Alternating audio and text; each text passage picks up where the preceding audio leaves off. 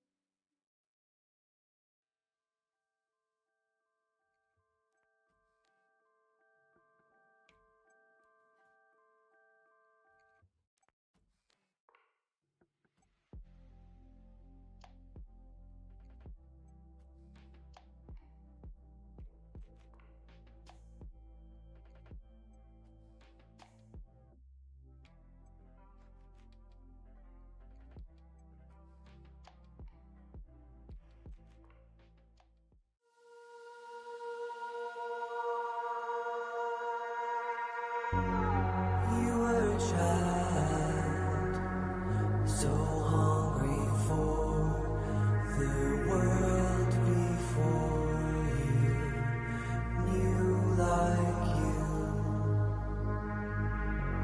And over time, your skin creases and your scars collect. There's nothing you can do. Still it burns. I'll enter my grave singing, this is fine with me.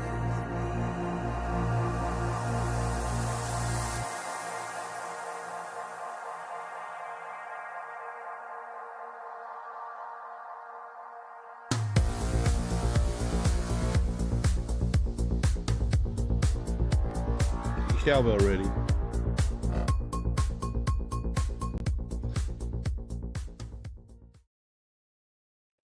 Oh, brilliant. Oh, what a beautiful day. All right. So, hundreds of people. It's all good. We're here to go. This here is my ADHD venting of watching all those beautiful wizards videos on the D&D subclasses. This is going to be me going through. If people get excited and want to talk, I'm going to just literally throw you a link into chat. You can jump in and we can talk D&D subclasses, because that's what I want to do. That's all I want to do. I do that to people all week on the phone. The issue is they can hang up. Endless void of the internet. Can't do a thing about it. You can disconnect, but I'm going to keep streaming, send the message out there, and it sort of washes that sin away, the sin of need and envy, getting rid of all that stuff. I'm currently just having a quick look for a little thought of the day. I like to just give a little something. So the one I used last chat was when I was chatting with Valiant. Good dude Valiant is. And that was a borrowed proverb from... What is going on with this? Oh, hello. That's very weird. Borrowed proverb from China. And I believe that was the best time to plant a tree is 20 years ago. but the second best time's right now, which is why this is when we're getting into it. This is we're getting into the subclasses. So I'm going to go through a few of the articles. Bam, bam, bam. I'm going to bring up a few of the videos. I'm going to lodge my massive issue with the D&D subclass of Oath of Glory. Now, Wizards, listen to me. I know this eventually will get to you. Someone at Wizards, just paper boy, paper girl, head of Wizards, could be anyone. Maybe one of the lawyers will look at this video and they'll hear me talking about them. And I go, what could he be upset about with the D&D subclasses, with the Oath of Glory? You fucking know what I'm talking about, you fucking asshole.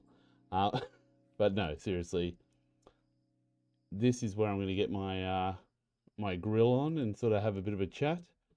So I've sent out a few notes to a few mates and said, hey, feel free to come by and chat. I might actually jump into Discord chat and actually say that very quickly. Oh, hey, we're going into a chat with a lot of peoples.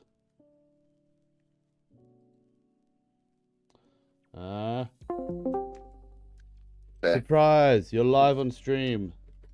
Hey! Don't say anything to get me banned. Okay, we won't. All good. Don't know what time I'm going to tonight. I wish you guys all well with your game. Diggy hole. After you're done, feel free to jump in and talk about D&D subclasses. Sweet. This is the biggest group I've ever seen. Go, guys. He's fighting a boss. Yeah. You? Not yet. No, we're being inspired by the greatest rendition of Diggy Hole you've ever seen. This Oh is my very god. true. Is Yes. this Elric? Yes.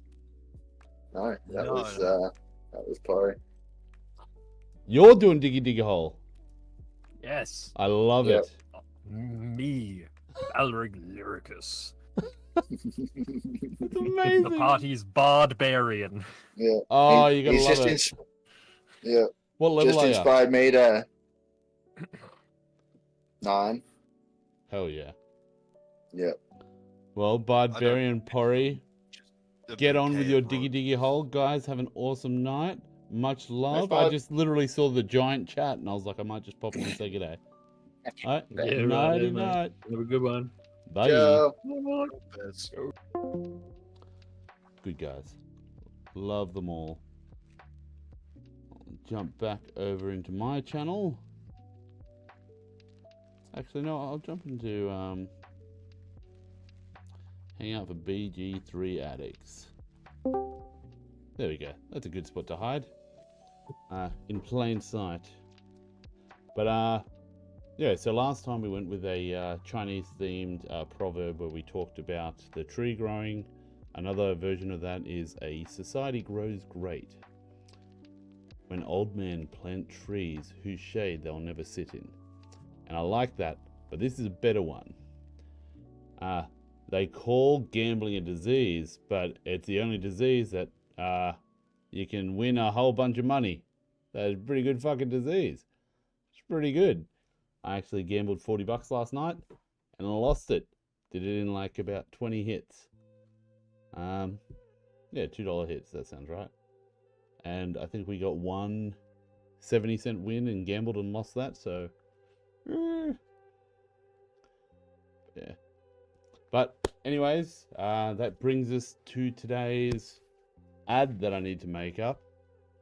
And by make up, I mean blatantly steal from Norm Macdonald. So here we go.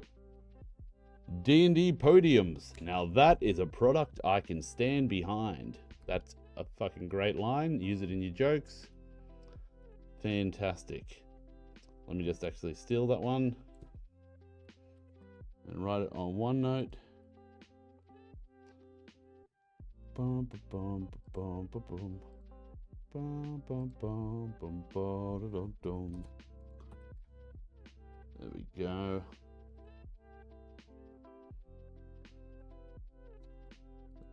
There we go. All right, next up. What are we up to now? We are up to going through the D&D classes. We're jumping straight into it, but first of all, I'll do my beer.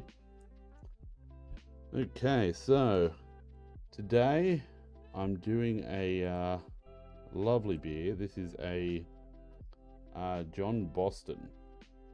So this is from the first brewer in Australia, which sounds like a bit of bullshit. It's a golden ale, and the flavor is listed as smooth and biscuity. So this is the last one of the ones I had with Valiant. And on the back, it actually has a rating scale where the taste is smooth and biscuity, and the bitterness is 1 and the malt is 2 out of 5. So that doesn't sound very biscuity to me, but it is a half decent beer for an Aldi beer. And while I can afford better, sometimes it's nice to have a try something new.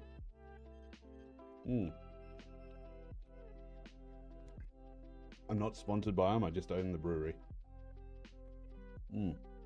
So technically I sponsor them. Alrighty, so what do we got here? We got Norm Macdonald jokes, we don't want those. When I was a child, they told me children are our future. Then I grew up, and now they're saying it's actually all these new children. I know a Ponzi scheme when I see one. Actually, I did see. Let me just bring this up. I'll get onto the D&D subclasses soon. Just let me bring this up. I did see there was an old joke. This is just. When did Norm Macdonald die? Because I reckon it'd have to be coming up on the year. Death date.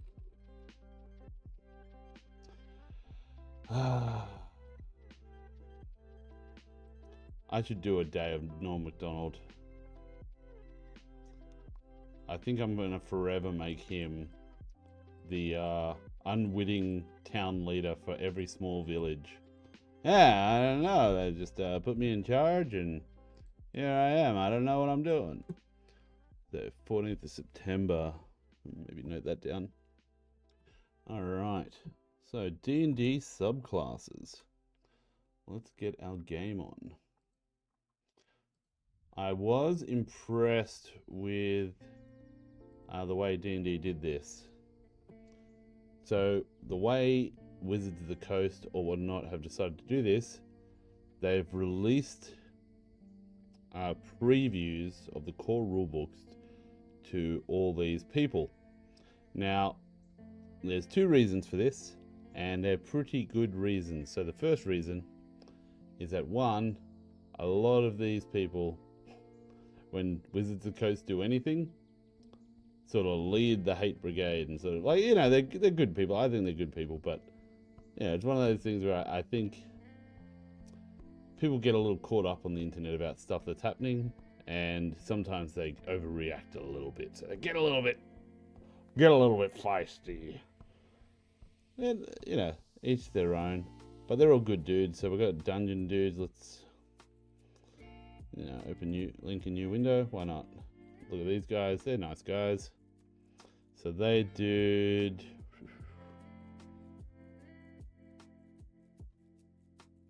Wait, did they even do one?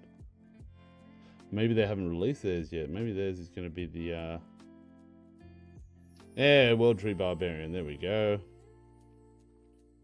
So you can go watch them for that. Deep dive. Let's have a look at this one. Oh, and you can open links in incognito windows? I'm fucking hot for this. The new Rogue Assassin reveals that. Is this it here? Is this it here? I feel like I would have got more views if that was it. That can't be right.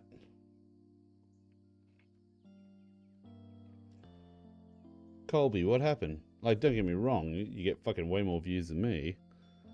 I'm just a little bit. Maybe it's the title of the video.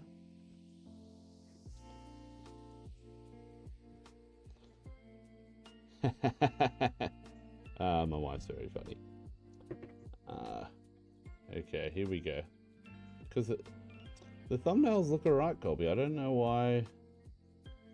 Like, That was a month ago. That's a month ago. Half a month ago. Okay. Forgive me, Colby. I gotta have a look at this because I don't know why this doesn't have a million more views. Bella, this experiment. Good evening. She's progressing at an accelerated pace. I am Bella Baxter, and there is a world to enjoy. I gotta watch the circumnavigate. ads. I need sex. I'm not rude, Colby. and money. I got it. I got you. And a lot for it. I am finding being alive fascinating. Oh, is that Rose? Is that name of Rose? Or whatever her name is? Looks like her. Come on. Hey everybody, how's it going? I've got something very exciting to share. Wizards of the Coast has given me Yeah, it a is. special sneak peek preview Colby, into fix this. the Something's official gone wrong. 2024 Player's You've been Handbook fucked over. version of You should have the way more views in this Assassin video. Rogue. Like, you got 3.4 plus 1k votes, like upvotes. Now, I can't do But a only full 40 like Rogue build video yet because what I've been given permission to speak on is just the assassin, not other features and species and things like that. Okay. Bring my I'm just the going to big skip change through. on Yep. my sneak Cool. attack aim. Why does this not have more? It's perfectly good. It's a good video. Colby, don't be offended by it. It's a good video. All right, Pixel Circus. So all these people have stuff. So we'll just quickly have a look at their shit. Actually, I don't know Pixel Circus. Resolve that. Hide! Never heard of it. Hello, good morning. You're all under citizen's arrest. You're yelling at me. yelling. You are yelling at me. You were diagnosed with frail. I was diagnosed as Sorry, a I'm little just gonna Victorian subscribe boy. to Do a not few put of these Anthony on a things. pipeline. No. Hi, welcome to Failsafe. Oh, there we go. Come on, kids. Drink our little fucking juice. You all smell. Too much noise. Caesar salad flickerman alone. And then I'll tell you I love you again in the morning and you'll say it back. Sounds good. Here we go. Salt Back and down. Serpent, where we not only support women's rights, but more importantly, we support women too. I feel like this whole game is just going to be being sexy under duress. I risked it all for this one man. Rainbow roll. Like this. Okay, so we'll come back to this. I grew up on the streets, surrounded by. Okay, so that's cool. They're going to go through some of the backgrounds and stuff. Awesome. Now, we all know who Ginny did. She does good work. Just in case you don't. That person. Which one did she? The new bard. Okay, cool. All right. Mark Holmes? Sherlock Holmes. DM. Dungeons and Dragons is probably the most popular I do know role-playing him. game in the world. It's been the subject of a lot of jokes over the years, but now, thanks in no small part He to did this the bunch Warlocks. of nerdy-ass Ooh, voice that could be actors, good. Would have been cool if they gave Twisted the Warlock. I do love his Warlock coverage. Monarch's Factory, don't know them either. Where is Chill Diner soundtrack? There it is.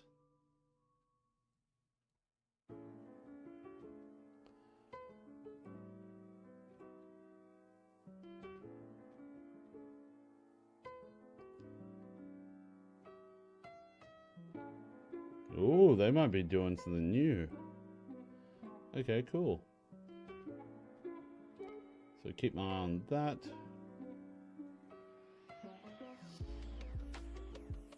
Dungeon Dad?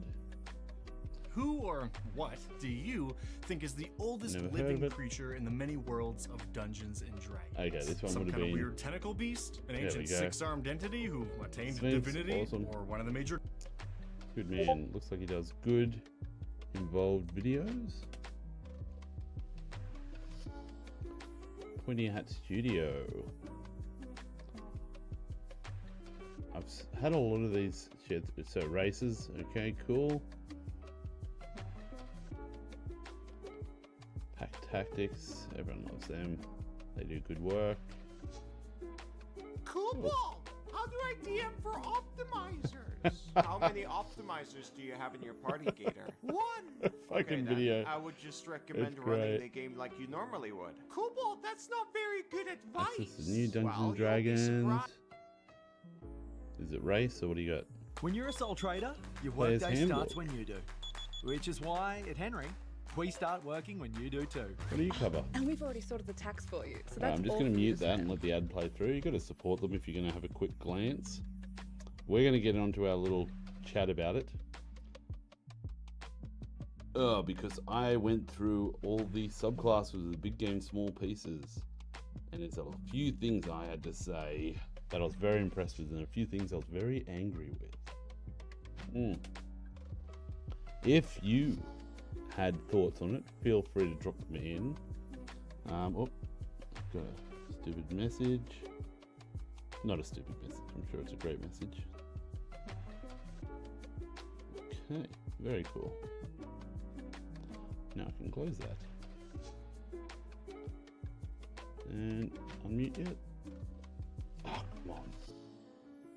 That's alright. Well, we'll minimize that for the second. So, oh, that's actually a good one. Last night I went out and saw the Comedian Gala at Newcastle, which was good. There was a chick comedian who just fucking nailed it. She looked like the chick from Big Bang Theory with the glasses. And in the middle of a set, she just announced that Australia needs more conspiracy theories. And she was like, yeah, we lost a prime minister and like the best we've got is a Japanese midget submarine took him. And then proceeded to give us a whole heap of conspiracy theories we could actually go with. And I'm a big fan of this. Listen, I'd vote for it. That's a fucking great idea. Australia needs more conspiracy theories. Like, you can't have animals like the fucking drop bear and the Tasmanian devil that tear people to shreds and just not have conspiracy theories about the government and, you know, experimentations on creatures and... Oh, come on. The best one I've ever heard was actually a guy who was the canary for our mine as we're going underground. And he used to sing as we're going under. And it was an old Welsh guy. And it was a beautiful, beautiful singing voice. But one day in the lunchroom, he just stands up and goes, "Fucking Thorpey! I'll never forgive Thorpey." And everyone just went quiet. And this guy's like, "I'll never forget him. The day, September 11, 2001. Ian Thorpe was visiting the Twin Towers."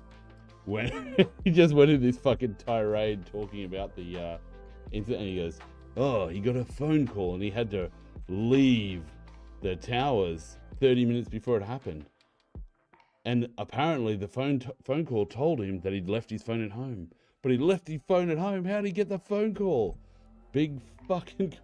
Just loved it. It was so good. But yeah, so that was a decent one.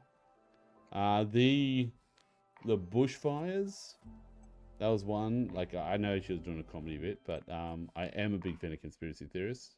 The big bushfires Australia had, apparently they were all set by the government to make way for a speed train that goes between Queensland and Newcastle, which would be ridiculous because it only takes us like 8 hours to drive there, which is nothing.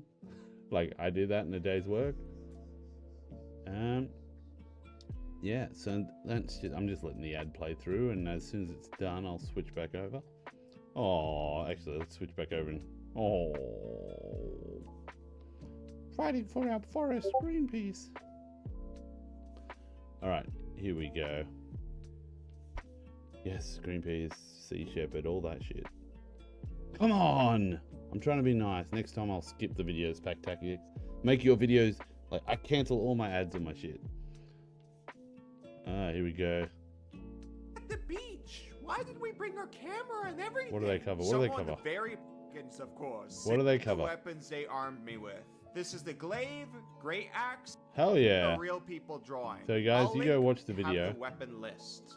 Usable only by a character who has a Yeah, feature we'll cover that later. to that damage unless that modifier is Graze, negative, yep, increasing cool. your ability score. If we want the chance to hit at least once, it's Cool. 1 minus 5p Awesome. of the Love it. one you're attacking today. If you want to see more early access Awesome. stuff, Alright, cool. Very, very funny guy. I don't know Good Time Society. I'll just have a quick look and then we'll move on. Oh, are you serious?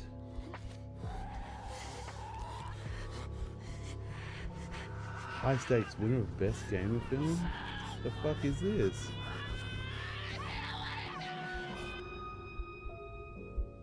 The sarcophagus begins to creep open as a desiccated hand of Is this like a...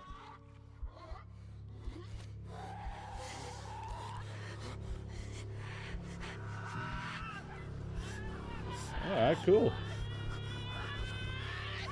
A little bit much for a Sunday night, but I like it. Here we go. Sheep, clash, flowers, board. Come on, exotic cancer. New D&D spells. Okay, cool. So yeah, oh, Gloomhaven, that's a great game. I didn't know it was a role-playing game, so that's cool. Alright, awesome. Yeah, so what they did is they rolled out a whole heap of stuff to these people for them to share it, hopefully getting the community on side. For the people that, how do I put this? For those of you who get upset with wizards every time they do fucking anything,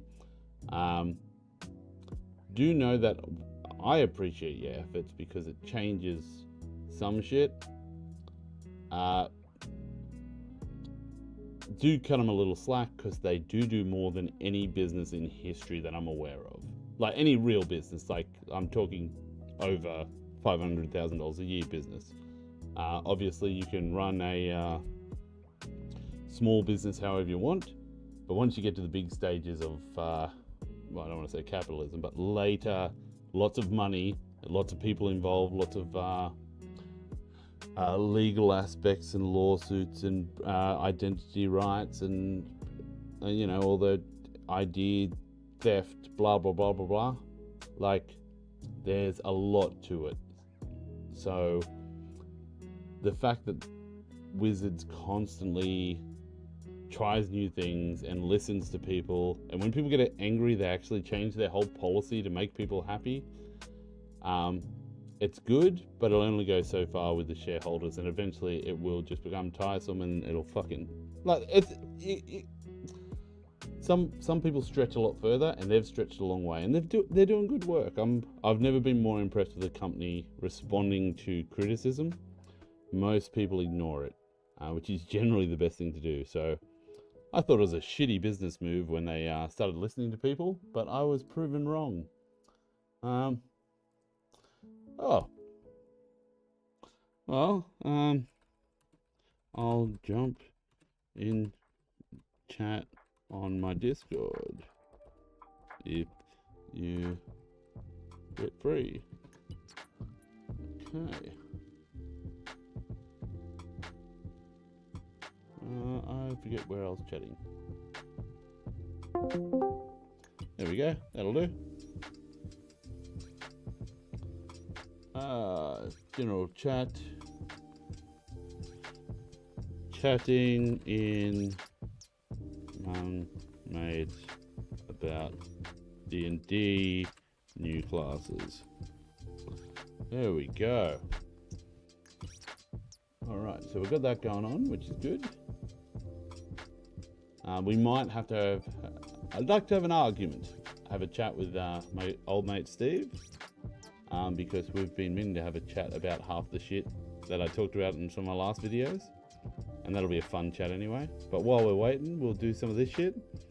So, what do I like about the new stuff? I don't know where that message went, Steve. Yeah, but if you jump in, I will argue about old ones.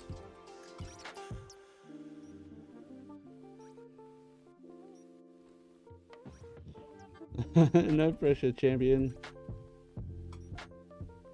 I'm chilling on a Sunday with a nice beer. Come chat. Alrighty. That'll do. Okay, so what do I like? They're shared it to people, get people on side. They're gonna release a digital. Yo, how you doing, man? Oh, I am not matching that energy. You don't have to match that energy. I brought enough for Much both. enthusiasm. This is me on a Sunday, man, and honestly, I was just chilling out. Like all week, I kept watching these releases from Wizards, like little cut-up videos of the Paladin, the new Wizards, the new Warlocks, all the new classes, and I'm fucking pumped. No, really? I'm pumped, dude. Like, why is that? Well, I went through every subclass that they released in Tasha's and a whole heap of the other ones with big game, small pieces, like reviewing them. And half the shit I brought up as the issue with some classes and some subclasses, they've fixed. More than half.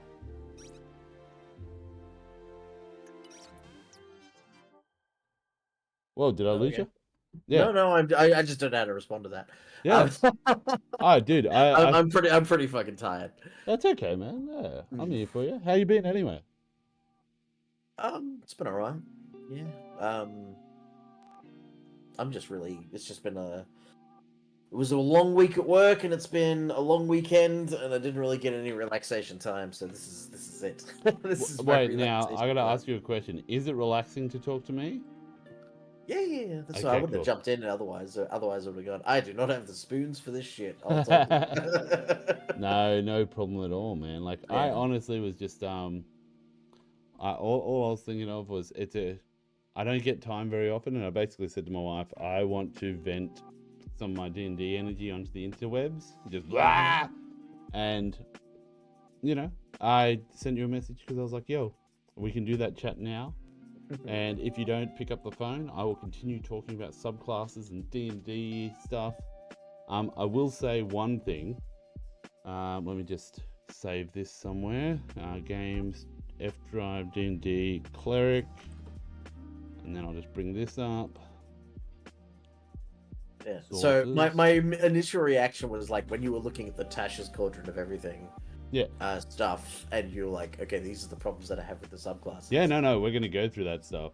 That's Yeah, no, because I have made it no small secret how much I fucking hate Tasha's Cauldron of Everything. Dude, how dare you, you motherfucker! It is basically 5.5 edition. It is such a drastic change from the original game. It definitely is. I agree with that. And it broke so many things in Dungeons and Dragons when it was introduced that it really couldn't recover from it. And and there were all steps in the wrong direction in terms of what I enjoy about games.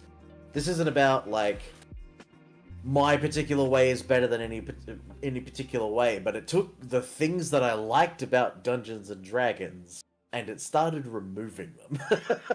Oh, and yeah. I'm like, I hear. So I'm a big fan of good game design.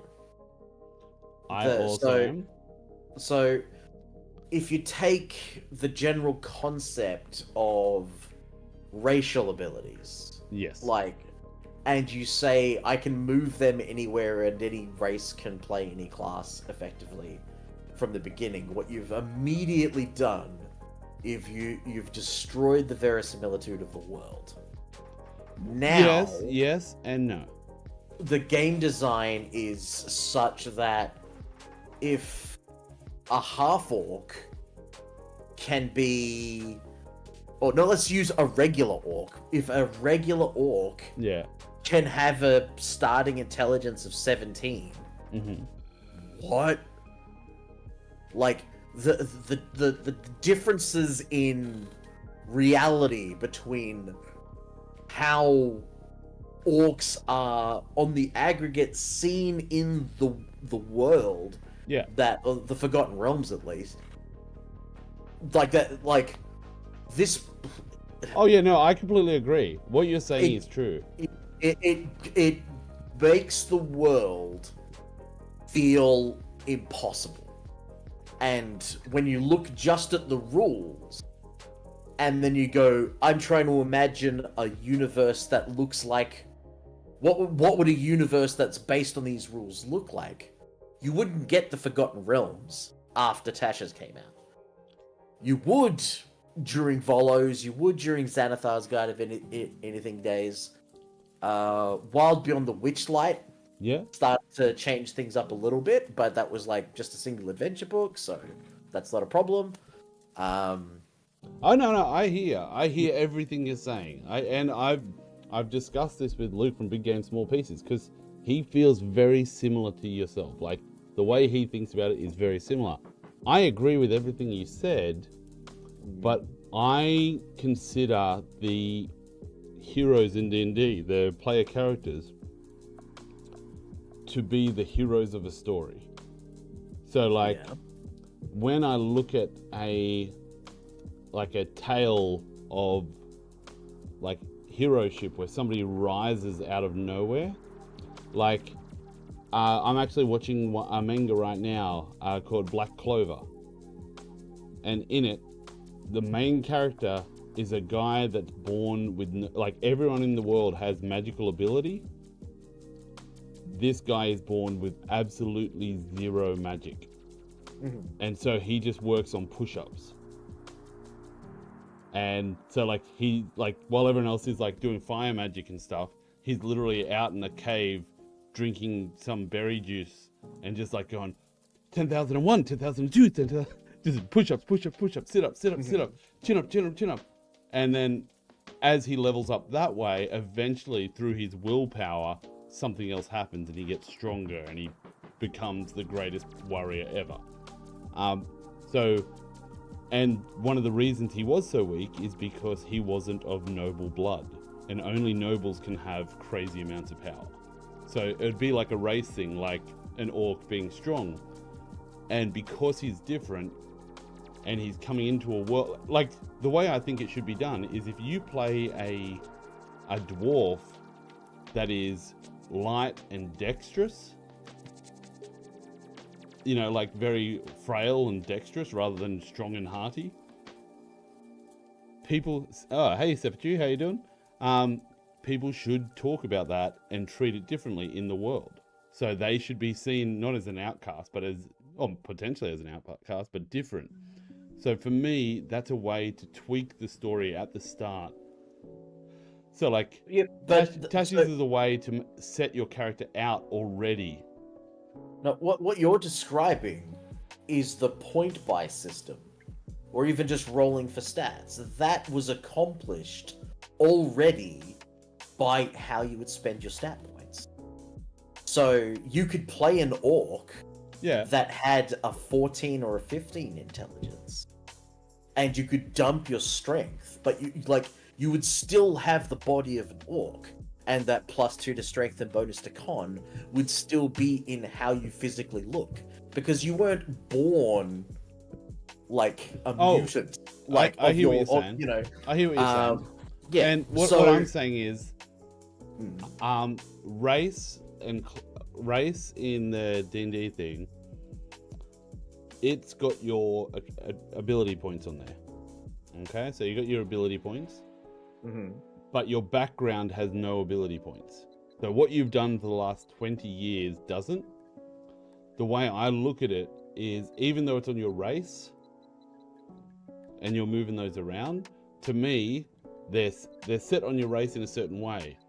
If you had a background of being an urchin and let's say all you did was push-ups and sit-ups, you might move them from wisdom and dexterity to strength and con, because even though your race is one way, your background, which doesn't affect ability score, makes no sense if you're a big buff guy. So moving it across, to me, is just a way of following up your storyline. But that's you distributing your points. Yeah. Like whether it was point buy or whether you rolled your scores and then put them in the spots that they began. That's what that is meant to represent. Like Well, it. So if I am, if like it, we don't have fantasy races in real life, but like when someone is born, they have a genetic makeup, right? Yes. They have certain things that they can do, certain things that they can't do. Certain things come easier to them, and some things come harder to them. Yeah. Some people find it, they get this massive endorphin release when they go to the gym, and they find that they develop muscle really easily and put on weight very slowly. They also like, and if this person was born from a tall father and a tall mother, that person is going to be a tall, athletic person just by living their life without random circumstances, right? You know, like they they were put into an orphanage, and then that orphanage was they were adopted by people that force fed them to torture them or some shit. You know, like just ignoring all of the ability score stuff that can change them. That person is going to be a certain way. Now, if their background changes something, that would come out in the proficiencies that they get, the equipment that they might start with. It'll change, you know, whether or not they've got contacts, whether they've, you know, whether they speak certain languages. That's what gets influenced by your background. Well, no, I'm going to stop you.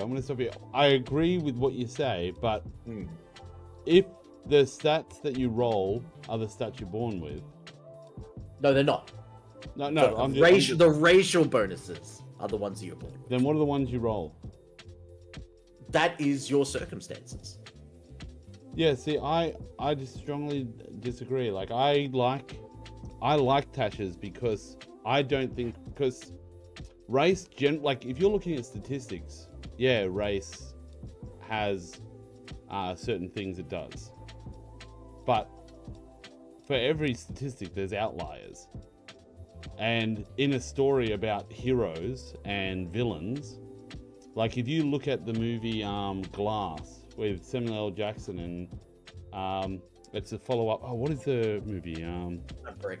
Unbreakable. So that guy's bones can't break. Like it's a comic book. If you look at it like a comic book character, to me, being able to say, okay, listen, this dwarf has, like, I want it to be a mountain dwarf. That's what I want the character to be. And no matter what I do, if I don't move those stats, and we have a rule for, like, you can't roll 6 or less, like, I want him to be this weak. You can't do that unless you move those stats away. So just giving people the ability to choose to do that, I think that's fine. Like, I think, and that's what I was saying, like the way D&D's done it. You've just changed the subject. Because originally, we were talking about game design. And Yeah. how do you make your world Game design, look like what your rules would no, but dictate. game design takes into account the toggles that people can use within the rules. So it's allowing people to make that choice if they want to. So you could, in your campaign, say no one can do that. But what you're describing is a world of nothing but outliers. No, that's what I'm saying. There's only the PCs that are outliers if they choose to be. But they're not. Like that's exactly what I'm talking about. If you take the Archmage stat block from the Monsters Guide, they're a humanoid. Yeah. And then you choose their race. Now, if you chose to make them a half-orc, their stats would change by +2 in con, +2 in strength, +1 in con. If you decided to make them a variant human, their stats would go down by 1, but they would gain 2 of their stats would remain at the level that they're at, and they would gain a feat. If you were to make them a wood elf, their speed would go up by 5, their dex would go up by 2, and their wisdom would go up by 1. Those, but why? That's the rules. Well, that's how choosing a race for that. But can't you just use the stat block and skin it like everything else? Just say, hey, it's an Archmage. This one's a dog-like human. Like he walks like a human, but he's a dog. And you I go, don't know what you're how's your day referring to, been? but just How's your day been, I'll mate? give you an example. It's been Say- rough. say they're an elf, Yeah. right? Now you've just taken the Archmage stat block and you've made them an elf. You've made them a wood elf specifically. If you don't then make that change, people are going to look at that Archmage and go, why doesn't he move at 35 speed? Why is his speed dropped to 30? And if you try and do a spell that doesn't work on elves, but it does work on him, like that breaks verisimilitude. That's like, this world no longer makes sense. Well, yeah, or like that's. I guess I'm looking at it from the story perspective, because if a wood elf moves at 30 instead of 35 feet per 6 seconds, it could just be a lazier wood elf. But I'm just like- saying. I'm just saying. No, Like, I think you're just making excuses. I'm not now to making justify excuses. your I'm opinion. saying, like, I'm No, 'cause saying that I Mhm. hear what you're saying, but the toggle, like, I know it frustrated me when I was playing Adventure League, and people were like, "You can't do this. You can't do this," and I'm like, "Oh, fuck off!" like I'm not breaking the rules. I'm not doing this. I didn't roll for stats or anything. I just want to do this, and they're like, a good example is the barbarian that you can only take if you're a dwarf. The Battle Rager. The Battle Rager. I was like, what if you want to play an orphan that was dropped on those people's doorstep? Like, what if that's what you want to? You want to be the only human Battle Rager. That's actually a really good example, because that is so I don't like the Battle Rager subclass, so you'll never see me playing it. Yeah, But no, that's from a alright. from a game design perspective, if you wanted to create, like, if you were designing the game and Yeah. you were like, these very specific dwarves have a culture where they build very specific armor that works in a specific way, and they fight a specific way, and they only choose the best among them, or it's only like these particular treasured dwarves in this particular culture that get to wear that armor. Yeah. How would you do that as a game designer? We'd say that only mountain dwarves could, or only hill dwarves could use it, or only dwarves could use it. And that way, the vision of what the world is meant to look like translates through the rules. Yeah. Yeah. But I ask you the question, if they had adopted a human son for whatever reason, would you allow them to play that subclass? Well, what I would allow and what the game is designed to do are two different discussions. But well, that's what I'm saying. I'm just saying, like, do you think it's game breaking or anything like that if you allow that? Like, for some, so like, the way I look at it is like, hey, listen, this is like the new D&D rules have done this. Like, they've actually put the ability points on the background. And to me, that makes way more sense. So you're rolling for, like, your stats. That's sort of like what you're born with. If every single creature that existed in the world that could be a player character was a human, I would 100% support your plan. But what you're talking about, because humans, like, let's just take it back to basic 5th edition, like, player's handbook stuff. Humans were the variety race. If you wanted to be something that does something that no one else does, you would choose human. Like, humans are renowned for their ability to show up and do weird things that no one would expect them to do. That's their role in the fantasy setting. Yeah. So, like, elves, like, we'll go to Tolkien for a brief Oh yeah, no, moment. I hear. Like, I hear what you're saying, but I just, like, when I look at the world, like, if I think it's like, I think when I look at the stats, all I see is statistics, and so, like, if you looked at how strong an orc is, and the left and right arc is like, let's say 40 units to 140 units. So I don't really. Okay, so like if you look at, let's say, all the races are different. Like some races are stronger, some races are weaker. You would concede that some of the stronger race would be weaker than the strongest of the weaker race. Yes? Oh, you talk about like the statistical variation? Or Yeah, so like if you look at... so like if you took the weakest dwarf and you put him against the strongest elf, like who would win? Well, not even who would win, but yeah, like if in you terms take of like a strength contest. No, if you look at like a population density, if you let's say there's a million elves and a million orcs. Yeah. And they're all like in the bell curve everywhere. Okay? If the strongest orc, like when you look at the strongest thing, let's say the strongest is a strength score of 20. Like the difference at the end category, like that one person, the strongest of each race, might be like top score 18, top score 20, like between the two of them.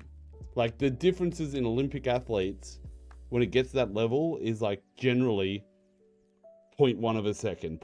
Like, and in the middle, there's this giant flex of everyone else. And then at the bottom right, you know, there's people with scores of 0. So it's like in the range of the population of this thing. So when I look at the elves, like 99% of the time, they're going to be 2 dex, 1 wisdom. Even more than that, 99.99% of the time. But the character I want to play isn't dexterous.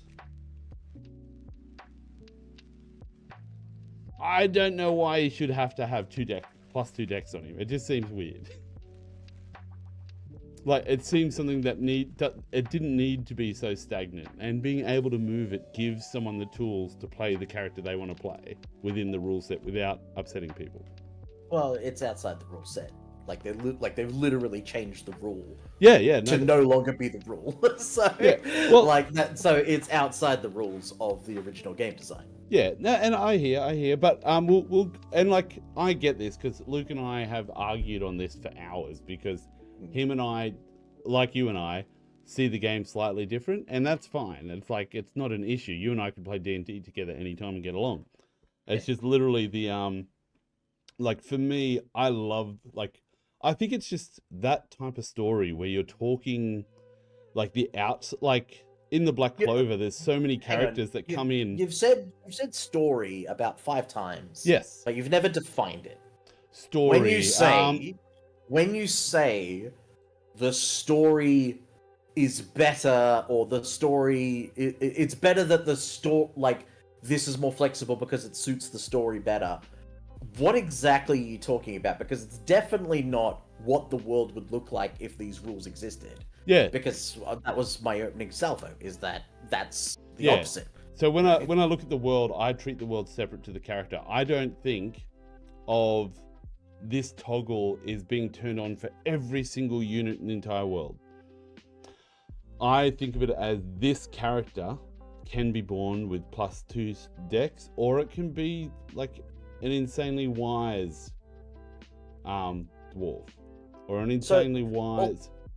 Here's a better question then, because like that's, I don't think I'm going to get an answer there. That if the stats can be moved anywhere, why have them at all? Why don't you just include the point buy system or the standard array to have those bonuses included? Why not go, instead of the maximum that you can put points into being 15, why not have it be 17? Well, marketing. The illusion of choice and the that feeling, like I shouldn't say illusion of choice because it is a choice. Well, but like if you go to Coles, like you know how you come up at the end of financial year sales, and then they bring the price up, but then give you a 50% discount. So okay, so what you're talking about is this new rule that they've introduced in Tapshires, isn't a good rule, but it's an effective lie. I think it's, I wouldn't say a lie. I think it's a way, it's a simple tool where mathematically it does nothing, but thematically it feels impactful. So like if you were to incorporate these numbers, let's just say you made it stat by or whatever, and they just said plus, you get a +2 and a +1. You know, and you can put that anywhere. That just feels like nothing. Like it just feels like you're just moving stuff around. Yeah. If they tie it to your background or your race, and I prefer to think of it as background, then you roll and you assign it how you'd want it, but then you get this added bonus that because you've chosen this background or you've chosen this thing, and like I've already got my story where I'm going to be, and when I say story, I mean like backstory, the character, the formation of the character. So this character is a little bit stronger, and like mathematically, I agree, it does nothing. But I will say in the character development, it does help me. Like, for instance, I made a, using Tasha's when it first came out, I made an extremely inquisitive dwarf. And the reason I did this is because the dwarf had all those, what is it, weapon competencies, masteries, or whatever they're called. And if you went and turned off all those, so I moved my dex, my strength and con over to dex and wisdom, and basically this was like a super curious dwarf that was a monk and just focused. And so like all my tool proficiency, like because I cancelled all those other weapon proficiencies, instead of spending their whole life doing weapon proficiencies and learning all that stuff, they just focused on artwork, pottery, you know, all the, you know, calming sort of stuff. So like I had all these random proficiencies in like glass making, pottery, wood carving, painting, and it was all this sort of bullshit, but it gave me a fuller character, and I love the way that the character came together in the end. I'm not sure I agree with that assertion. Because you've basically gone, I'm gonna take a character that is like, in order to be the character that the class is designed to be mechanically, you need to have these proficiencies. And you've gone, screw your game design, screw your verisimilitude. My character is actually bad at those things, and I'm good at things that have nothing to do with the class. I'm going to stop you there. I'm going to look up the word verisimilitude. Verisimilitude. It's basically that the feeling that the universe that you're being shown is real. Yeah, the novels, the appearance of being true or real. Okay, Yeah. So, well, I would argue that it's actually making it more real. Okay, because let's say that the dwarf's strength and con. No, like, because you changed the subject and went on to like this pottery thing. No. I'm going to apply it to that. I'm going to. Okay. I'm literally going to talk about that. So, you're saying the mountain dwarf has +2 strength and con, and all these martial proficiencies because they're always practicing, they're always swinging, they're always mining, they're eating hearty food.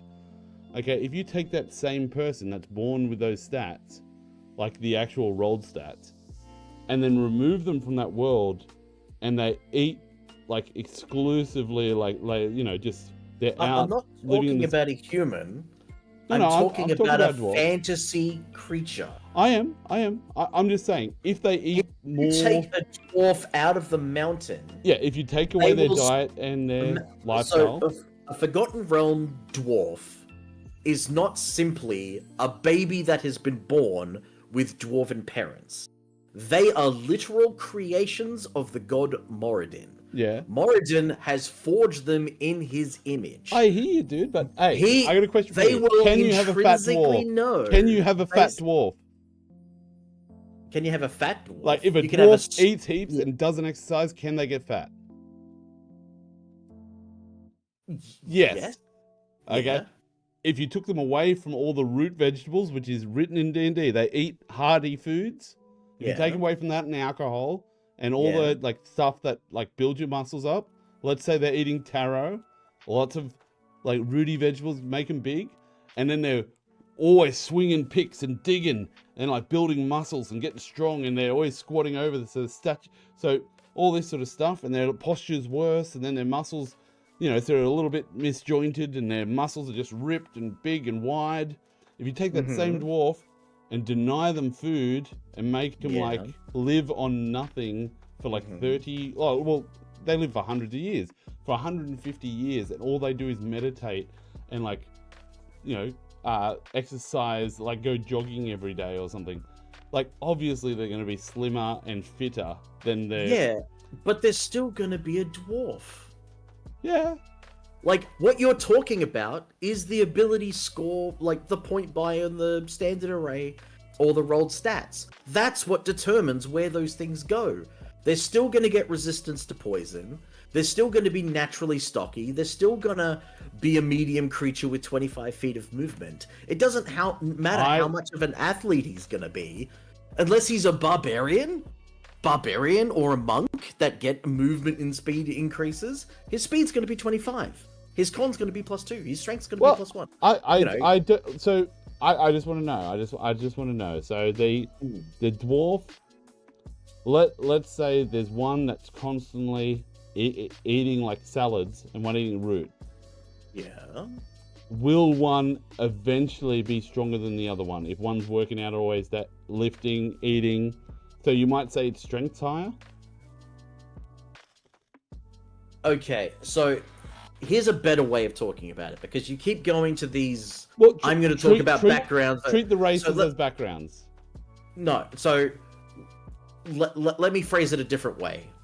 If a dwarf got to level 8 and they put all of their points in strength, would he have more? Would he be stronger than an elf that got to level 8 and put all of their points in strength? Depends. It literally doesn't. It does. Like, if is it like a super strong elf that's buff and he's getting buffer, or is this a weak, pissy old elf? Okay, so like, just ignore everything. Like, ignore the fact that this character is an adventurer. Yeah. Ignore being able to distribute points with point buy or standard array or rolling stats. Just imagine you are +0s across the board default, and then racial bonuses apply. Like, that is the baseline for a standard, like, if you just take the commoner stat block, because they're basically zeros across the board. Yeah. If one of them is an elf, naturally, because of the way the race of elves is, they are naturally nimble.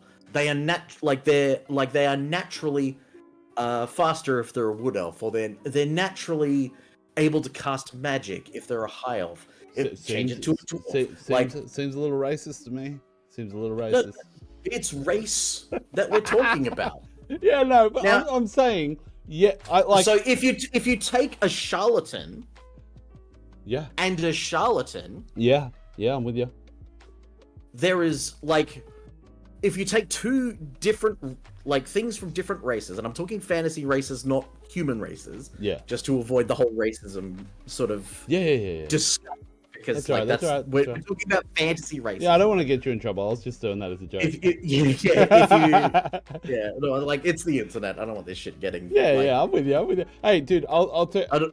I get what you're saying, but like the way you apply the rules, you apply them across every. Like, you look at Tasha's and you go, okay, you can move that stat anywhere, and you're saying if you apply that across all the Archmage, if you apply that across all that. Like if you apply that across the world the verisimillicence, the Sarah Michelle Gellicence, no longer makes sense, and the world doesn't feel real. Is that what you're saying? Like, I'm not trying to. So, what I'm saying is I don't apply it across all elves. I Okay, think well, of that's it but that's you. Yeah. You as an individual. Well- so if we take that perspective, right? Yes. That you treat fantasy like you like player if you've got an characters- elven city, you see all of these beautiful fey creatures and their wonderful waterfalls and their amazing cutlasses that have been forged by ancient makers and My stuff like precious. that. They're all finesse weapons, etc. Yeah. Like, and you go and you talk to them, they're all +2 dexterity and they're all +1 charisma, if that's the type of elf you're dealing with. Yeah. Like, yeah. so that's what you would apply, but that's not what the rules would make you believe the reality is like. Oh wait, sorry, no. So the whole world of elf, like as you look at those things, they would all be generic wood elves. I don't outside the character, the player character that's choosing his class and race. Yeah. I don't allow those stats to be changed. I don't care. I don't bother. Yeah. I So, let and everyone my else. point about that is that you're now ignoring the bad rules to improve your game. No. I'm see that. I think this is where the disconnect is. I don't think and I think that's why when I say story, I think of every player character having their own story, and that's separate from the world. Like everything that happens in the world, all the monsters in the world, I don't treat them like player characters. Sometimes the BBEGs, actually usually the BBEGs, I try and make them as real as possible. But the all the like big characters in the town and that, I always have them as like just common wood elves. So if your wood elf walked in that was overweight and like you moved the dex to con because they're a big fatty, and they were just born a big fatty, and let's say they're in a wheelchair or something, like I would have all the elves of the town look at them and treat them different because they aren't like the normal elves. So the new rules promote racism. Yes. Yeah, no, Yeah, like, okay. like it helps your character. So if you want to play a here's the character thing. where you stand out could from your race, you can. Okay, to go with your story concept, Yeah. you could do that exact thing, keeping the racial bonuses where they are, but spending your points differently. Yes. That's what the ability scores. Sorry, that's what the point buy and standard array is for. You can build your character how you like, and you can tell a story based off that. You could. Here's what +2 and +1 anywhere does for the story. And when you say anyway, you mean just on player characters, right? Just talking player characters. Okay, cool. Okay, so when you so just we'll do pre-Tashes. Yeah. We'll do 5th edition and we'll call Tashes 5.5 Yeah. just for this conversation. Hang 5th on. edition. I just got to praise Saint Tasha, savior of D&D. Okay, carry on. So, okay. It's 2014. You've just got the player's handbook. Everyone's chosen their class. You've decided you want to play a wizard.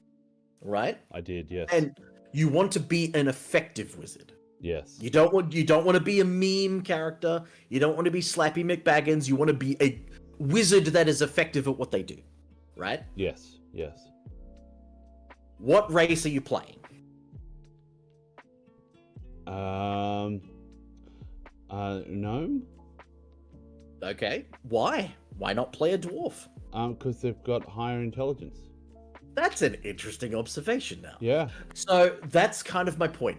So the game design makes it so that high elves, gnomes, humans are traditionally what you will see at the gaming table when you go from table to table. Yes. You will see the intelligence-based races be played in combination with the intelligence-based classes. That is done for a very specific reason. The game design is making the world feel real by having gnomes that have an entire culture experience, etc., of inventing things and researching things. Compare that to a human that might just one day go, I want to be a wizard, and humans are incredibly varied, so I can do that if I want to. Yeah. Or a high elf where you're like, we respect magic above all elves. In fact, we're able to cast magic from when we're born, and we see using magic for our dark vision. Yeah, all I that always found it stuff. weird that gnomes had a higher intelligence than wizards. What? than elves. Yeah, but that's because elves are meant to be nimble before they're anything else. That's what makes them unique. That's one of many things that make them unique. And it's something that's in the lore that translates. Now, yeah, but like if you wanted to play, hang on, I'll let you go. You did, when you were talking about it, you said traditionally that's what they are. Like, that's because traditionally, as you move between worlds, these are the strong ones, these are the weak ones, these are the smart ones, these are the less smart ones, that sort of thing, right? Yeah, I mean, intelligence doesn't dictate smartness, but level of education. Like how, yeah, but yes, continue. Yeah, so traditionally, yes, I completely agree. Okay, so now we'll take that one step further. If you wanted to play a half-orc wizard, could you? Of course. Would you be slightly less effective than if you had played one of these other three races? And let's just be clear, we're talking about the 2014 rules? Yes. Yes. Okay, and what is that difference? 5%. We're talking about the difference between being able to start with a 16 versus being able to start with a 15. That's what we're talking about. However, you as a player have decided that playing a wizard at low levels is quite dangerous. So if I play a resilient race, such as half-orcs, that if they would be reduced to 0 hit points, instead they're reduced to 1 once per day, then I won't be as squishy as other wizards. You have then taken an aspect of the race of the character, and you have told a story with it, and you've put 15 points into wisdom. Into intelligence. Your character, on the story that you brought up before, you could go into the half-orc town, you've dumped strength, but you're still a half-orc. They'll probably, like, all the people expecting to see a big half-orc, they're expecting to see a big axe and to be wearing basically nothing but, what are they called? Garb, barbarian garb, tunic. Yeah, like just, furs and stuff. Yeah. But you come in wearing like a wizard robe and wielding a quarterstaff with an arcane focus and seems like an awfully compelling story right there. I'm riveted. Keep going. Please know. What happened we're when he talking walked about the into 2014 the 2014 version. Yeah. Everything that you're saying the new rules do was already a thing in 2014. There was never any reason why you couldn't do that before. Yeah, but now it feels like you're being more impactful, and you feel like you no, because we're talking. You said it's a 5% difference, so mechanically it makes almost no difference.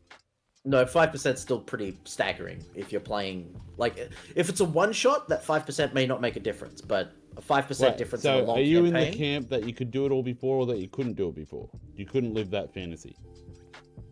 What are you talking about? Oh, well, you just said before you could already do it. You could already do it. Yeah, so this is basically a reply to what you were saying about how the new rules allow you to tell that story.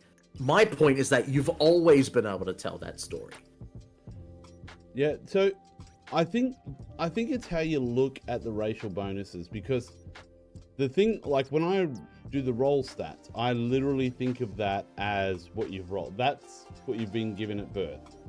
The racial stats, I've always thought of them as, like, I found it weird when you were stuck, like you couldn't have a smart orc or a fat dwarf or a fat gnome or something like that. Like, the fact you couldn't live any your character can be fat.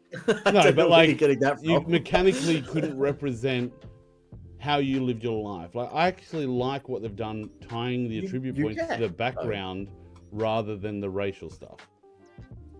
Okay, so like you were talking about how big 5% is. Well, I don't think it's big. I don't think it's big. I'm huge. from the camp where I give people so many magic items and gold because I actually think action economy is what holds people back. Like, I can give someone +5 and everything, and yeah, they'll hit goblins. But like, as soon as you get to, like, if you design your combats well, they've still got to play hard, and they've still got to work. They've got to work stuff out in their heads as characters and work together. So like to me, like one of the worst things about D&D was that because everyone's stats were so low, when you got to places where you could add impactful things like feats, you had to actually forego the feats and take the ability score points to get you up to a point that made sense for what you're playing at the moment. So like I always felt that the like you're basically taking what you imagine first and then struggling to find the game mechanics to help it support that, rather than having the game. Okay. So like this comes down to role playing in general, like not just D&D, but just what role playing is and what it is not. So role playing is based on my character sheet. What does that tell me about who this person is? What does this tell me about the world? Now, you've said something that I disagreed with a minute ago, where you said there's no way to represent your character being fat in the game. That's not correct. You could have yourself have low strength, high con, and that would be like, oh, my character is just like I've got all the hit points in the world, but I'm not athletic at all. That could be an example of that.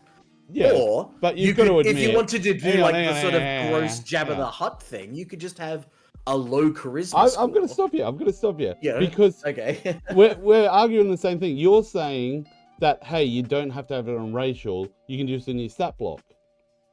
I'm saying you don't have to do it on your stat block. You can just have it on racial. It doesn't matter. Like no, you're doing both. Yeah, I'm No, saying you're that this doing character is whatever they want to be. So like having it, like the numbers to me, as long as the total is understandable and you can explain how you got there, how does it affect anything? Like the facts, and like the example of saying, hey, it's a half orc that's a wizard. Like to me, that's somebody's gone, hey, that's a really cool concept for a wizard. One that goes down, like he's flimsy, but if he gets knocked down, he can get back up. And then you're like, hey, I'm going to build a character idea around this. Like, this guy never gives up. And then you're like, okay, intelligence and willpower, and he never gives up. And you like start, like, to me, that's the way I design my characters. I find a mechanical hook that is cool, like the character that never gives up. And then build from there. So that is role playing correctly. So, but I thought you were saying that you did it backwards. No, where you're just like, I've come up with this character that I'm going to say is a half orc that never gives up. How do I do that in the rules? And then trying to fumble together to get it to work, and when it doesn't quite work, you ask the DM to give you like a special magic item so it does work, and basically like fight the rules. That's like you're basically trying to not roleplay there. Yeah, you're not role playing what's on the sheet. Yeah. So I just want to make sure that we're on the same page. That's all right. Yeah, and like I'm actually saying the way they've tied ability score to the background now and allowed you to sort of move your racial stuff around, and like I haven't seen the final version of it, but to me it makes sense because I hated the fact you could have, you know, an orc that was raised by humans or raised by something and blah blah blah blah blah, and like I just always just, you know, I'd either decide that he was going to be strong and I'd put his racial stats into strength and his stat block into strength and he'd be strong, like, and he'd stand out in the crowd, or I'd purposely make him weak so that later on when he'd run into orcs he would look weak and there would be something for the DM to play with there. Where it's that's like, fine. You're an outsider. But again, that's your standard array, your point buy, your ability scores. That's not your racial bonuses. Let me get okay. So you're familiar with elves? Do you know you know the things? You know they can long rest in 4 hours instead of sleeping. On the by stream, going I into put a picture of elves with big boobs up. Wait, are you streaming this? Yeah. So, by the way, we're live. Okay, thanks for that. I thought you knew. I thought I said I've gone live. No, you just told me to jump into Discord because I'm having a chill Sunday. That's so fun. I don't mind, but I apologize. I thought I did write that. I'm gonna apologize. I'm so sorry, man. That's so funny. That's funny. Hang on, let me just check. I did write chatting in Among Mates. Okay, Among Mates is my D&D channel. I apologize for that. That is my bad. Everyone, that's Oh, my you bad. you put that on the Discord server, not in the private message you sent me. Ah, okay. Okay, I'm sorry about that. But okay, no, that's fine. Anyway, what were we talking about? Okay, yeah. So you would like you want that story, you can do it with that, but like so the reason that's right. I brought up elves. Yeah. So elves have a 4-hour trance period as it's written in 5th edition. Yes. Do you know what that is for? Do you know why elves have that? It's not why everyone does it in game. No, It's like, hey, it allows me to never sleep and you can't catch me because I'm awake during fucking... Yeah. It's because they trance and they go to some other place and like walk Yeah. around in like dreams or some shit. The Veil? So, what they do, when they're children, they travel back to Arvendor, which is basically elf heaven. And they get to run around with their god in Colorolanthian. I can never fucking pronounce that. I know but, this. Yeah. Corolinthian. I know this. I've seen that word. It's the one that changed from a boy to a girl or some shit. I mean, he's the god of change, among other things. He used Corinthian. No, that's a Bible verse. Hang on a second. Elf god Corinthian. I think Corinthian is a Bible verse though. Corellan. Yes. Larathian. Yeah, it's an Elvish word, so it's difficult to pronounce. But I found a really horrible sketch of him. I'll put him up on the screen. Yeah, no, the Forgotten Realms wiki does have some pretty mess stuff on it in terms of artwork, because it goes back to like 1st edition and 2nd edition and stuff. Anyway, the reason I bring that up is every night when everyone else is sleeping, they're going to heaven. They're talking with their very real and alive god. They are experiencing the joy that heaven brings them. They are seeing the benefits of elven culture. What are you laughing at? I was just thinking to myself how fucking funny it would be to play like a because I'd never thought about this, because they're going off and they're talking to their god. I'm gonna do it next time I have an elf in one of my campaigns. It's like, okay, you're going to going to your what was it called? Not the long rest. Arvendor? No, the fucking zone. It's called the Reverie. The trance. Is what it's called. The trance. Yeah. So it's referred to in the player's handbook as a trance, but what the elves actually call it is the Reverie. Alright, so they go into their trance / revelry. Yeah. But they're a cleric of like a different god. So they go, that's quite funny. Every time they go into their fucking trance, like they're like, oh yeah, so I'm trancing, so you know, I'll like keep watch. And like, yeah, that's cool. As you go into your trance, it's, hey guys, how you doing? It's me, Corellan. Yeah. Oh, I see you're wearing a what's the sun god? Polaris or some shit? Polaris. You like Lathander's the god of the dawn. Are you talking about the Forgotten Realms? Yeah, Forgotten Realms. Because sun god. The god you're thinking of, I think, is Pelor. Pelor, that's the one. Yeah, that's the other. Yeah, I see you still. I see. It'll be like an ex-girlfriend or an ex-boyfriend. Like, I see you with you're still with Pelor. How you going? How's everything going? Yeah, it's good. So traditionally, elven children are not adventurers, so that's unlikely to happen. But still making you happy? Yeah. Oh, he gave me this new sword. And he like holds up the sunblade. Yeah, I guess that's pretty good. Yeah, that's pretty nice. Yeah. Sorry, I'd never thought of messing with someone. That's so good. So, well, that's something I do in all of my games. If someone's playing an elf, I'll be like, okay, so you know what the revelry is. Do you have any particular preferences on how you play that, etc., like that? And I'll have quite detailed revelries that, because as they reach adolescence, as they move out of childhood into effectively the teenage years of an elf, which is like 150-ish, then they stop going to Arvendor every single night, and the rate at which they do that steadily declines, so they'll go to heaven less and less. So when an elf reaches adolescence, the elves are just like, oh, that's so sad, I'm sorry, that you're no longer going to be experiencing heaven. Now it's your time to live the best life you can. So, because now when you trance, now when you go into revelry, you're going to experience what your soul did in previous lifetimes. So every night you're having a previous life experience. Oh, dude, imagine that. You could relive all the, I was going to say blowjobs, but like anything. Yeah, anything. That's so pretty good. Part of the reason that elves become adventurers, despite the fact that it is quite threatening on their life when they could basically live to 900 in their elven cities, is they want to create good memories and experiences for their next reincarnation to enjoy. They've received the blessing of all of these previous lives and all the beautiful experiences that it brings, and part of their motivation is to create new memories for the next generation. That's what their immortality is for.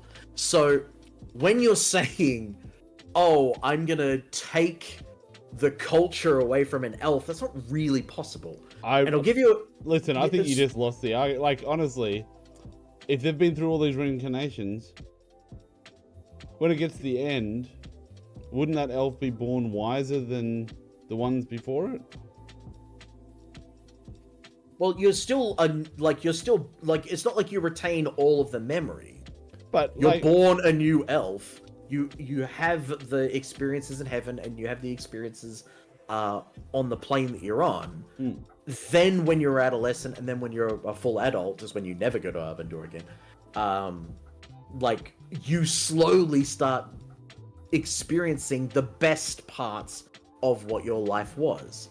And there's actually a very good example in Curse of Strahd, because there's a race of elves there called the Dusk Elves. And they're not drow. These are elves that have been stuck in Barovia. And that in their revelry is nothing but suffering. They have no good memories to fall back on. Because they're stuck in Barovia, they can never go to Arvendur, because they're cut off. And Strahd has his mercenaries and his the Vistani, keeping them all trapped in one small community, so that they can never experience anything better than what they've already had. So they're doomed into that cycle. And I'm like, that's such a cool reason for that racial ability. And if you start I'm with you, but I don't like. To me, a character benefiting from the stories could be weaker, could be stronger, could be less resilient because they've got these horrible memories. So it's like when they go into the world, they're given these horrible memories when they get older. And that's when you start playing the character. Being able to represent that through the race seems more appropriate than the stat block. But let's move on anyway, because I wanted to talk about I'm with you. I hear what you're saying. I just don't see the harm it does giving people choices. Well, it's not about giving people choices. Because all it does is it reduces the need for creativity. I disagree. I think giving people toggles gives them the ability to be creative. If you take away, let's say they got rid of stat blocks racial stats altogether. Yeah. It doesn't matter. Your player character is going to be stronger than the generic orc anyway. If they're playing a barbarian. I was about to say, I was waiting for you to finish that thought. A generic player barbarian, regardless of race, will generally win in a tug of war against an orc, a basic orc. It's one of the things. These are the heroes of the story. So I don't I like the idea of having a weak dwarf or something and being able to do that. And yes, you are using technically racial stuff to move it around, but it feels impactful to the character's creation. And if that's what I'm feeling, if as I'm designing the character, because I honestly was okay, So as I'm getting into the character, I'm thinking, okay, I didn't do all that martial training. And so I was like a mercy monk where I was herbalism, all this stuff. So I was a shitty fighter. I wasn't used to combat. I didn't do all this stuff. And so I purposely moved all my stats to support stuff where I just was there to help build and work with people in doing stuff and be supportive. And like, the idea was to eventually go into being a bard. And it was just like, to me, it felt really impactful moving, like thinking about the history of this character and going, okay, I didn't grow up mining. I didn't grow up doing all that stuff. I'm not strong. I grew up running with the animals in the wilderness and being free and climbing trees and fun But stuff. all of that comes from your skill proficiencies, which do come from your background. Yes. None of what you just described comes from a stat. But no, but these skill proficiencies like nature and like survival are wisdom and intelligence. So they come from a stat. So it was one of those things that moving it across made sense when I rolled my die and then I got a result back that wasn't. Wait, you're an intelligence-based monk? Yeah, I moved like my stat. Oh, well, I think I'll have to have a look. Hang on. This is very, very strange. Anyway, but yeah, so anyways, going back to the other thing, subclasses. We'll go to subclasses quickly because not quickly. I'm happy to chill. I was just looking for my thing because we were talking about subclasses, and where is it? I'm looking through our private messages. I remember me posting photos of my foot. When I put up the subclasses, the worst subclass. Oh, that was like a month ago, wasn't it? Yeah, it was a while. It's been a while since I got on. So I don't think we talked about it in DMs. I think it was just all on the. It was, yeah. I'm just on that now. I was looking through the Oh, yeah. DMs and I saw a picture of my foot. Here we go. So I posted up. First of all, in the new D&D, it looks like they're not doing Artificer. Happy or sad? Artificer doesn't exist. Okay, here's where I think I'm happy about it. I wasn't happy because I love the Artificer. The reason I love the Artificer is because I was fucking denied. In 3rd edition, they've got crafting rules. Yeah. Apparently, and this is my thought, they're bringing crafting rules back to 5.5 or whatever it is. So, colloquially, what the re-release of 5th edition is just 6th edition. Yeah, I know, but we all know it's 5.5.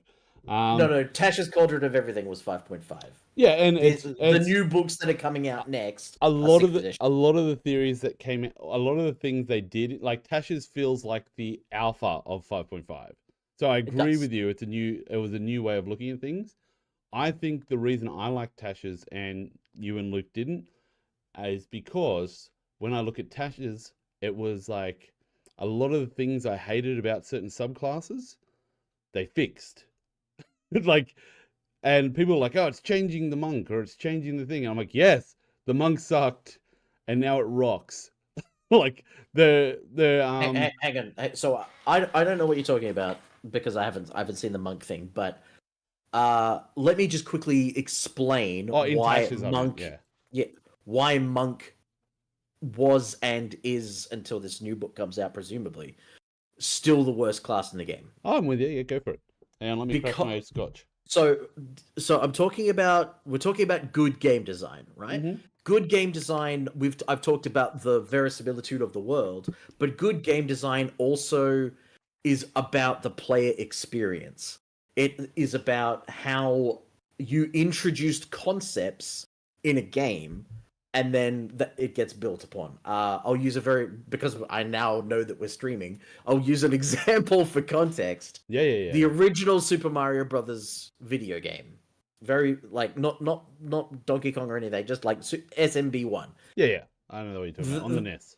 Yeah, you've got 2 buttons and you've got a directional pad and you've got start and select that don't do anything. But you turn the game on, you start the game, you've got 2 buttons. You find if you press one of them, you jump. If you press the other one, nothing happens. But if you hold it down, you run. Yeah. If you press left, you go left. If you press right, you go right. If you press left, you'll walk straight into the wall. There's just a wall, you cannot go left. If you press right, the screen starts to move and you can still not go back where you came from. Just that alone is game design teaching you with just a directional pad and 2 buttons. You have now figured out that you could walk, you could run, you can jump high, you can jump, and you can have a smaller jump as well. You've learned all of that just based on the game design principles that have been put into place there. If you walk far enough to the right, all of a sudden you see things that are around jump level that are blocks that you can hit with your head, or you can stand on top of them if you can get a running jump. And there's a little brown thing we now know is called a Goomba. If that guy walks up to you, you die. However, if you jump on his head, he dies, and you get 100 points or 1,000 points. I think it's 100. Steve, I don't know how old you are, but I actually got to learn this all in full time on this one, Captain Planet, Alex the Kid. Like, this was my childhood, like literally doing the exact, like, going, I don't know how to play it, and then you'd pull out the book if you had to. But yeah, so cool. so I brought this example up to talk about how badly designed the monk is. Yeah. Because you would when you start a barbarian, you're given strength and constitution saving throws. Yeah. Your dexterity determines your AC and your initiative, and you have advantage on those saves eventually. But you know that you're going to be strength and con based, right? It doesn't even reference any other, like, you don't get intelligence, wisdom, or charisma. They're never mentioned. So if you start a level 1 barbarian, you know that those stats are important. You're probably going to choose a Goliath or a half-orc or a human to get both of those. Yep. And then you're going to start playing, and you've only got one ability. It's Rage. Apart from that, you've got a great axe in your starting equipment, or a great sword, or 2 short swords, or whatever you decided to do. Now, Rage only gives you a bonus if you make a strength-based attack. So automatically, as part of the game design, you're like, I'm going to hit things with strength. Oh, and because I'm raging, I do more damage, and I take less damage, and I've got more hit points than everybody. Yeah. I'm the tank. I'm the tankiest class in the game, and that will be true from level 1 all the way to level 20. I'm with you. And I could repeat this example for every single class except for the monk, because the monk, you start off, you get unarmed strike. You can, as a bonus action, get an additional strike. So you get more attacks than other people. That's true all the way through the game. Then at level 2 or whatever, when do you get Flurry of Blows? It's really early. But yeah, level 2. Yeah, spend a key. You can do a Flurry of Blows. You can use your dexterity for this, and your dexterity determines. So it determines your damage, determines your initiative, determines your AC. And you're given unarmored AC that combines with your wisdom. So you're like, oh, wisdom's important as well. Right. But I don't think... Hang on, let me just double check this so I don't make a fool of myself. Dex and wisdom, yeah. But I'm fairly certain that they don't get wisdom saving throw proficiency. I'm just going to double check that. What is it? Hang on, I can bring this up. I've got it here. Game rules, class, monk. I've got it on the screen. Saving throws, strength and dexterity. Yeah. That's what you get if you're a monk. Strength and dexterity. So they're like, oh, well, wisdom's not that important because I don't get the saving throw. And also, it's only determined for my armor class, which I also get from dexterity. So you're like, okay, so it's less important. Then you get Flurry of Blows. You're like, okay, I get it. My character is about making lots of attacks. I'm on board. Then you get to level 3, nothing much changes. Level 4, you get to choose, where am I going to put my stat? Am I going to put in strength? No, I barely use strength. Am I going to put in dex? Hell yeah. My damage, my to hit roll, a lot of skill proficiencies are based off dexterity. That's looking really good. Am I going to put it in wisdom? Well, why would I put it in wisdom? Wisdom gives me +1 AC, but that's it. But I get +1 AC from dexterity, so I'm going to put in dexterity, right? Yeah. Wrong. Because when you hit level 5, you get the actual best ability that monks have. Stunning Strike. Stunning Strike. Yeah. Stunning Strike is based off a wisdom saving throw. Like they make a con save, but it's based on your wisdom, not on your dex. Which means your role in fights is no longer, I'm just going to be the person who hits as much, because your damage doesn't scale nearly as well as anybody else's does. We could talk about that if that's disputed. But the main thing that you're bringing to the party is the crowd control. You have one of the most reliable and most effective CCs in the game. Yeah. And your chance for success is based on your wisdom, which until you hit level 5, you didn't really have any way of knowing was important outside a basic +1 AC. And level 4 taught you not to value wisdom because of everything you'd done before that. So automatically, people are like, I'm going to play Monk, and based on their play experience, it's like, I'm going to hit lots of things. That's going to be my role. But that's not their role. Their role is to stun things. Like, you can kill a beholder in one round with a Monk who knows what they're doing. But if they don't know to do Stunning Strike, or it passes the save because your wisdom is too lower than it could have been. I hear you. Up until Tasha's, I completely agree. Well, did they change that in Yes, Tasha's? they did. So what happens at level... What Stunning Strike save stuff now?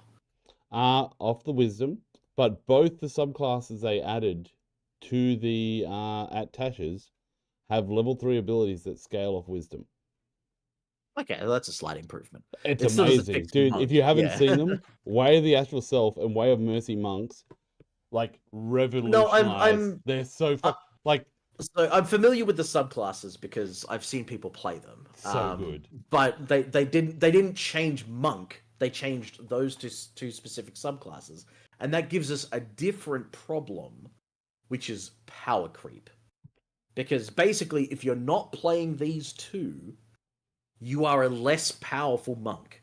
The same happened with Xanathar's came out, where was that the one with where you've got astral arms that have reach? No, that was Tasha's. Yeah, that was That's Tash. that was No, Astral sure Self. that was earlier than that. I could have sworn that came out much easier. Yeah, so like automatically you've gone, we've screwed up the game design. Let's fix it in the subclass thing. And all that does is it forces people to play those subclasses in order to play a well-designed Monk. Oh yeah, and even then, it's not great. It's still like, even with those, you're still never going to be as good as a rogue. So I happen to think that Tasha's was the testing ground for 5.5, and they were testing these things out. Note that Way of Mercy is one of the monks that made it into the new. There's only 4 monk subclasses. That's one of them that got in. The Astral Self got removed because it is way too powerful. They gave you fucking like the abilities they gave you in Astral Self were just ridiculous. Like I literally was like, this is the greatest subclass ever. Like you can do all your strength ability checks using wisdom. You can do your strength saving throws as wisdom. You've now got reach on all your unarmed attacks, and all your unarmed attacks are done with your wisdom modifier. Like you ended up getting so many at level 17. You got like an extra 1 billion attacks. It was just ridiculous.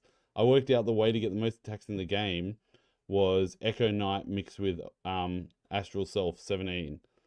Yeah. So you could do all these attacks. But no, I was just gonna say like they also noticed that the unarmed attacks don't scale very well because you can't use. There's not many magical weapons, so they actually gave you a way with optional class features of having a dedicated monk weapon, and you didn't have to go. So they removed the fact that you had to go the Kensai monk if you wanted to get a weapon.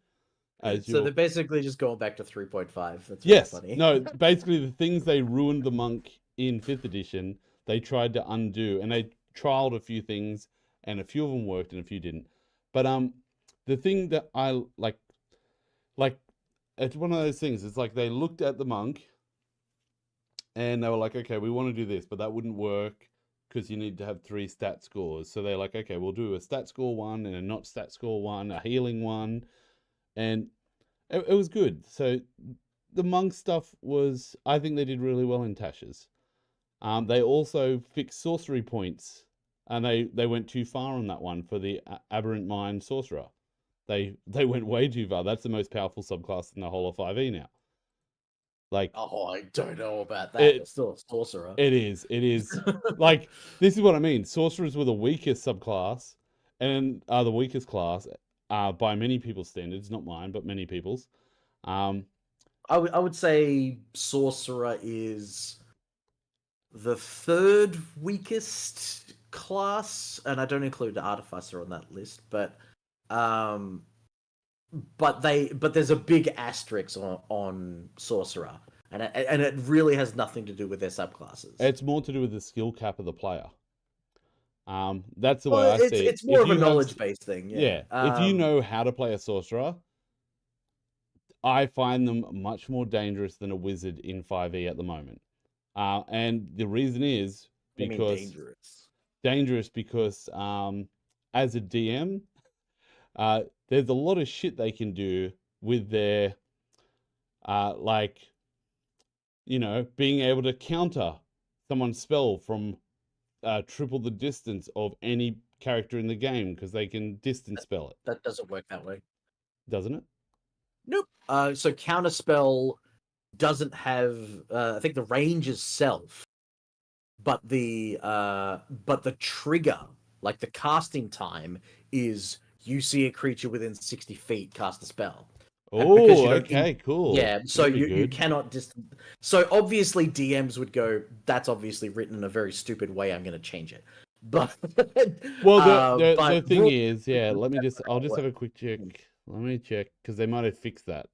Yeah, I mean, So the range they is might have 60 feet, and interrupt character in process of casting a spell. If casting a spell, third or lower, fails no set.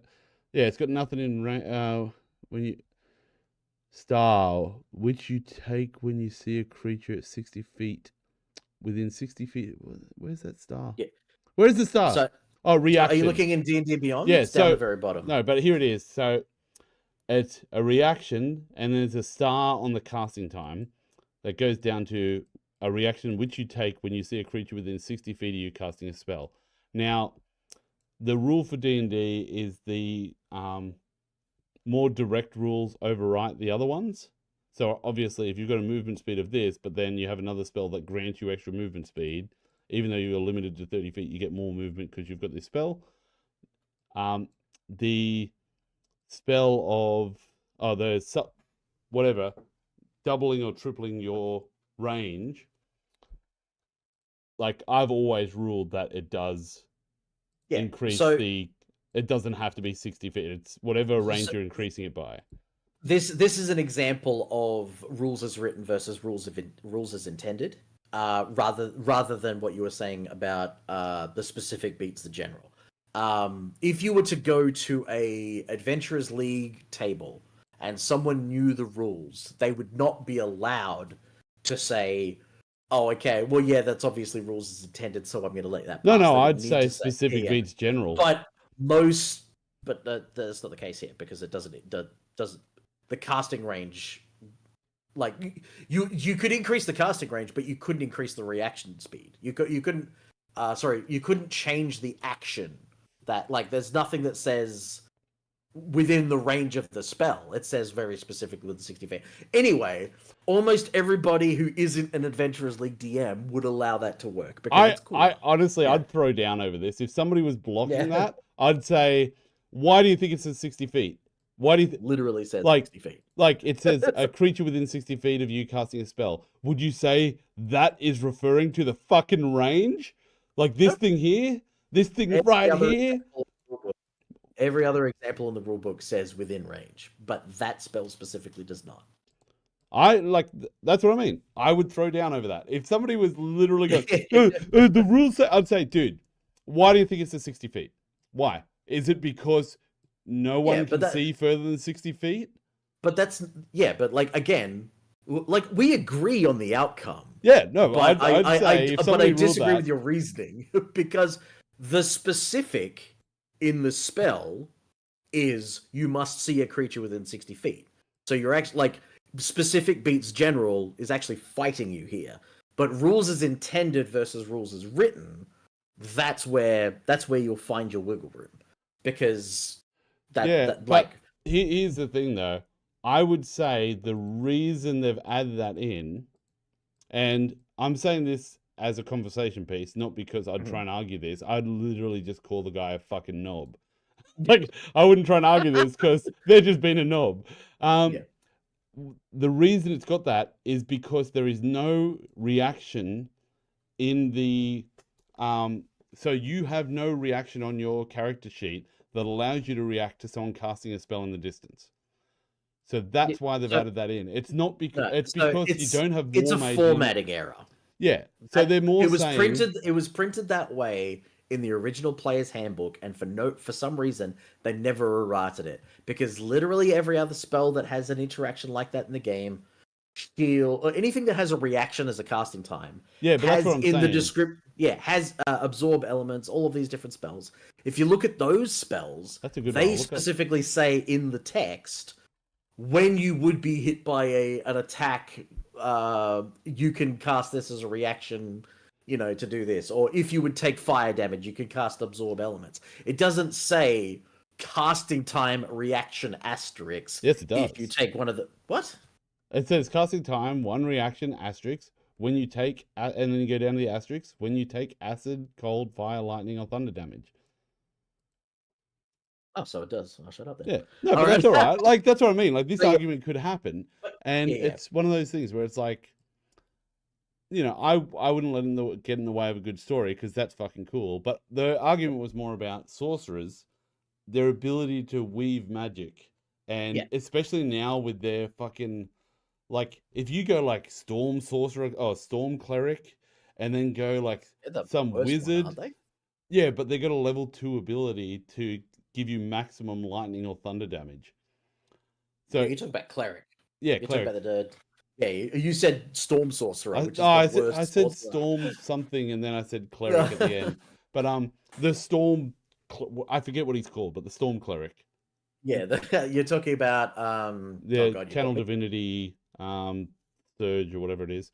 But if you like do that and then have like a wizard, and then you do this, and then you cast a spell that's like really big, and then you use your sorcerer points that can now change the energy of the thing to a different attack.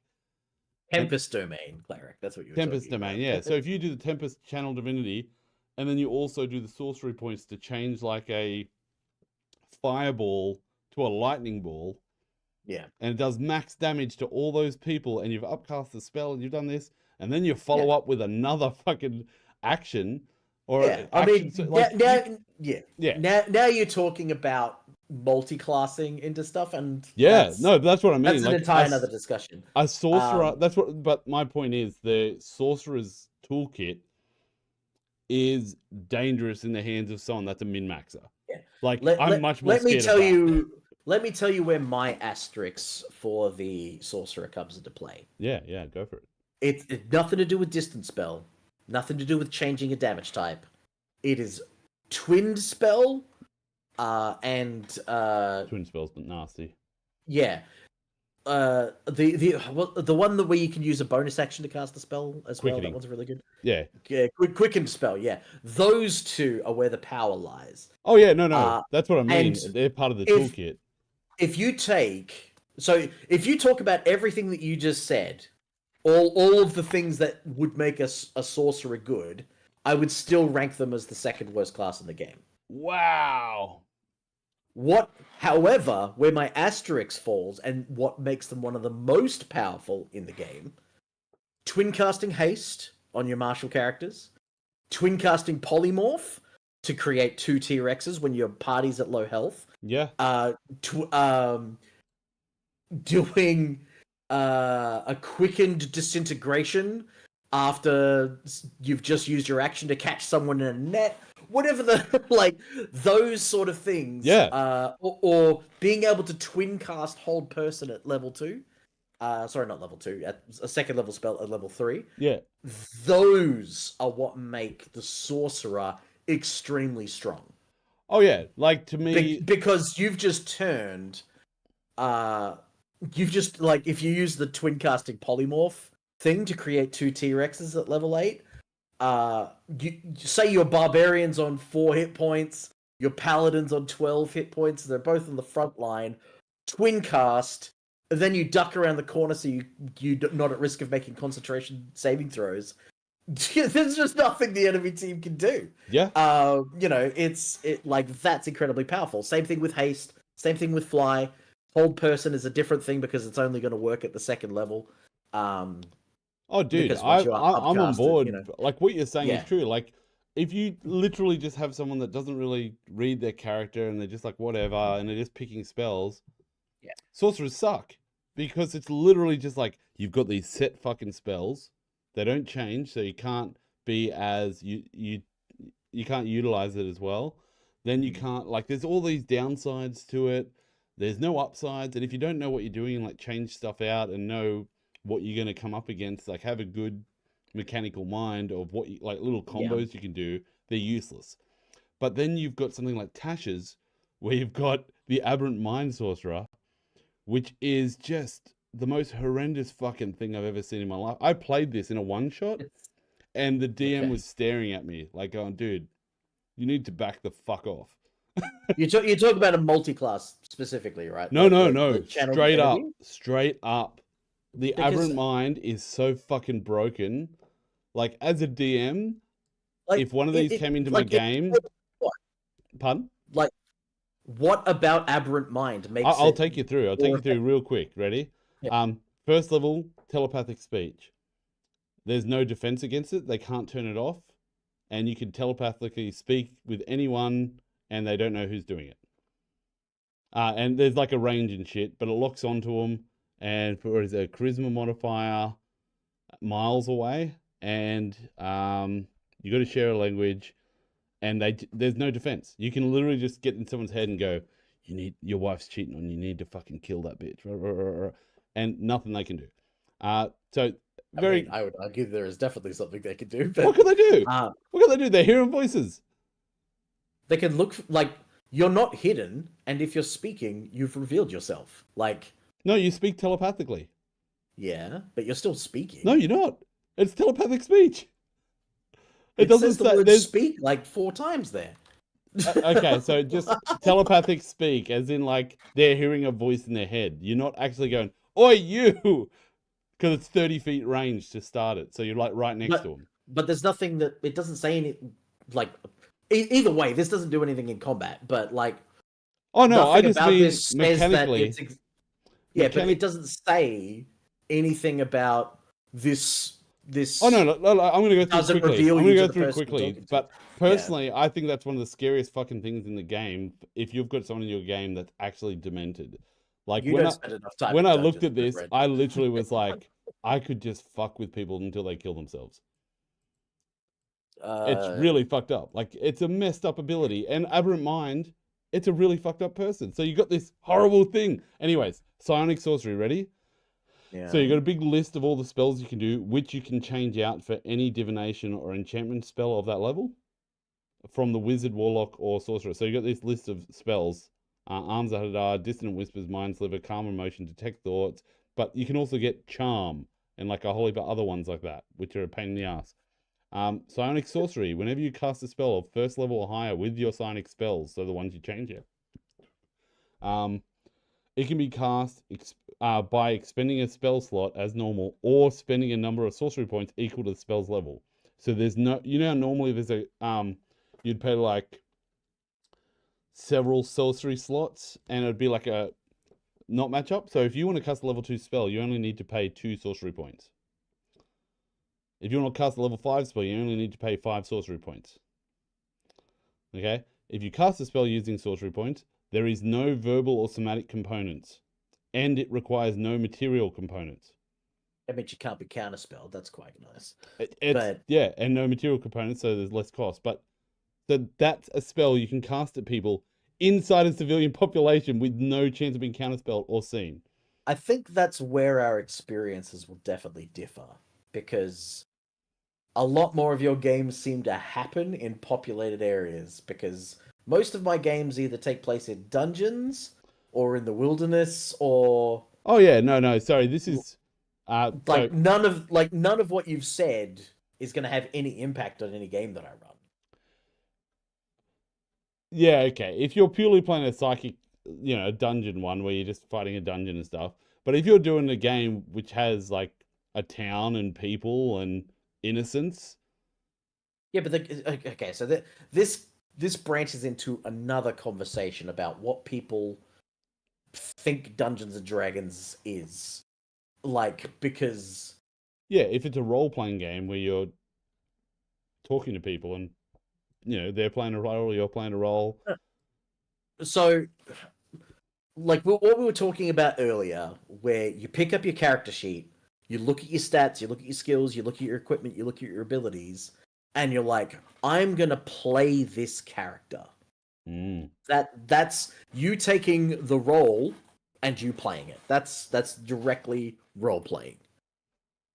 When I use the term role playing, I am not talking about people or players talking through their characters in their own voice or even in their character's voice to NPCs, unless that's part of the game. I'll give you an example. Have you played the game? Oh god, what's it called? It's not Capes. What's the? I'm mental blanking tonight. I told you I was tired. Give me a second. I'm just gonna Google it.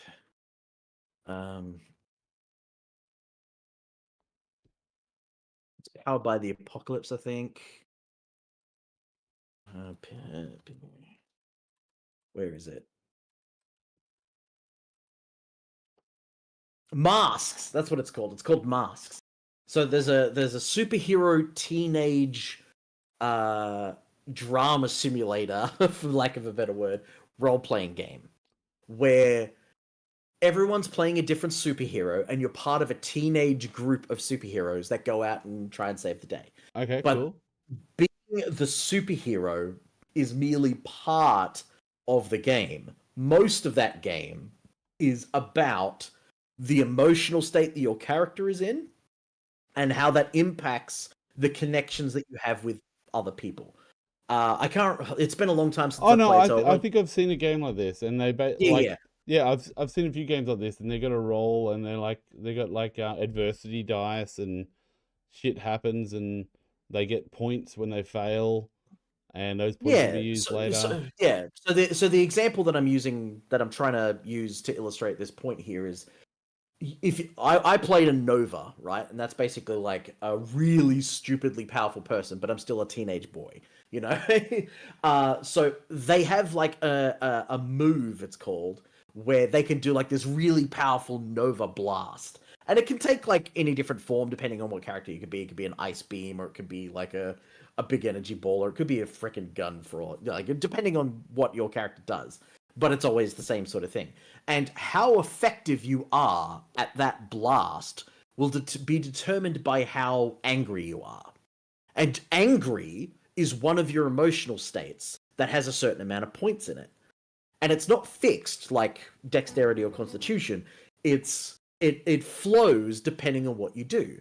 So if you met your fellow teenagers and you walked into the room and you saw that two of them were like making out, but you had a crush on one of them and the other person's your best friend, beforehand, your anger would have gone up, and you would role play that scene based on the emotional states that appear in your character sheet, and then that would translate into the combat that you have against the supervillain later, about you using that anger from the jealousy that you felt earlier, and how could my best friend do this to me, using that emotion to fight your opponent, right? And then when you get hit, that changes your emotional state as well. So like, oh, I took 2 points of damage, but the way that damage is translated is like, I'm feeling more vulnerable than angry now, you know? So so it changes the way that you would roleplay things, and then your stats would stay that way, and then the next session when you meet these two people, you're feeling more vulnerable, and this person's connection ability with you allows you to roleplay the scene differently yet again. So there's nothing like that in Dungeons & Dragons. There's not a single ability in the player's handbook, Tasha's, all through the books, that tells you what your character does when you're talking to a lord, or you're talking to a werewolf, or anything like that. All of the abilities that you'll see in your Dungeons & Dragons game that appear in your character sheet are combat-based. Some of them can be used out of combat. I strongly disagree. This is what the point that I'm getting to.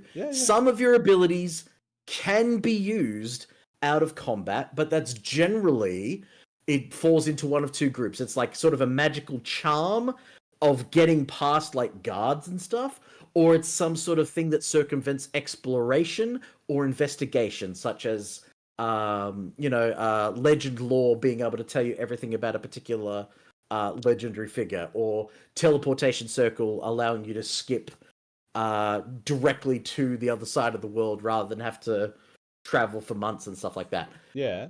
I hear you. I hear you. So when you pick up that character sheet and you're like, I'm going to role play this character, none of the conversations that'll happen with NPCs in towns are born from that outside of how persuasive is my character. Or my character is very persuasive. I would like to try and convince this guy to let us go. Or I would like to convince this person to maybe leave the gate to the town unlocked so we can sneak out at night. Stuff like that. But there's no, like, what do I do with the bartender thing? Like, there's no, what do I do with the shopkeeper thing? There's, Well, no. That's not something I would say that is a way to play D&D. Yeah, I'm not saying that it's not. Yeah. And I have those moments in my games as well. Yeah. But I'm just trying to make the distinction between what is playing the game and what is just having improv with your characters. Oh, so yeah. Let me. I'll clarify.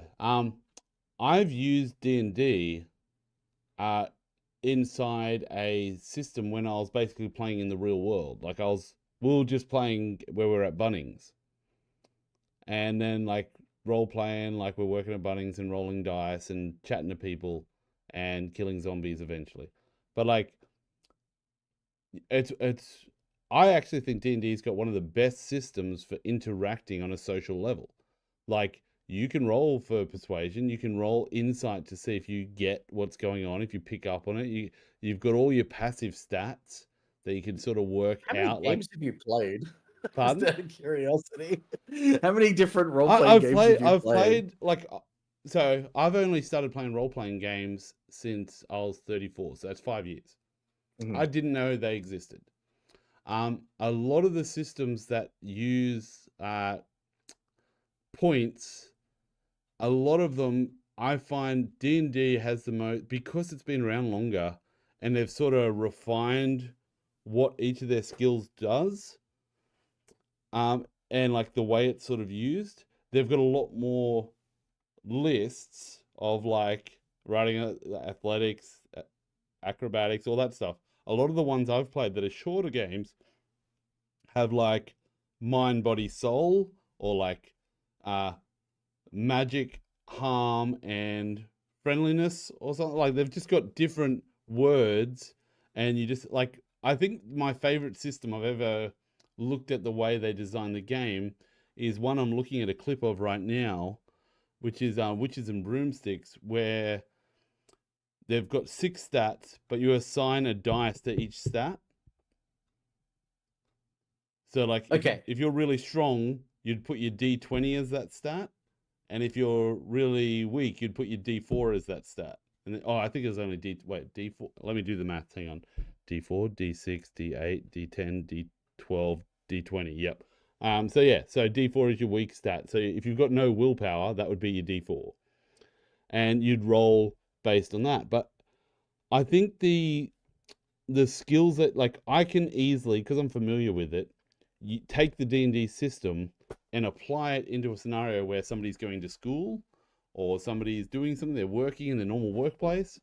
And so what you're talking about is something that you see a lot online, and it's basically it comes from the mindset that D&D is the only option and we can just homebrew it to make it work. But it was never designed to do that.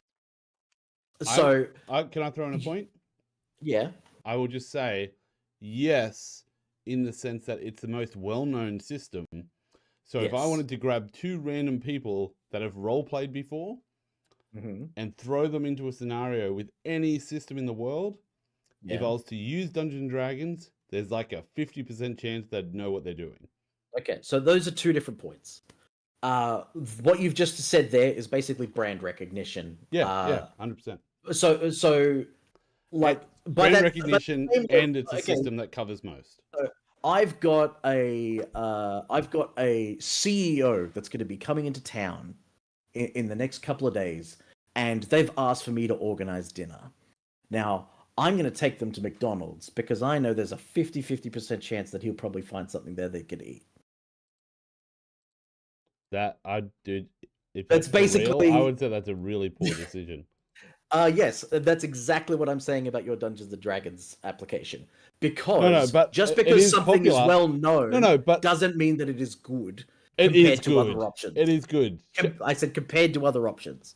Okay, show me. I'm actually not being combative here. I'm actually saying, which rule system would you say? Because like, all the broomstick ones and that, they're too simplistic. They're like basically it's all just make it up as you go. That's a particular industry. Cyberpunk Red, it's too specific. Like there's way too much stuff in there, and it's not. Most of the skills aren't transferable to. Like the thing I like about D&D is I can literally take every single one of those ability scores and just pretty much put it in a modern world scenario, put it in a steampunk scenario, put it in Lancer, like out in like mech warrior combat, and all you got to do is change the word Arcana to like,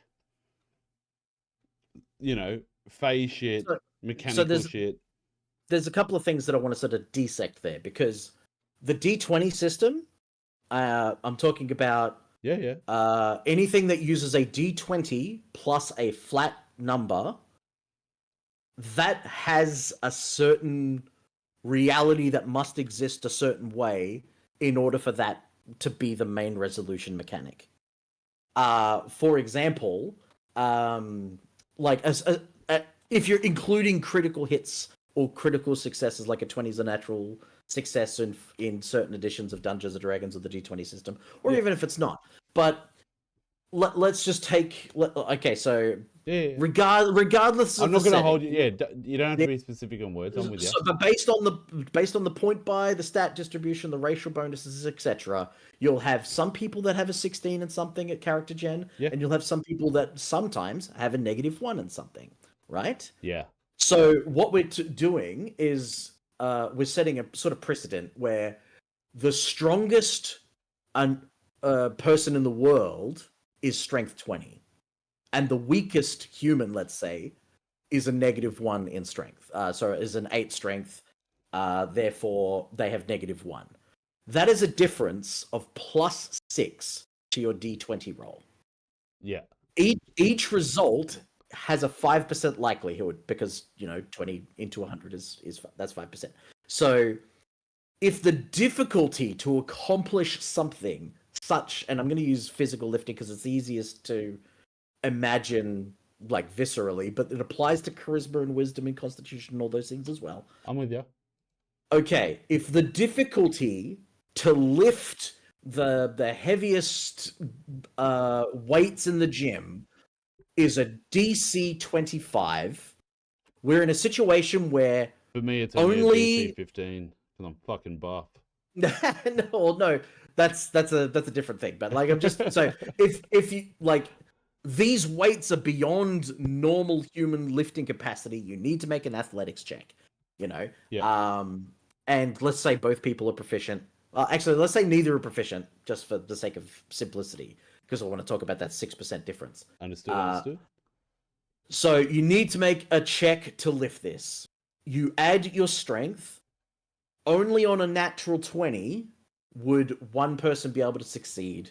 The other person could never succeed. So their upper limit, that makes sense, right? So far the world is making sense. It is as we'd expected. Yes. However, if you then say take the DC 15 weights and you've only got one attempt to lift them, there is a statistical certainty that in your vast array of tests, the -1 strength person will sometimes, quite frequently, outlift the other person. The person with 20 strength who has +5 to their lifting can fail on a 1, on a 2, on a 3, on a 4, all the way up until 10. So they have a 45% chance of failure. Whereas Whereas the person with -1 has a 75% chance of failure. But those numbers don't represent the real world at all. That -1 strength person is never going to be able to lift that weight. And that strength 20 person is always going to be able to lift that weight. So that's an example of the mechanics not translating to real life. Oh yeah, no. I'm fine So with that. and that applies to every single stat along the line. So just on the baseline that D&D is a universal system that can apply to everything effectively, it doesn't. It's provably wrong. Just with one example, but there we could talk. Well, that's a matter of DCs, but like, no, it's not a matter of DCs. I've never run into an issue where I'm like, I don't know what to do. I don't know how to get by this. So, like, for example, we're talking about lifting out of the gym. Yeah. Let's say you wanted to approach the situation working out of the gym. The way I would do it is I wouldn't set the weights as a DC and say this weight here, like, because I wanted to do it lifelike. I would know their character. They would know their character. I'd have them roll. If the strength 8 guy rolls a nat 20, dude, like, he does pretty well. Like, he blows some people. He walks up. There's like a big guy lifting a few weights, and he's like, "Oh, don't hurt yourself, little fella." And he walks up and he's like, "I'm doing it," and he actually lifts decent sized weights. Whereas if the strength 18 guy does a nat 20, he's doing the bench, and as he's doing it, he forgot to unattach the little things, and the whole bench is going up in the air with it. Yeah. So, okay. like, so this is exactly what I'm talking about. You are going, okay, the rules don't support it, but I can make shit up to make it make sense. Yeah, like, because I see it as a language. It's a way to communicate. So, like, I would never say it. Like, I can't think of a system, and that's why I said show me. I can't think of a system that would ever translate directly to the real world, because it's not anything like we're rolling a dice. So it's that hits on a different point, which leads into what I was originally going to say. So I'll go to that. That's right. It's not about emulating real life. Yeah. It's about emulating genre. Okay, that's probably where I see it purely as a tool for communication and risk, like creating the chance of failure. Like, that's the whole point of rolling a dice is the chance of failure. It's a DM's job to create a world and like, you need to know what they're rolling for. So if somebody's trying to lift something they can't lift, unless you're doing a comedy campaign like me and you're doing something where you want to joke around, like, it's one of those things. It's like, okay, like, you could try and lift it, but you could be like, as they say, I want to lift it. You go, dude, you can't lift that. There's no chance. Then they go, oh, I want to cast this spell on myself to make myself like this. And somebody else is like, I want to use like these spells that are invisible to like lift it as he's doing it. Then I'm like, okay, now you're rolling persuasion or like, some bullshit to try and convince people you're actually lifting it. Like, that's how you work around it. You don't let them roll on it if it's not going to happen. If it's not a real, it's like, I want to lift that church. Okay, but the rules of Dungeons and Dragons, 5th edition specifically, that's exactly how they're written. I don't think they allow crits on ability checks, do they? No, not crits on ability checks. I'm talking about if you want to move the boulder out of the way, or if you want to pull the giant's door or something like that, you need to be a DC 20 strength check. If you want to, the characters can figure out that this is an illusion if you make a DC 15 intelligence check. The characters can track the bandits, or they can find the traps if they make a perception or a survival. And it has to be of this DC. That's how the rules are written. That's how they're. Okay, yeah, no, I hear what you're saying.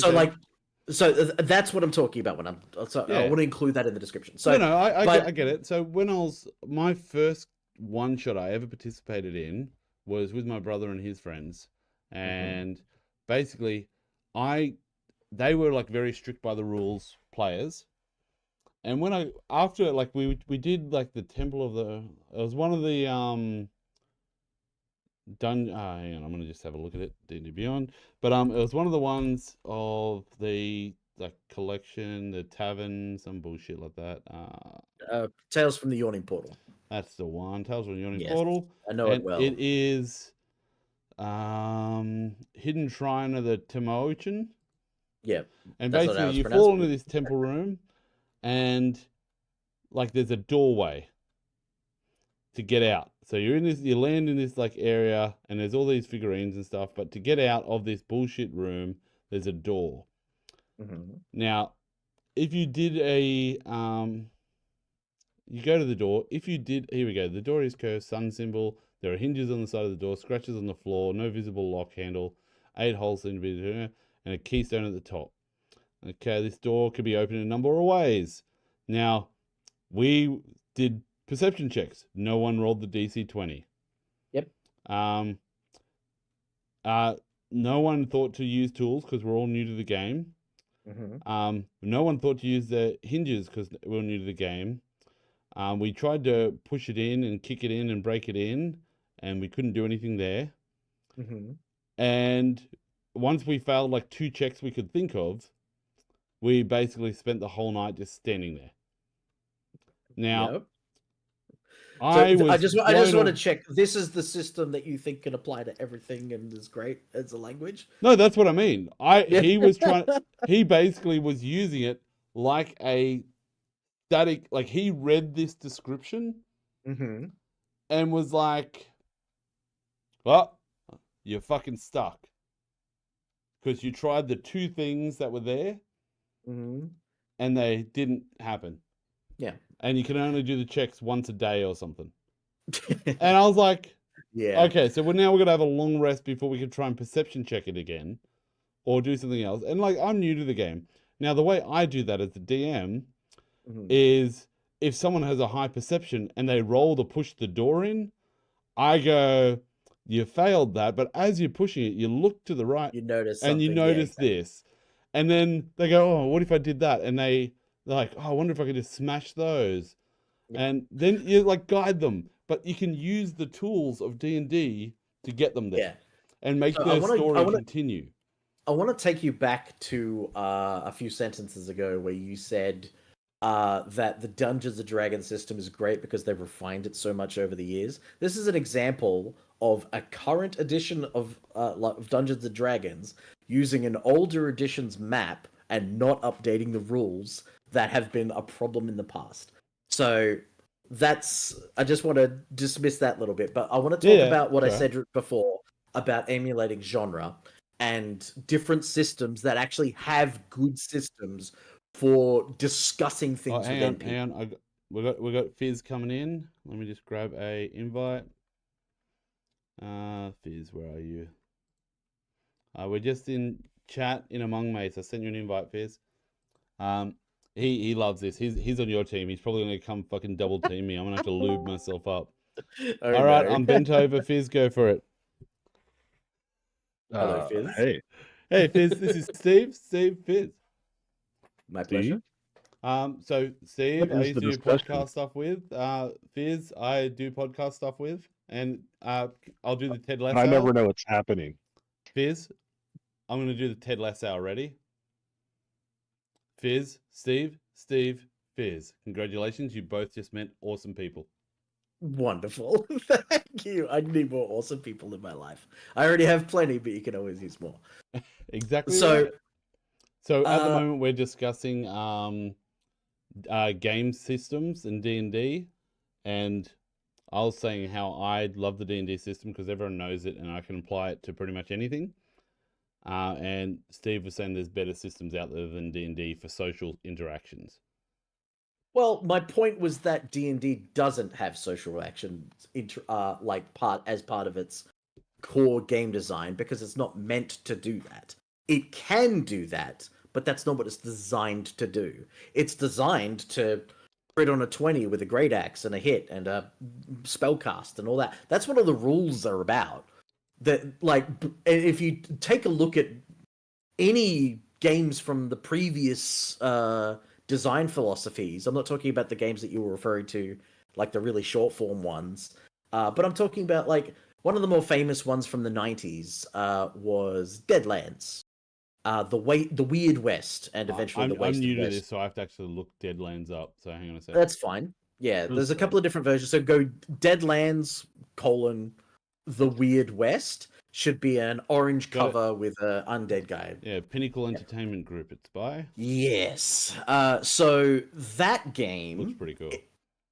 Is a combination of two different genres: the Western and the horror.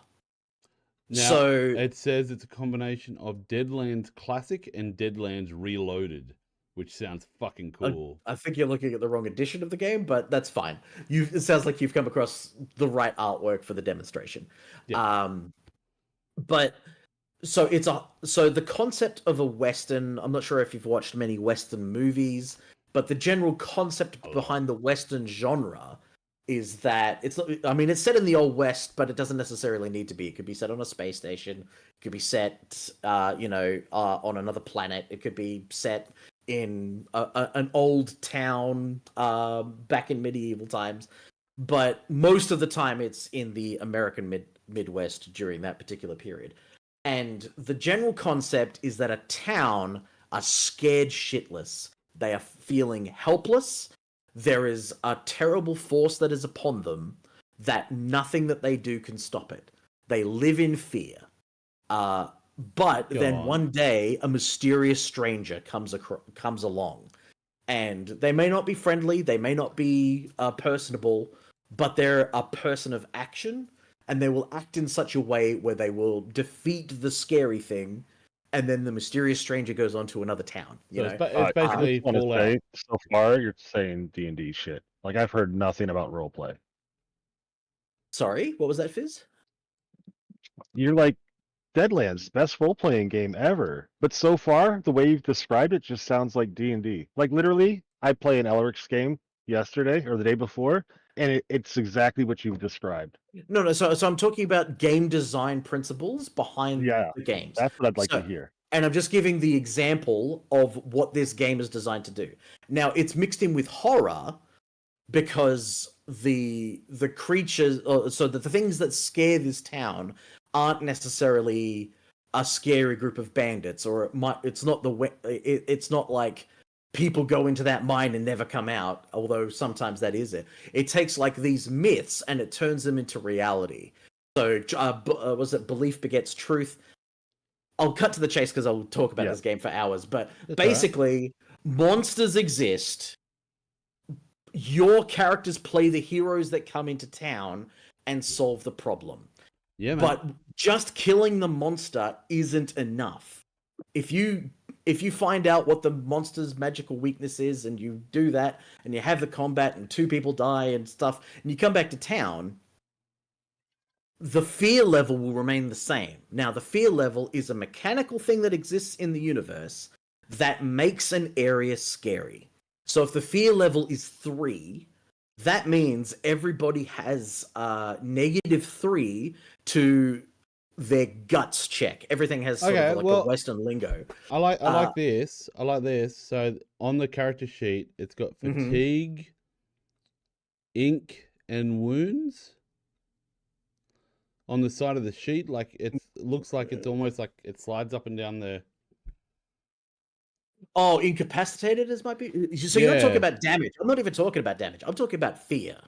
Fear is a separate mechanic. It won't appear on the character so sheet. you're talking like in what's that game everyone plays where they're like hunt ghosts and shit, and you got sanity. Call of Cthulhu. Yeah, Call of Cthulhu. Yeah, so that's another example, and I'll talk about that. I want to make sure I get this Deadlands stuff out while I'm thinking about it. That's right. No, that's all right. So the fear level is created by the monster. It uses the fear level to so all of its combat ability, or not all of it, but like a lot of its abilities were based on how scared everybody is. And its goal is to make it more scary so it gets more power. Your job as a hero is to get rid of the fear. And the way you do that, this is where the social aspect of this comes from. You need to go into town and you need to reassure everybody that that big scary thing that they've always been afraid of, it's not a problem anymore.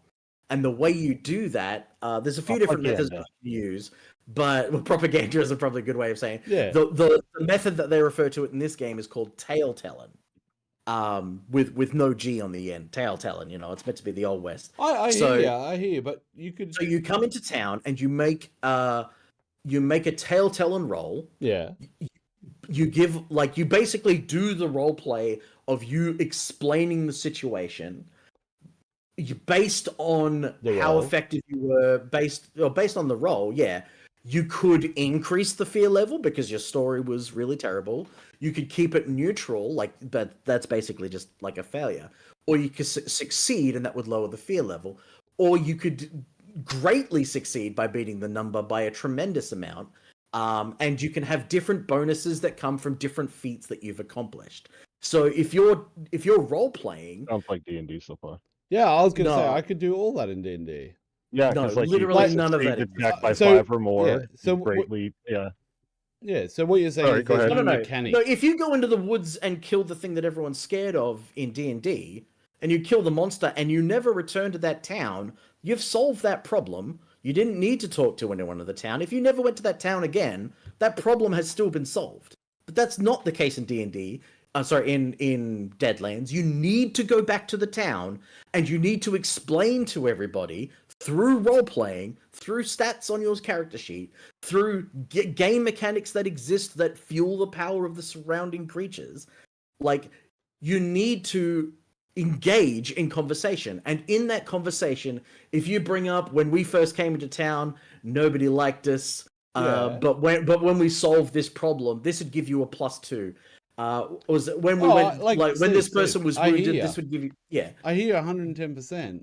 I'm just saying if because you're playing none of D&D, you could do it one of two ways. You can have it so you guys are all children that grew up together in this little town and something happens outside and you guys go, oh, we'll go investigate, and you all grab your swords and you go out. It's the first time you've left the little elven shrine and you go out there and there's some skeletons. Now you can run up and roll your attacks and hit them, or you can go, holy shit, what the fuck is that? And you could run back to town and say, there's fucking skeletons. I don't know. And then the whole town's like, what the hell's going on? I don't know, all those tales of necromancers. And you can have a whole story about the town getting crazy scared. And, you could go back to town and say there's skeletons and have to roll persuasion. And everyone's like, there's no fucking skeletons. My point in the system.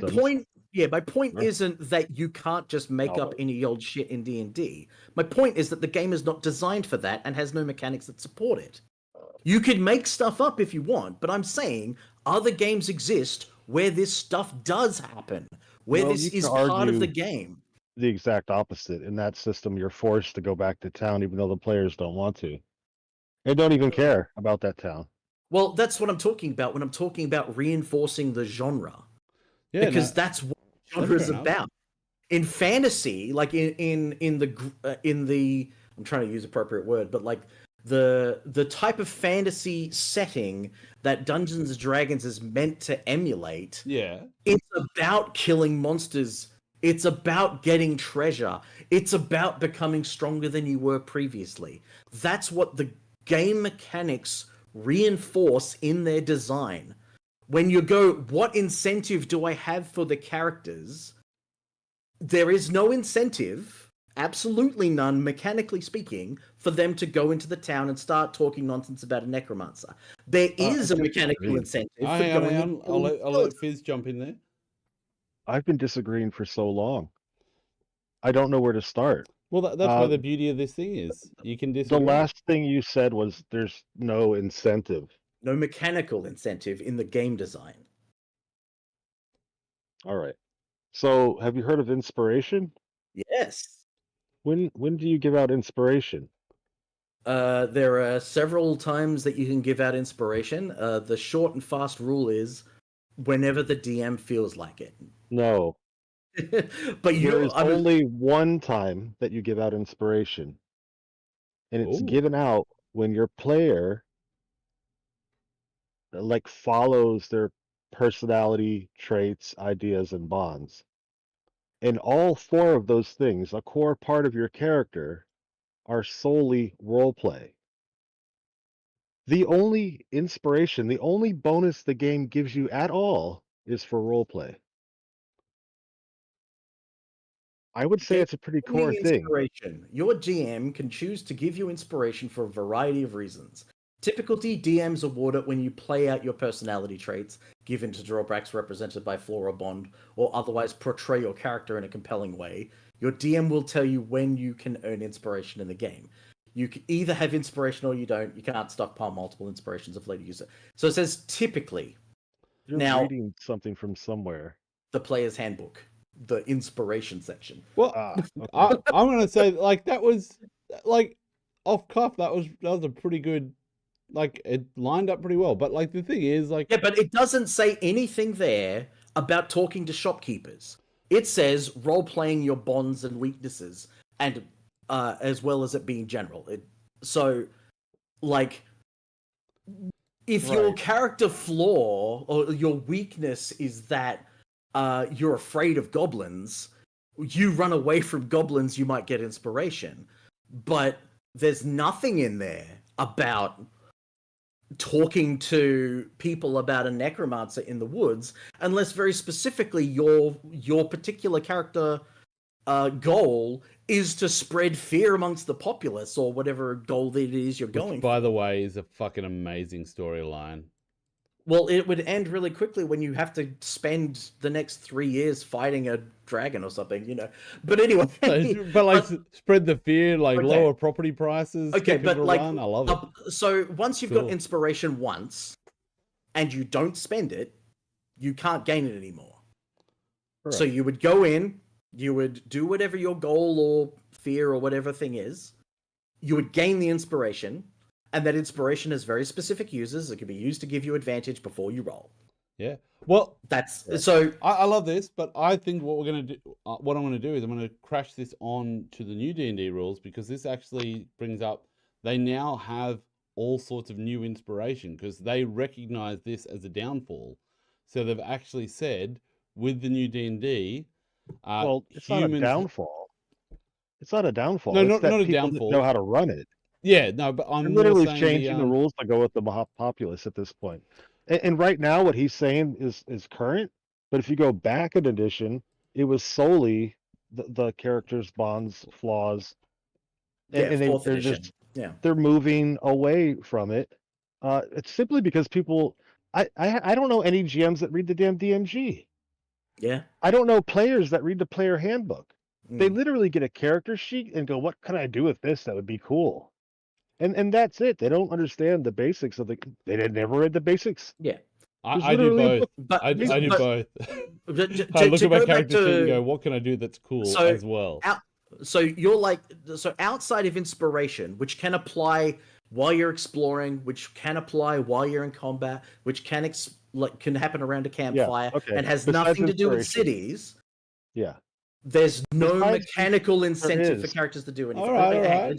Okay. Let's say there are some examples that I'm not thinking about. Just push past that point so I can finish my sentence. Okay.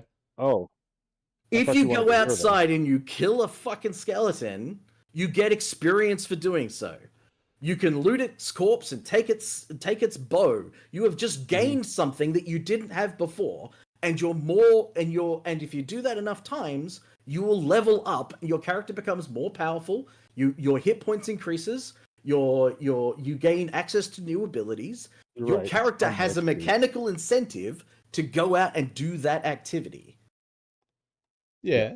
Yeah, like that's what I'm talking about. Okay, well okay, so it's wrong. This is a what? Don't say it's wrong. That's not. It's not a complete statement though. Like you're suggesting that there's no advantage to role playing. No, that's not what I'm saying at all. That's not what I'm saying at all. The King's Castle by role playing, you don't get that by killing the skeleton. You know what I mean? Okay, but like, there's no mechanic in the game that says if you do this roll 20 times in a row, you get the King's Castle. That is a DM having their own thing going on with the players that is completely devoid of the mechanics. What I'm talking about is the game design trying to encourage certain behavior from the players that, and from the dungeon master, that reinforces the genre.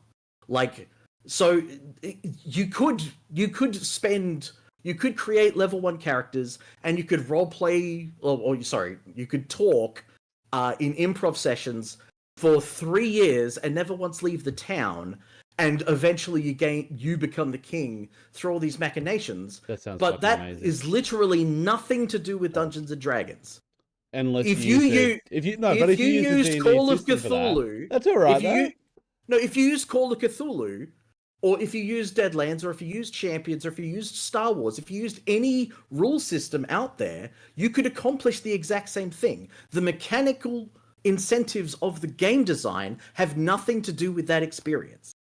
Have you looked at like in the back of the DMG? There's the Dungeon Master's Workshop. Yeah. And then there's like the extra abilities like physical beauty, fear, honor, sanity. Mhm. Well, all of these things would add the mechanics that you need to further enhance the roleplay that you're wanting to achieve in this like gain at castle at first level game, right? Like, well, actually, this is a good thing because what are they bringing out in 2024 now? 6th edition. 6th edition, yeah. They're bringing out bastions. So at 5th level, there is now mechanical ways to earn land, earn titles, earn castles, and start building up like followers that live in this bastion and support you and go and get you supplies. Like that was literally in like 2nd edition. I'm pretty sure. Yeah, no, I still reference that. I can tell you, I was actually fucking so angry because I did 5th edition like a little bit, like I did a one shot, and then played a little game, started a campaign with my mate. Then I played 3rd edition with Archie, and I found out you could do weapon creation and stuff like that. You could actually make stuff, and I was like, oh, that's cool. I want to do that. I want to do weapon creation and make magic items. It's very cool. And then I went to Adventures League, and I was like, I want to do this. And they went, not the setting for that. And they went, you can't do crafting. I'm like, yeah. Then what the fuck do I have downtime for? They're like, oh, that's if you want to do this, and you can do this. And I was like, what? And they're like, yeah, if you get 200 hours of downtime, you can trade that in for like 1 skill proficiency. I was like, ain't nobody got the time for that. Go fuck yourself. Like, you know, fuck off. I don't give a shit. I'm going to say my character's 200 years old and I've already got that skill proficiency. I don't know. I don't need to listen to you. Adventurers League was for a very different style of play. Well, like, I got so upset that I actually yeah. went to the D&D rules and I went through the Dungeon Master Guide and found all the reference, because they said artificers don't exist. So I literally went through all the D&D rules and found all the references to gnome artificers. I'm like, look, they're in Faerun. I want to play one of them. Yeah. And I made up my own subclass, and I actually made up items. I was like, listen, so this is what I made up. I made a shield, and I actually like drew the design. I'm like, it's got rails on the back, so the shield clamps together and clips shut. But then you can go to it, like if you have a 5-foot corridor, you can slide the shield out so it locks into the wall there.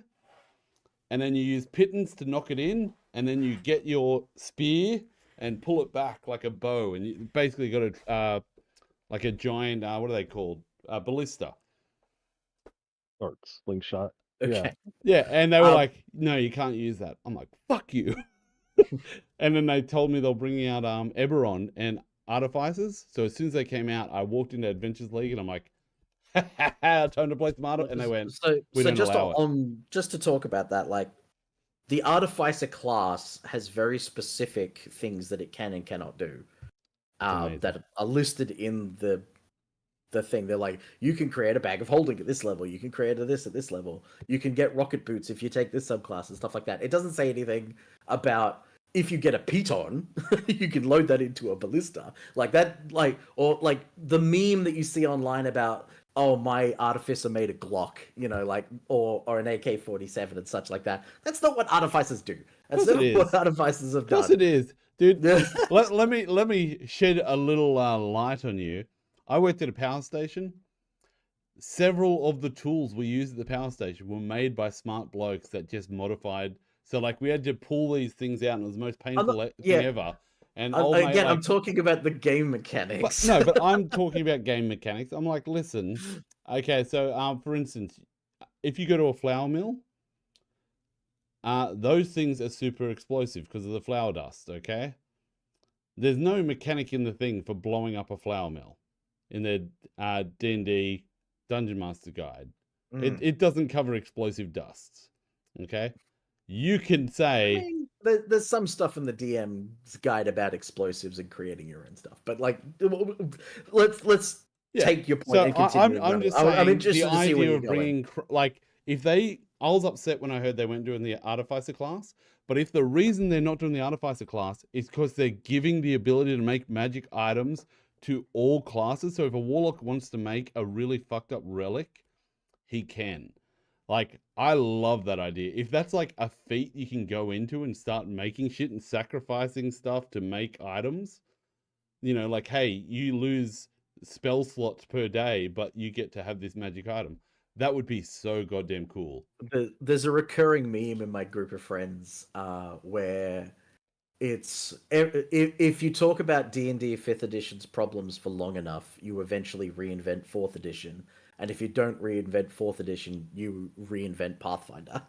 Well, and it was like everything that you're describing, like, man, Pathfinder 1 could do dude, that. Pathfinder like 2 look is better at. look you at know? if you look at their the Druid, like the new changes they did for 2024, like if you look Very at the Druid, monetized. I literally went through and I like with Archie and went through the changes. I'm like, the reason I hate the Moon Druid is because it can change, it can wild shape as a bonus action and it can do bigger forms. Yeah.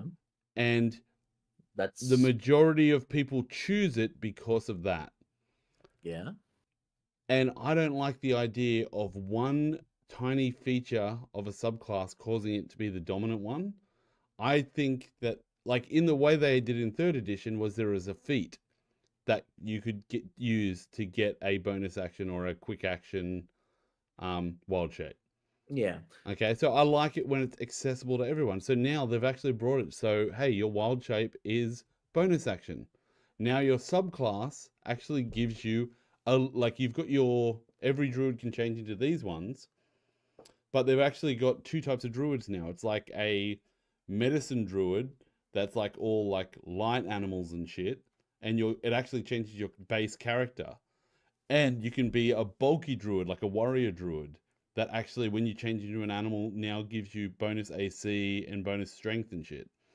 So it's actually gone, okay, what are the 2 types of druids people play? You now, right at the start, before you even get your subclass, you choose if you're going to be like strong or magic. Like, are you going to be tied to the land, or are you going to be tied to strength or some shit, primal strength? And then when you get to like level 9, you do it again, and you can now cast. Yeah. So like the way they've designed the game in this new 5.5 or 6th edition, I think they listened to everyone's complaints and they fixed the majority. Like, Steve, I know you love wizards. You talk about the class The or class. the company? Okay. Yep. I wanted Okay. to clarify that. No, you love the class. Mhm. They've fixed wizards. I now think wizards are cool. Before, Wow, I what did they fucking nerf? hated them. I hated wizards before. Why do you hate wizards? They were I don't think we've had this conversation. Fizz, I'm sorry if I'm talking a lot, but they were just very, very like the way they designed them. I strongly I felt they were just so sort of fucking useless. So you'd be an illusionist wizard. No, you wouldn't. And no, but like you'd do something like that, and until you get like your level 14 ability, you basically were the same as anyone else that had minor illusion, or you could do a tiny bit extra. Oh, I think that's a gross No, disservice to the illusion spells that exist. I'm but going. I'll take your I'm, point. Continue. I'm going to now explain. Okay, so now they've realized that the wizard's only strength before was like, hey, you got 1 or 2 abilities as you got bigger, and you've got and it used to be like you've got spells. That's it. You now That was have all. like this is what I'm saying. So this is the new 2024. Okay. Mhm. Okay. So I'm gonna you can replace a cantrip every long rest. Okay, good. That avoids the trap problem that 5th Yep. edition has. Is that just wizards or is that anybody? A lot of them got it, but that's wizards. It's Yeah. their special thing that they can redo stuff because they basically said it's so ridiculous that wizards can't change their cantrips because that's literally what they do every day. Backing up your spell book is faster and cheaper. Ritual casting has been removed from spell casting. What the Classes fuck? that can cast any prepared spell with the ritual tag as a ritual. So everyone's got it. Wow, sorcerer's got a huge buff. Yeah. Ritual Adept, so that's cool. Scholar. So at level 2, now this is something I like. I really fucking hated having to multi-class to get expertise. So you're now a scholar. At level 2, you get expertise in a select skill. So first of all, you could just Explain. take skill expert or like Which you there are a can't take- couple of different feats that you could take. which you can't take unless you go variant human or whatever. But at level 1. yeah. Yeah, we're talking about Assuming you're like using feats. so like skill expert allows you to choose a stat to get a bonus in, and the but you have to do that at expertise and level skill- 4 or level 1. Like you have to do that as a variant human or when you get to level 4 Well, the only classes that got expertise were rogue and bard. and ranger. Again, feats are optional. Yeah, Feats are optional, sure. that's true. Feats aren't optional. In Adventurers League, they were one of the optional rules that were Now, turned on. here's where we get to where it's really cool. So all subclasses are now level 3. There's no people getting at level 1, some people getting at level 3. So level 3, you've got 4 subclasses: Abjurer, Diviner, Evoker, and Illusionist. When you go up a level and you take a wizard, you get a free spell of your subclass that you chose of that spell list. Oh, sorry, 2 free spells from their school and another free spell every time they get it. So you get 2 free spells, but then another one from your school. So it used to just be 2 free spells. Now you get 3 every time you level. So Abjurer, now ready for this. At level 3, because you chose Abjurer, you used to just get like a little thing. Arcane Ward can now be refilled directly using spell slots, which is cool. You could already do that. No, you used to have to cast spells. Which costs a spell slot. No, but Yeah. you So now now, don't have to now do you've got anything. the option of not getting the benefits of a spell, but still spending the spell slot. Or using the action. That seems like a you nerf don't to have to me. use the action. So you could Okay. get hit and then use your spell slot to put it back up and use your action for something else. But Oh, okay. so you can use counterspell. And, oh, sorry, you get different, just not counterspell. better. Counterspell and dispel magic are always prepared. As an Right. abjuration wizard, that makes sense, I guess. And they don't use spell slots if they fail. That's Well, yeah. That's massive. It's Yeah, that's- massive. Yeah, like 'Cause you you can now just can go- counterspell At low every levels. single chance. Yeah, and not be scared. Diviner, largely the same. So that one's, but the third eye gives 120-foot dark vision and the ability to cast see invisibility without a spell slot. I wish they fixed dark vision. Yeah, they in this really new need to do edition. that. They still might. I don't know. We'll find out. I was about to say, have they? They haven't published the book yet. No, Maybe they will. they've just given little parts. I do like what they did. I talked about it before you came on, Steve. But basically, they've actually given parts of every like little bits of the books to all the different people that normally rise up against wizards. So like all the people that are like, wizards are trying to trick you to don't see the D&D movie. Everyone boycott. They went to those people and gave them all little bits of the D&D books, so they all get to release premium content. And now Yeah. they're all on board for wizards because money solves all problems. Yeah, the hypocrisy I've seen in the community is Yeah, it's like, breathtaking. guys, don't buy wizard stuff. Go to Drive Through RPG and buy my stuff. Yeah. I support whatever you support. Mm. So Evoker gets Potent Cantrip, which is the one where it does half damage if you hit him. So now at level 3, if you shoot a firebolt as an Evoker and it misses, it still does half damage. If you do a spell at them second and they save it, So it still does I'm half damage. like Yeah, that's like a these normal thing. these seem fine, but like what didn't you like about wizards that they're now doing?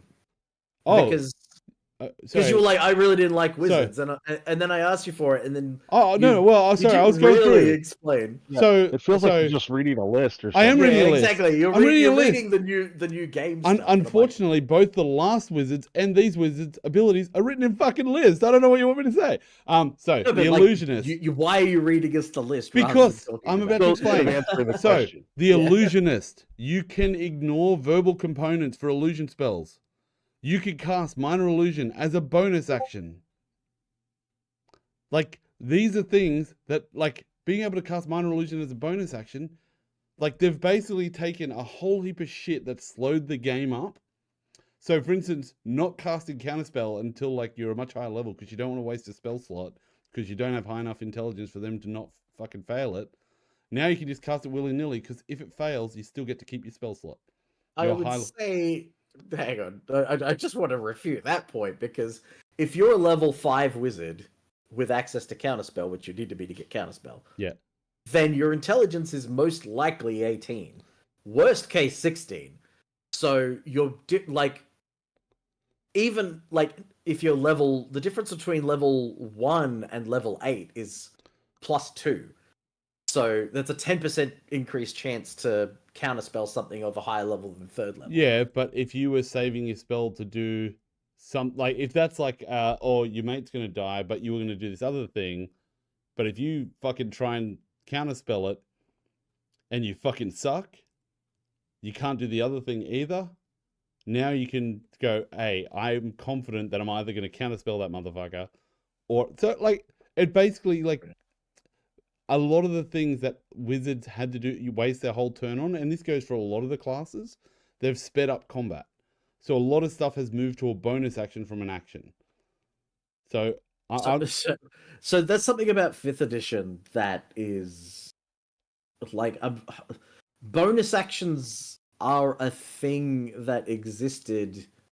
Like they introduced it so that you could do what your class was meant to do without feeling that it took your entire turn. But basically no other game out there uses something like that. Like, I think the reason they did that was because they used to have free actions, and as a min-maxer myself that got hold of free actions, yeah, you can break the fucking game with free actions. Like, bonus actions was a way of limiting free actions. Like, we can't have free actions, people. No, but we like, need to have action they've economy. got free action. They've got free object interaction as limited to once per turn as well. Yes. But so that's still in the game. Oh, by the way, on that, Fizz, the rogue also got fixed. They're fucking amazing now. Hold on, I just want to mention something about free actions that I find hilarious. Yeah. You're a chase scenario running through a dungeon. You get to the door, free action, open it. Your whole entire action to shut it behind you. Yeah. I just find that hilarious. Like, yeah, that's a waste of time. See, because what are they going to do on their turn? They're going to use their free interaction to open the door. Yeah, and still have their action available to whack you. But yeah, so like what they've done with the wizards is they've actually, like, in the video they go through it, but like the evoker class and that, they've actually made them, like, all their abilities as they're getting stronger, they get way more stuff around illusions. They get way more stuff around evoking and sculpting, and like, it's just, I hated the fact that, like, I was like, fuck, if you, like, I did the subclass videos on all the wizards. So like, it's like level 2, you get this. Level 6, you get this. Level 18, you get this. Done. well, wizards, they look boring. You look at any single wizard school, or subclass, right? Yeah. On paper, it looks boring, but when you start to, they put a lot of thought into these. When you look at the different spell interactions with the abilities, you start to see the deeper what this character. I guess it takes. Wizards isn't for noobs, right? Like you gotta. Yeah. You gotta really understand D&D, and when you do, I appreciate what they've done in the 5e schools. And I hear what you're saying about the new shit. It's going to be better. Yeah, it's going to be better. Where my disconnect is mods saying there was a quite obvious problem with Wizards that all of us agree on. No, and here's how they fixed it, and then you just listed off the new stuff. But Wizards to me is a tier class. It is. Like, I don't disagree with that. I'm saying I didn't like playing them because I felt like it literally was like you could there was nothing outside of the spells. There was like but they've got the best spells. Yeah, by so much of a margin. Yeah, but that's what I'm saying. There was nothing outside. So like when you'd get into combat, you had to be like, you had to basically go, I'm going to do this spell, and you do this thing. Can you read me the Ranger? The new Ranger or the old one? The new one. He's mocking you. How is he mocking me? He's mocking you just like what you said. Sorry, go ahead. I'm not. Like I genuinely I think about the spells for each class. Like you said, the wizard's got the best spells, and sometimes the bard does, sometimes the cleric does, right? Like it's Depends really on the circumstances, yeah. And for me, the ranger spells and the ranger have never. To me, Rangers should be like the ultimate Gish, right? Like half and half. But it doesn't really. Yeah, they've fixed hit that. Niche, They've right? fixed that. If spellcasting to you is Hunter's Mark, or but this is what I'm saying, guys. Arrows this is what I watched all the videos. So what they've done with the Ranger, they've now moved spellcasting level 1. You now get way more spell slots. They've now made it so Hunter's Mark isn't going to cost a spell slot, and you've always got it equipped. Now, if you go the Hunter's Mark does way more. So, like, it actually does more damage. It does the whole reveals all their weaknesses and. So they got rid of Monster Slayer and combined it with Hunter. Yes. So now when you do the Hunter's Mark on them, it like tells you, hey, it's going to do this. It's like they're weak to this. Both of those classes seemed a bit lacking or lackluster to me. Yeah. But combining them, honestly, I think is the best option. It's good. And like the thing I love about it is they thought, like, I honestly think this is what they did, because I felt when I was listening to the video, I strongly felt that they watched I know everyone wrote videos on this shit, but I felt like they watched my videos and went, he's got a fucking point there. We need to fix that. And so they went through and like, there's so many little things they did. I don't think it was the videos. I think it was like the 100 surveys that people, filled out while they were. Yeah, no, that's what they did. Yeah. But to me, like having released the videos, I was like, this is a direct answer to what I said. Yeah. And I'll actually show you guys something in a bit, because I'm a little bit fucking pissed off because they did do one thing and it feels like Wizards directly bent me over the couch and got my hand stuck, and I was like, help me step down. I think I saw that they brought that up in a shareholders meeting when there was. They did. I read that. I was very disappointed they actually like put the pictures and everything in the shareholder meeting about how deeply they penetrated me. There was a mural in the background. It was painted by the guy that made D&D. He actually came in and painted that mural. So funny. So at level 10, Abjura Wizards get a feature called Spellbreaker, granting them counterspell and dispel as always prepared spells, but the latter, Dispel Magic, can always be cast as a bonus action. The reason they did this is so you don't have to waste your fucking turn casting Dispel Magic. Also, there's some special. They've actually changed the Dispel Magic spell to the way it works. So now it can be like casting the same thing as another spell. So you can do that, get rid of the buff on someone, and then hit them with another spell. So I don't know. I just really like the way they sort of sped up the way Wizards work. Wait a minute. They're letting you cast 2 spells at a turn, is what you're saying? The way they described it in the video, I haven't seen they haven't given us the full wording, but they were saying the bonus action, you can cast. So normally, if you cast a bonus action spell, you can't cast another spell, right? See, that's normally, and that's what I believe it is. But in the video, they actually say you could use your bonus action to use Dispel Magic to remove like a buff from an enemy, and then, but they might have misspoke. They might have meant cast a cantrip, but they said then you could cast a spell using your action. But who was the YouTuber you're talking about? Wizards of the Coast or D&D Beyond. They released all these videos. Oh, okay. But yeah, so it's just like remove it, like the illusionist removing the verbal components for free, like at level 3 is fucking great. There are some. I can definitely applaud a lot of the stuff that you've said, because to go back to our original conversation, those rules make it. They do a better job of contributing through the game design what the reality would be in this term. In case we're talking about wizards, like if someone was an abjuration specialist, how would they operate differently to another wizard under similar circumstances compared to a diviner or an evoker? And so them being more focused on anti-magic and being able to do different anti-magic things more frequently, that sort of reinforces the genre through its game design more successfully than the current wizard. Well, there was also the fact that the law bard, or one of the bards, was actually a better counterspeller. Yeah, law bards are the best counterspellers in the game. And I was like, level that's 12. fucking ridiculous. That makes And no then the sense.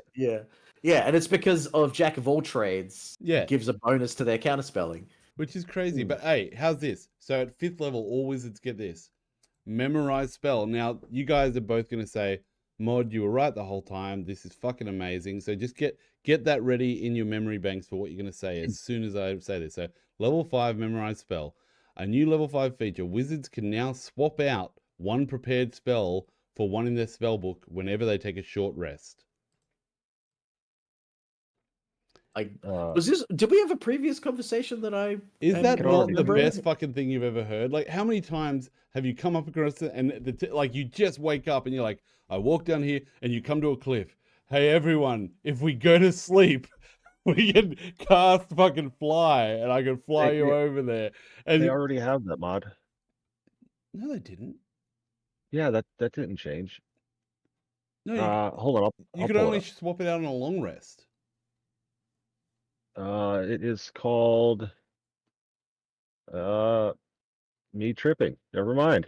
Me tripping. I was like, oh no, you are right. I see that right here. Me tripping in the 2014. You're right. Me tripping. A wizard can swap out on this short rest. Fuck, I'm so sorry, man. That's my bad. So the thing about the wizard and why I called them, like why I said they've got the best spells, not just because they've got like. Oh no! If you did a top 20 hold on, let me read list, this. Arcane Recovery. That gets spell slots back. Once per day when you finish a short or long rest. No, but it's spell slots back, not changing out the spell. So now yeah. you can do both of those at once. You can get back your spell slots and change out one of your spells for something you need. So it's kind of like you come up against something and you can be like, fuck.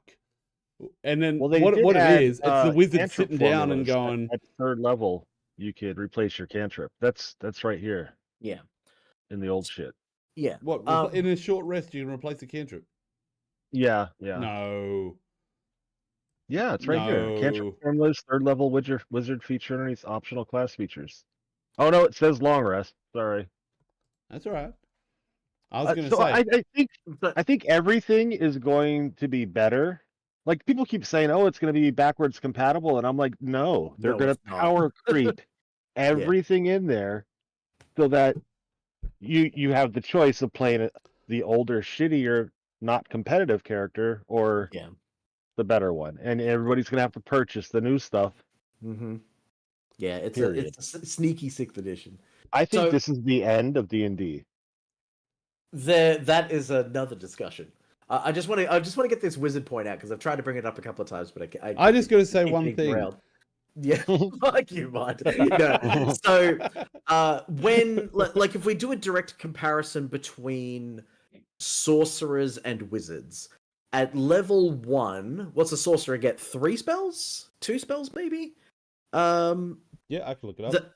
Yeah. Look that up, but it's like 3 spells at most. Yeah, it sounds right. And then when they level got a up, they can get one wizard more fan. spell, and they can update one of the spells that they have already by swapping out one that they already know for a Two different spells known. Yeah, so you know 2 spells at level 1. A wizard has 6 written in their spell book. Yeah. And can prepare 4 of them, assuming that they've got a wisdom modifier, intelligence modifier of +3.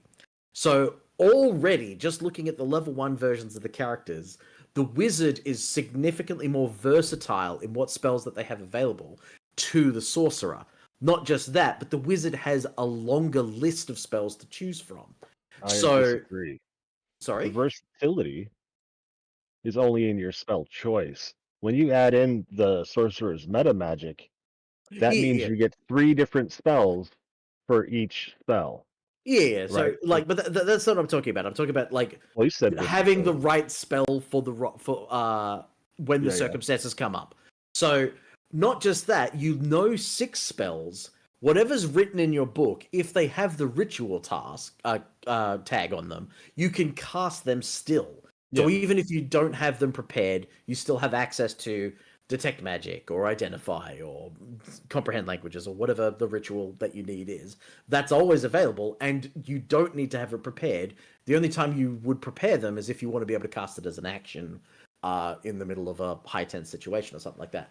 Then they level up. The sorcerer gets 1 extra spell total. I know you can swap them out and stuff, but they've got a total of 3 spells. The wizard gets 2, so they've got 8. Well, now they get 3 per level. Yeah. So, but like, this is to talk about earlier when you were like, "This is a problem that wizards have always." Oh no! Yeah. Sorry, you're So I wasn't saying wizards are the weakest. I was saying I No, didn't like to play them because I felt like most turns were like if you're playing responsibly, and apart from the obligatory fireball, you'd be doing a haste spell, or you'd be doing a thing, and like it's just that was Yes. your turn. You'd wait for an hour, and then it'd get to you, and you're like, I cast haste on barbarian, and Who are then you playing I with? end my turn. I wish, Mod, that's what happened. But this is what That's the happens every opposite, time really. a wizard comes to their turn. They literally, if they had a book in front of them, they would open it like a fucking wizard and go flipping pages looking for their fucking spell. And they Yeah. spend like 10 minutes fucking flipping pages reading this book before they find the right spell to catch. Yeah. Okay. So yeah, that's and true. that is a so when you were saying that the wizards are made faster, that is actually a design problem that spellcasters in general, the wizard especially, has because of the number of options that the wizard has. Because you can, when you're a barbarian, your main choices are: do I want to use one of my 4 rages, and do I want a reckless attack? Besides that, it's just moving around hitting things. Like, so your decision making on your turn has very little risk associated with if you make the wrong decision. If you attack that creature instead of that creature, you're like, well, I still did 25 damage, so whatever. But if you're a wizard or a spellcaster of any kind, you need to go, okay, what is the best spell that I have available since the last, like, not even the last turn that you had, the last person in initiative. Now that I have all the information and I can see the battlefield in its new position, now I need to choose the most optimal thing. And then I spend a resource that I don't get back until a long rest or a short rest with the ability we mentioned before. I agree. But if you compare that, if it's a save or suck spell, like if you cast it and it's this one creature makes a wisdom saving throw, or they're mind controlled, or they make a charisma saving throw, or they're banished, or something like that, and they pass the save, you spent so long trying to make a decision, and then you did literally nothing on your turn apart from blow a spell slot. That's something that definitely could be fixed in those game design principles. Yeah. But if you know your way around a spell book, and then generally your turn would be a lot more effective. You would use things that are guarantees or reliable in some way. Yeah, but the reason I'm saying what I'm saying is most classes I like to play, you have something to do on your bonus action, you have something to do on your action. Sometimes there's other interactions you get to do during the game. Like you're doing, like you could just do so much. Like you could go, okay, I'm gonna bonus action to do this, which is gonna prep this attack. And I'm gonna run up this fucking wall and flip off and hit someone this. Like with the wizard, I was like, oh, cool.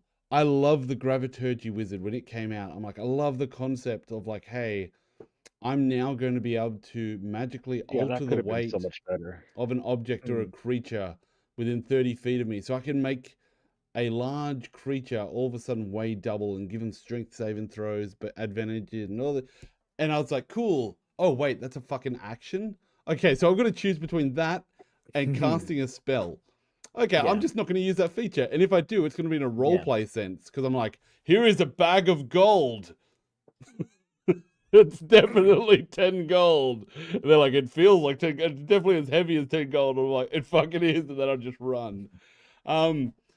It's just, it was just one of those things. It's like action economy. I've always said that action economy is kind of like the limiting feature of D&D. And the fact that the wizards, like, until you start taking like feats where you like telekinetically push something with your intelligence or some shit as your bonus action, until you start doing shit like that, wizards just didn't feel fun to play. Like sorcerers, you could be like, okay, I'm gonna meta magic this, I'm gonna do that, I'm gonna, do an action to do this. The warlocks had like their creatures and all this shit. Druids are like shifting into animals, and like even the druid, if I didn't play a moon druid, I basically didn't use fucking wild shape because I was fucking like when they brought in like the wildfire you're sleeping druid on that. when they brought in the wildfire druid and you could use your wild shape to summon a fire creature, I was like, that's fucking way cooler than most of the other. Like, I don't know, it's just now the wizard seems like it's going to be one of my favorite classes. It used to be my least favorite because it was just, if you're playing responsibly and using your spells effectively, your turn was really quick. It was suck or save, and that's pretty much it. I want to make an argument for the opposite. Yeah, man. I think that bonus actions should just get taken out. Yeah, I agree. Gross.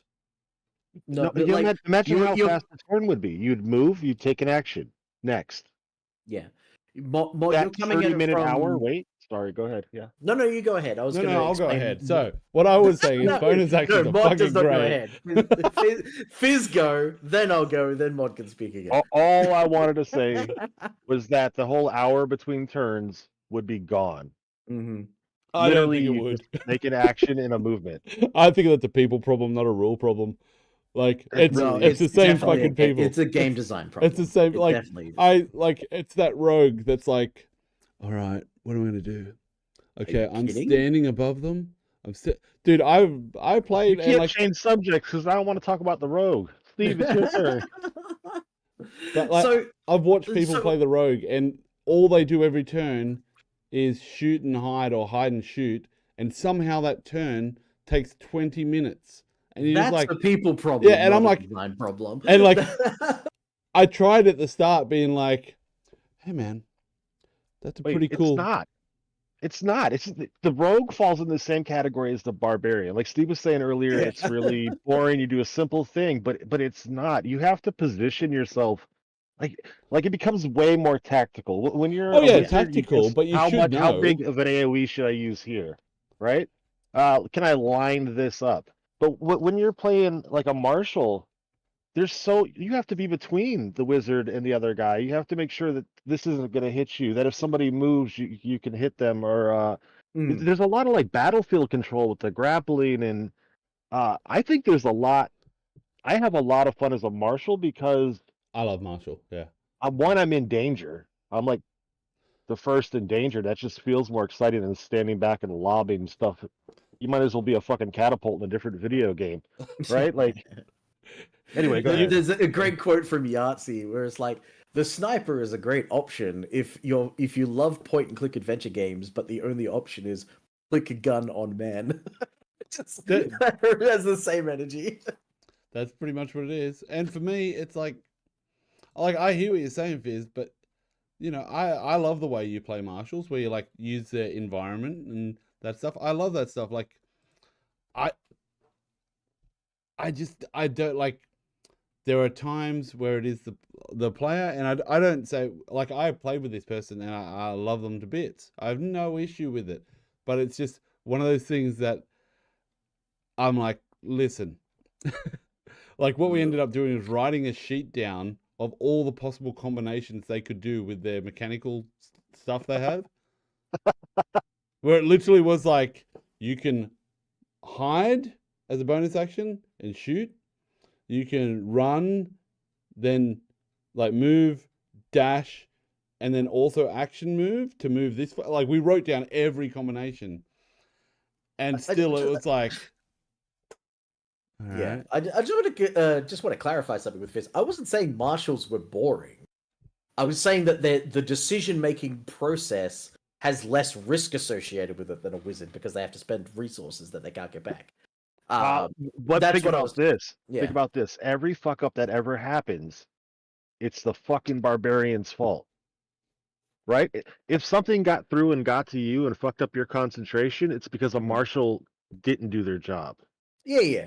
I'm not. Yeah, I agree. But I'm barbarian is my most played class by far. And I'm all about okay. I make an athletics check to grapple that guy, shove him down. So even if he uses half his movement to stand up and then he uses the action to dash, he's not going to be able to hurt my wizard. Like that, I'm all about that sort of thing.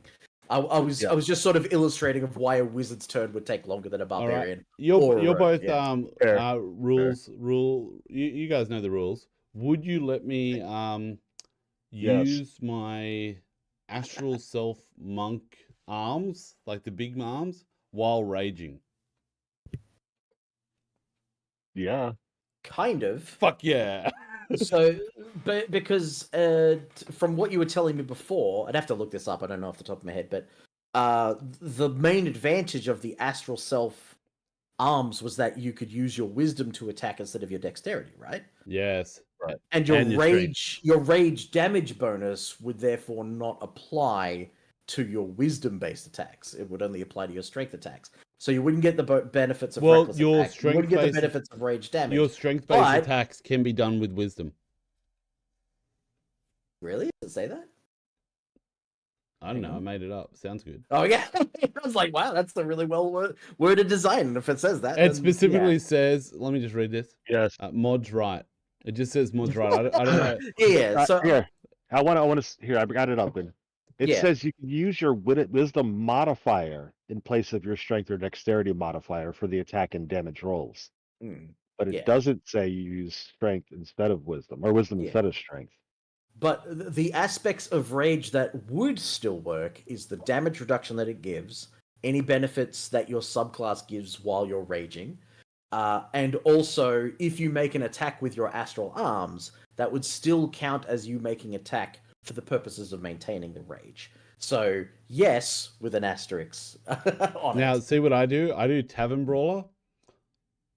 Because you can make attacks with your spectral arms to make unarmed strikes, and with Tavern Brawler you can make an unarmed strike or an improvised attack, and then turn it into a grapple. Yeah. Okay. Hold on. Just stop right there. I'm not sure those rules interactions work that way.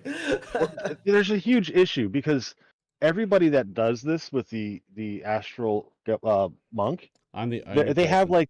like this invisible arm, right? Or whatever that reaches an additional 5 feet. So people grapple them 10 feet out, and then they say, "Oh well, I can't get hit on my turn because I'm too far away." But in my mind, they're just hitting the fucking invisible arm. You know, like if something's got you grappled, like say a roper and you're 30 feet out, you should be able to melee the fucking rope, right? Like I get that the token is way over there. That's how I feel about it. I was just checking the wording, and yes, the unarmed strike. When you hit a creature with an unarmed strike, you can use the bonus action to attempt to grapple the target. So yes, you could do that using Tavern Brawler, but yeah, the So the problem there is in order to grapple something, you need a free hand. Oh, dude, I got 2 free hands, and also the spectral hands don't have to be 2. It could be tentacles or whatever. It's fucking they don't cool. have to be They attached thought to of your everything. arm. basically with that subclass, they were like, mod, how do you want to break the game?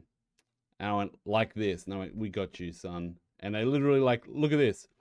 Visage of the Astral Self. This is my favorite one. At level 6, you get karaoke machine. When you speak, you can direct your words to a creature of your choice within 60 feet, make it so only that creature can hear you, or amplify your voice so all creatures within 600 feet can hear. I fucking love that so much. It's so good. But anyways, can I tell you guys the worst thing about all this bullshit? Because what you just said, or no, about the new 2024 stuff. Because I have a feeling, okay. Yeah. So here's where they fucking got me. Like the whole way through the videos, as I'm watching them, I'm like, okay, they've made the rangers more magical. They've given them more abilities. You can now go magical ranger or hunter ranger, or like a mix, or it's like the Fey ranger or the other ranger, the Archfey warlock, I think it is. Every time you cast a spell or something, you can teleport. So like a lot of the Fey stuff, you get free Misty Steps whenever you do certain things. So the Fey Wanderer ranger, I think you can literally teleport around attacking people. And like one of the barbarians has a cool fucking attack that when you attack people, you can attack through them and carry them like without opportunity attacks towards another target. It's like they've really sped up combat so you can get to your target and do shit, which is really... I have an answer to your Tavern Brawler grapple arms problem. Go for it. So in order to grapple someone, you need a free hand. Yep. The ability doesn't actually say like you gain additional hands for interacting with object. It says that you use your key points to summon the arms specifically to make unarmed strikes. Yep. And the feat says when you hit a creature with an unarmed strike or improvised weapon on your turn, you can use a bonus action to attempt to grapple the target. So that bonus action would have to be a regular grapple. It's not grappling with the unarmed strikes. It seems like you're not doing rules as written there. It clearly says you can make unarmed strikes, and when you do make an unarmed strike, you can attempt to grapple. I'm literally reading it from the book. When you hit a creature with an unarmed strike or improvised weapon on your turn, you can use a bonus action to attempt to grapple the target. Yeah. It doesn't say it has to be with your human hands. No, but it does refer you to the grapple action, or the attack action with the grapple option. Making an attack, grapple. So I guess the question I can solve is, it another way. unarmed strike, a special melee attack grapple? Does the unarmed strike qualify? It's because that's the only thing that has the greater 5 feet of reach. Well, I would answer your question with my question. Is it easier to grapple someone with a little hand that's only like 200 millimeters wide, or a giant fucking angry monk hand that's like 1.5 meters wide? Yeah, so the issue is it's only 5 feet greater than normal when you make unarmed strikes. It's like a lunge. It's not a constant tentacle flailing around.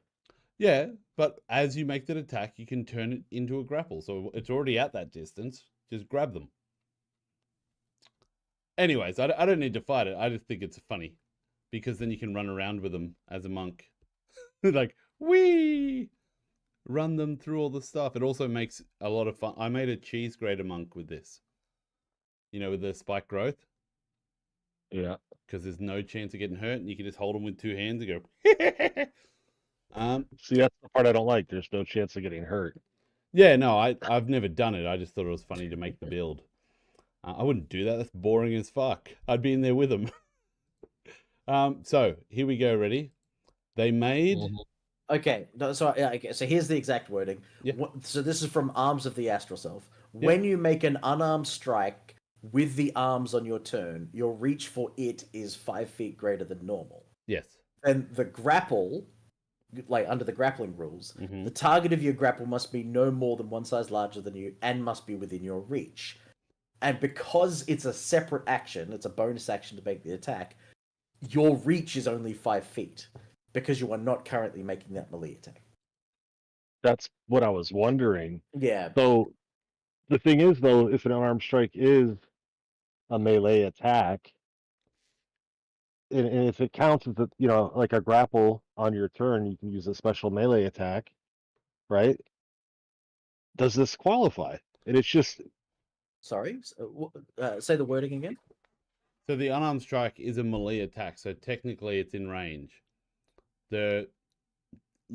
Basically, I think what Fizz is saying, that does it qualify because it is an unarmed attack, which is the trigger you need to then use a bonus action to attempt the grapple.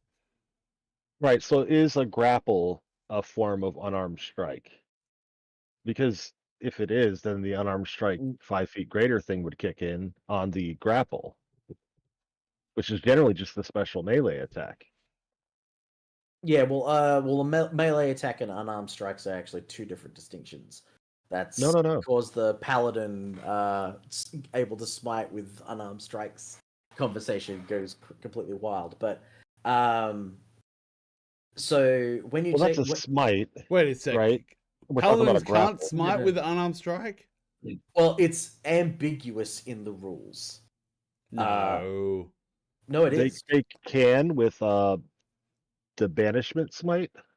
No. So if you're concentrating on a spell smite, but can you divine smite? I'm positive I heard this because is it because it's not a melee weapon? Because unarmed is considered melee weapon. That is not correct. It is correct. 100%. I would stake Elric's life on it. On a monk, though, is it a melee weapon? No. Wait, what?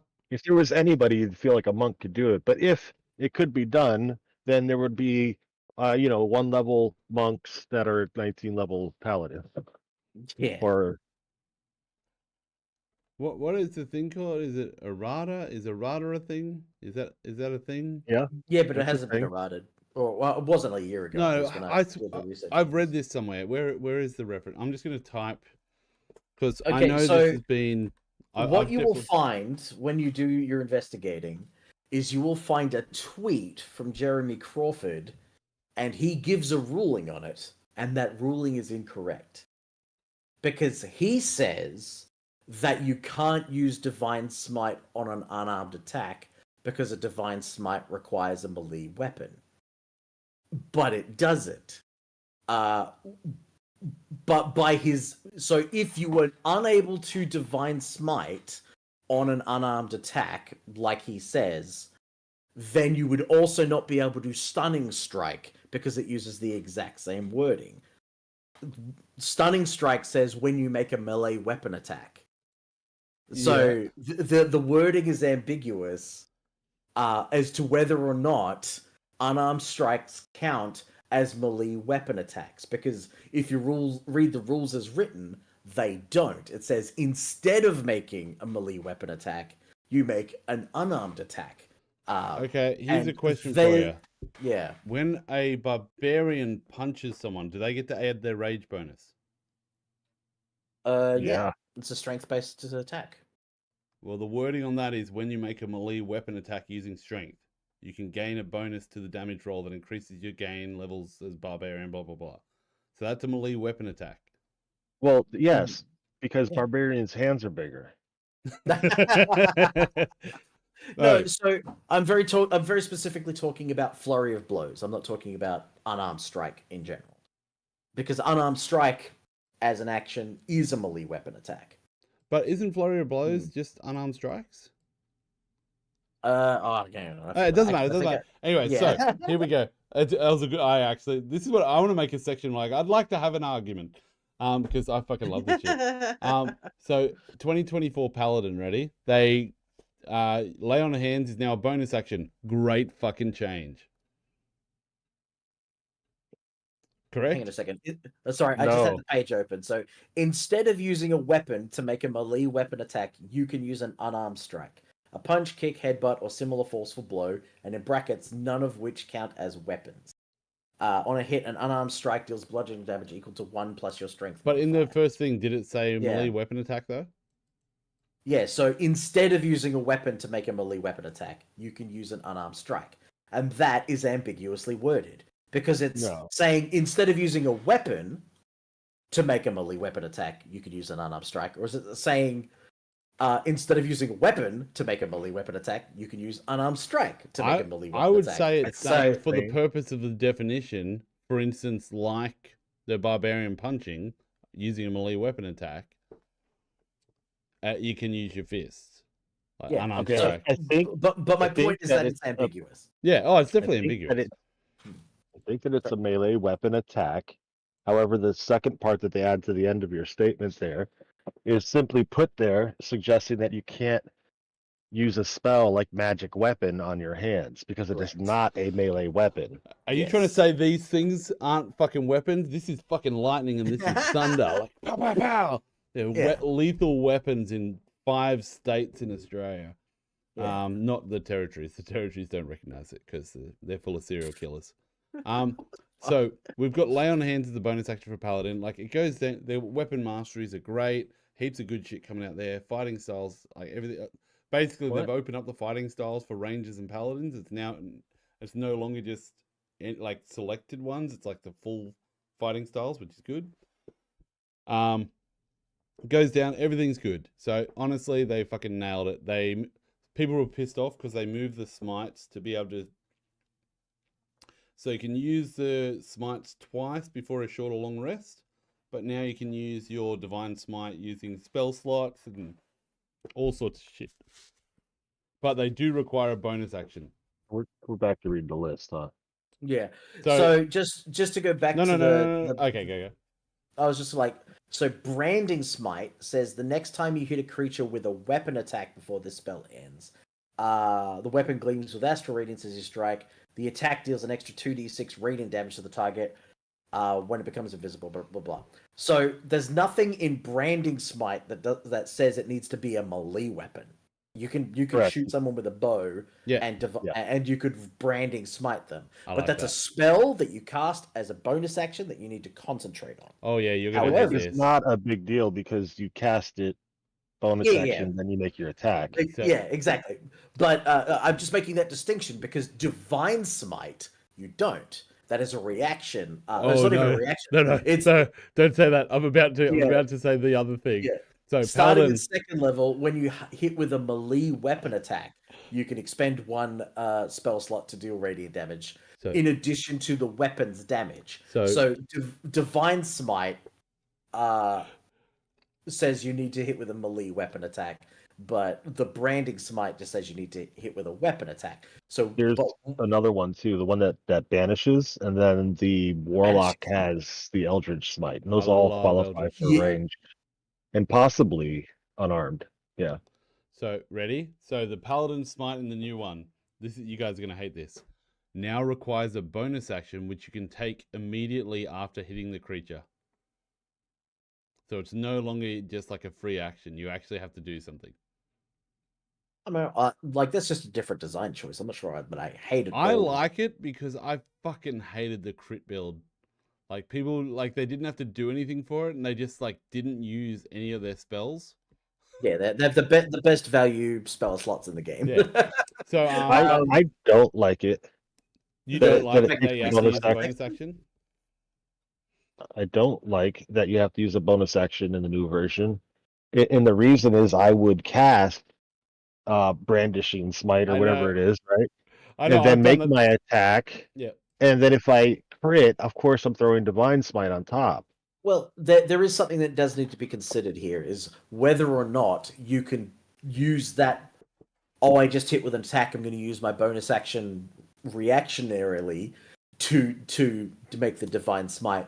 Do the spell versions, like banishing smite, branding smite, etc., do they have similar wording? And can they be applied the same way? Because then you were like, I crit this guy, I'm going to searing smite him. You'd have to cast it the turn before and then not lose it, because I think you lose it at the end of your next turn.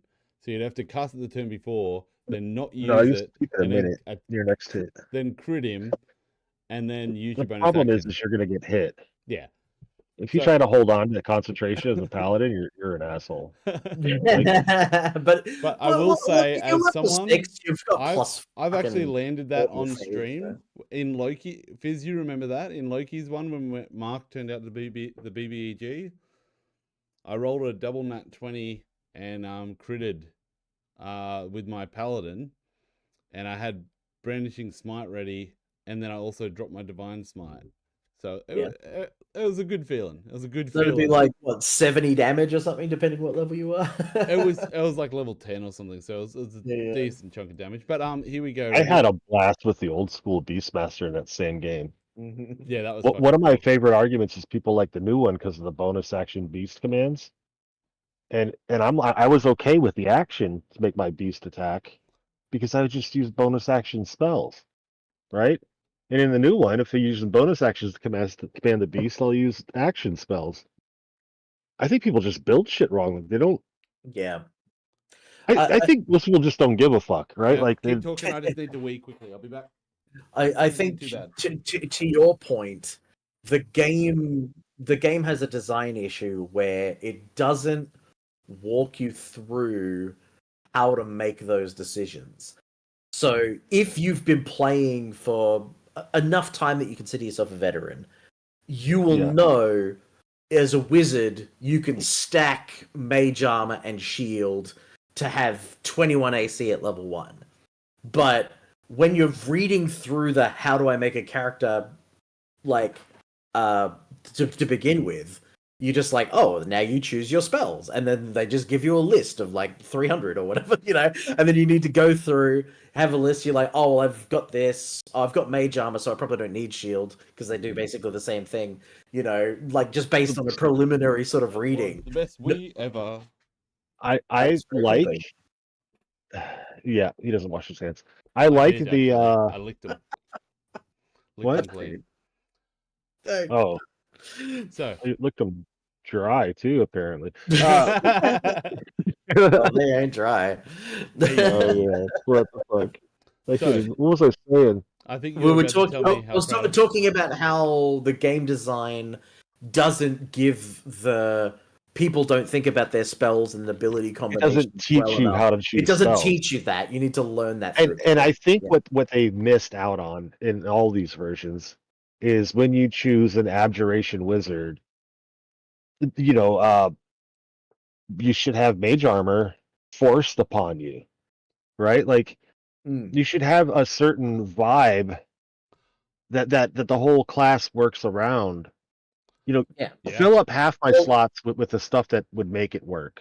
Right? And then let me do little other shit for flavor, but give me my core. They did give spells, but only 2 spells. So like the illusionary wizard has at level 6 gets phantasmal creatures as a free cast spell, and I then just think they should also do gets more. 2 summoning spells. So they've also got a whole heap of summoning shit, which is really cool. Yeah. But to Paladin, Fizz's Paladin! point, Oh, Fizz's point, go. No, Fizz's point talking about how the wizard should have a feel, and abjuration doesn't get like mage armor thrust upon them, similar to how paladins and clerics don't get religion for free, stuff like that. Yeah, I fucking hate that. Yeah, the perfect example would be the abjuration wizard. You don't take the abjuration wizard as the anti-magic wizard. You take the abjuration wizard as the tanky option. Like you've got this the ward the ward of additional hit points that you could fill up every turn by casting appropriate spells, and you're like the game mechanics encourage you to cast abjuration spells every turn in order to keep that up and to absorb as much damage into that thing as you possibly can. But that's not an anti-magic design. That's sort of like this battle mage sort of design, So I do like the abjuration mechanics, but not as an anti-mage. It's not until like level 12 or something like that where they get like add twice your proficiency bonus to your dispel magic and counter magic, counter spell stuff. Yeah, they're more like tanks, right? They cast the shield spell, they get bonus hit points. This for me is often the So paladin. I'm Exactly. like I'm 100% on board with that. The like the thing I'm just going to share now, just to you, the Oath of the Glory Paladin. Okay, I'm a little bit shitted off with this one because what they did, Oath of the Glory Paladin. The reason I fucking loved it was because it had a broken ability. Okay, I'm gonna bring it up now. Your version of broken is very different from mine. No. I mean broken as in, actually it doesn't work. I mean, well, it comes broken. down to people knowing how to play. No. And in your case, you'd have to hold your action to dash. Yeah. So basically, I made a video on this, but the aura of alacrity. Okay. You emanate an aura that fills you and your companion with supernatural speed, allowing you to race across the battlefield in formation. Your walking speed increases by 10 feet, and the walking speed of any ally who starts their turn within 5 feet of you increases by 10 feet until the end of that turn.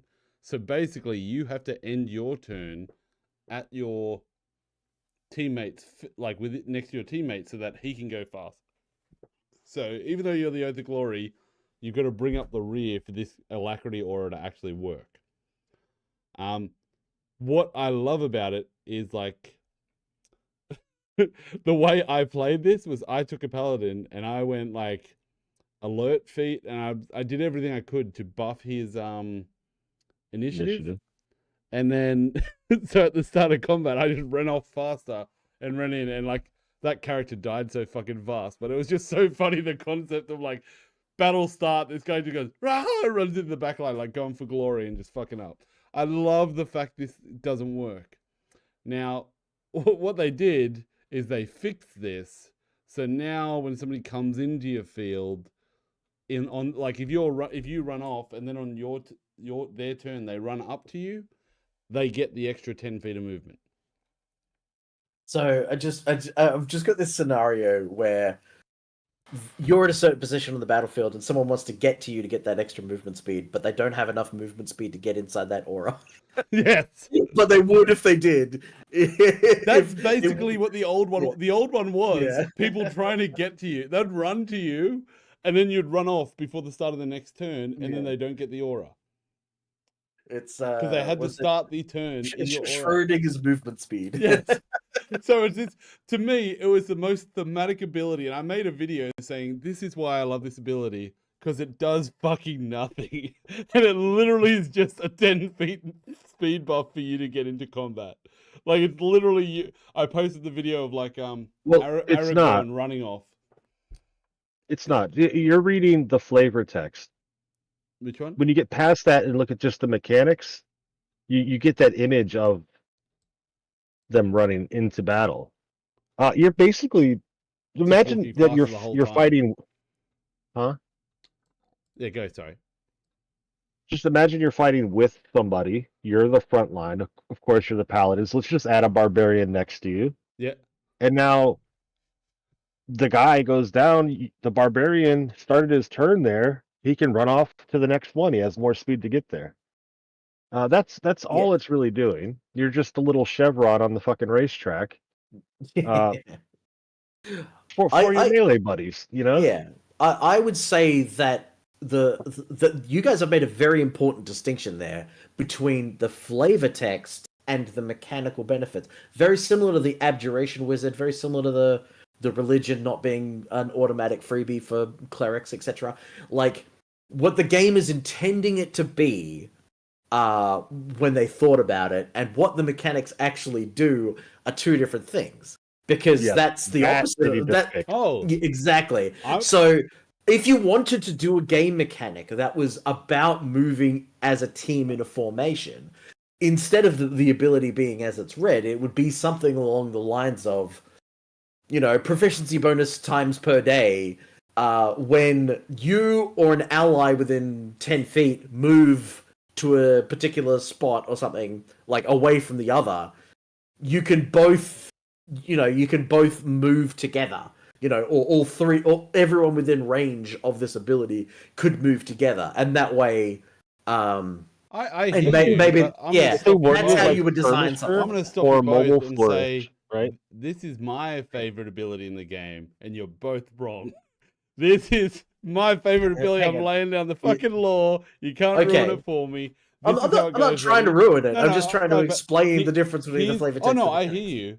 But my favorite What- thing is I ignore the flavor text where it says you and your companions are filled with supernatural speed, and I look above that where it says Oath of Glory, and then I'm like, Yeah. then I read my walking speed is increased, and I delete the rest, and I picture a whole group of guys going, "We're about to fight those guys on the other side of the battlefield.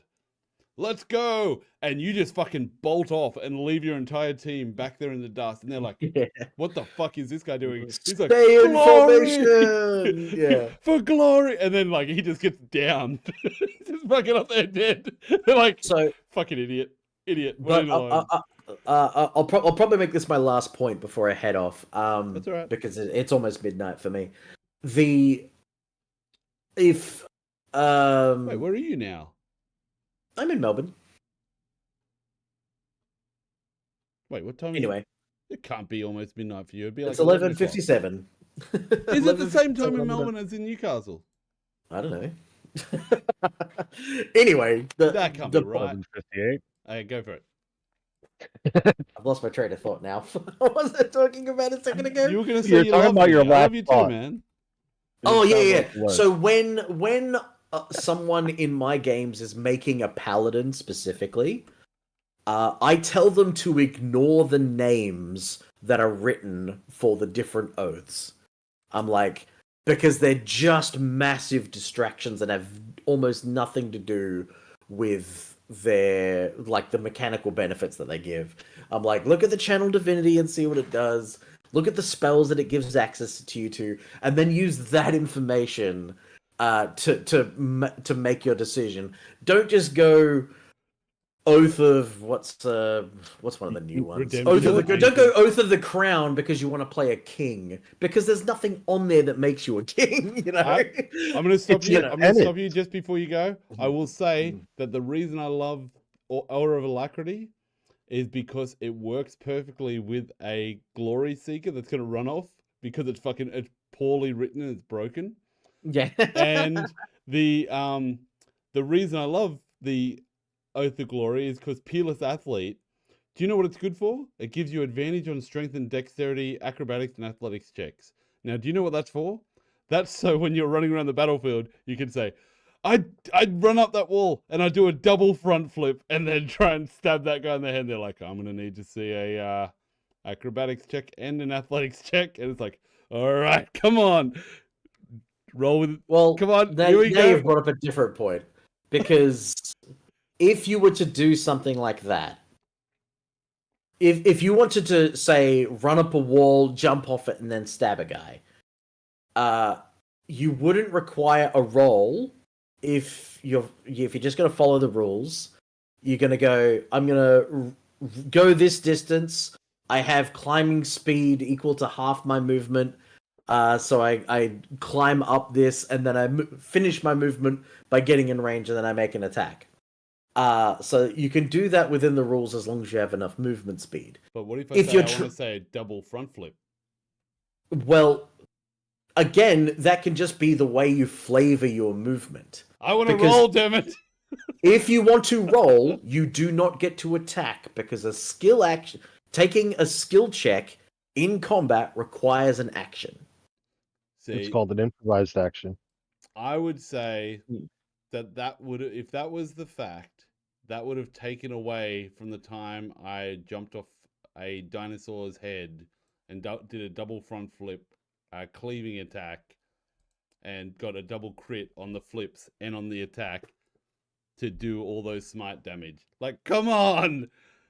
If somebody wants to do front flips, you let them roll a check. Well, that brings us full circle to how you and I started this conversation. Exactly, that's why I went there. There are things that are in the game that you can do to have a good time, and then there is stuff that you and your friends can make up that isn't inside the rules, and you can still have a good time with that.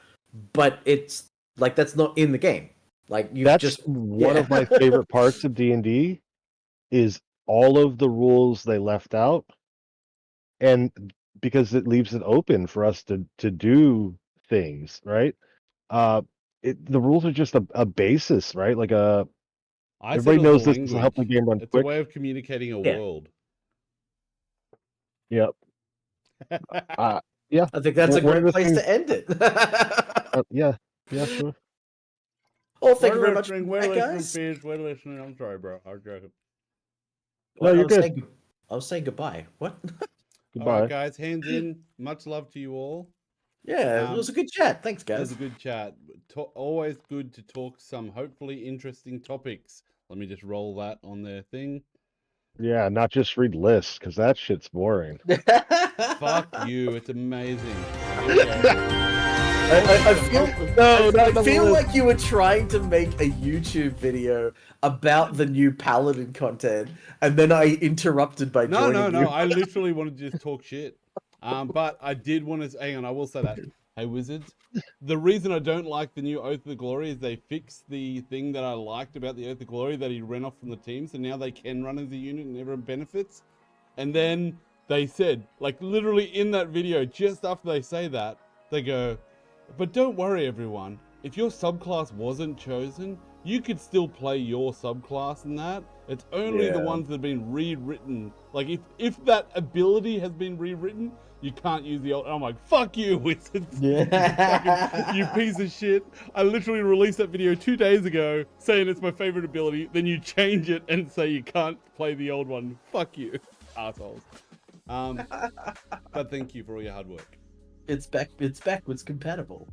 Yeah. Fuck Yeah, you. but the rules aren't. So now you gotta adjudicate between two rule sets. Mm-hmm. Well, it was Are kind you? of like. There's no way. There's no way I'm having half my squad playing one rule set and one. No, Dude, I'll Luke, lose my Luke mind. used to do that. Luke used to do that. We'd be playing third edition, and he goes, "You can choose anything from 3rd or 3.5." And then he's like, "Okay, roll a fucking blah blah check." I'm like, "I don't have that on my paper. I don't have that on my paper. How do I do it?" I'm just imagining like using different gaming systems, like completely different gaming systems, like not even the same dice resolution mechanics. So like one person's playing Dungeons and Dragons, and the game that is being run is Dungeons and Dragons. Okay, but someone's playing like this superhero character. Well, I fly like faster than light. Yeah, so I guess I believe get you're to talking melee about the combat. Rune Knight. The Rune Knight is what you're talking about, that motherfucker. Before you go, guys, I got a question for you. If you shot something in the D&D universe with a RPG,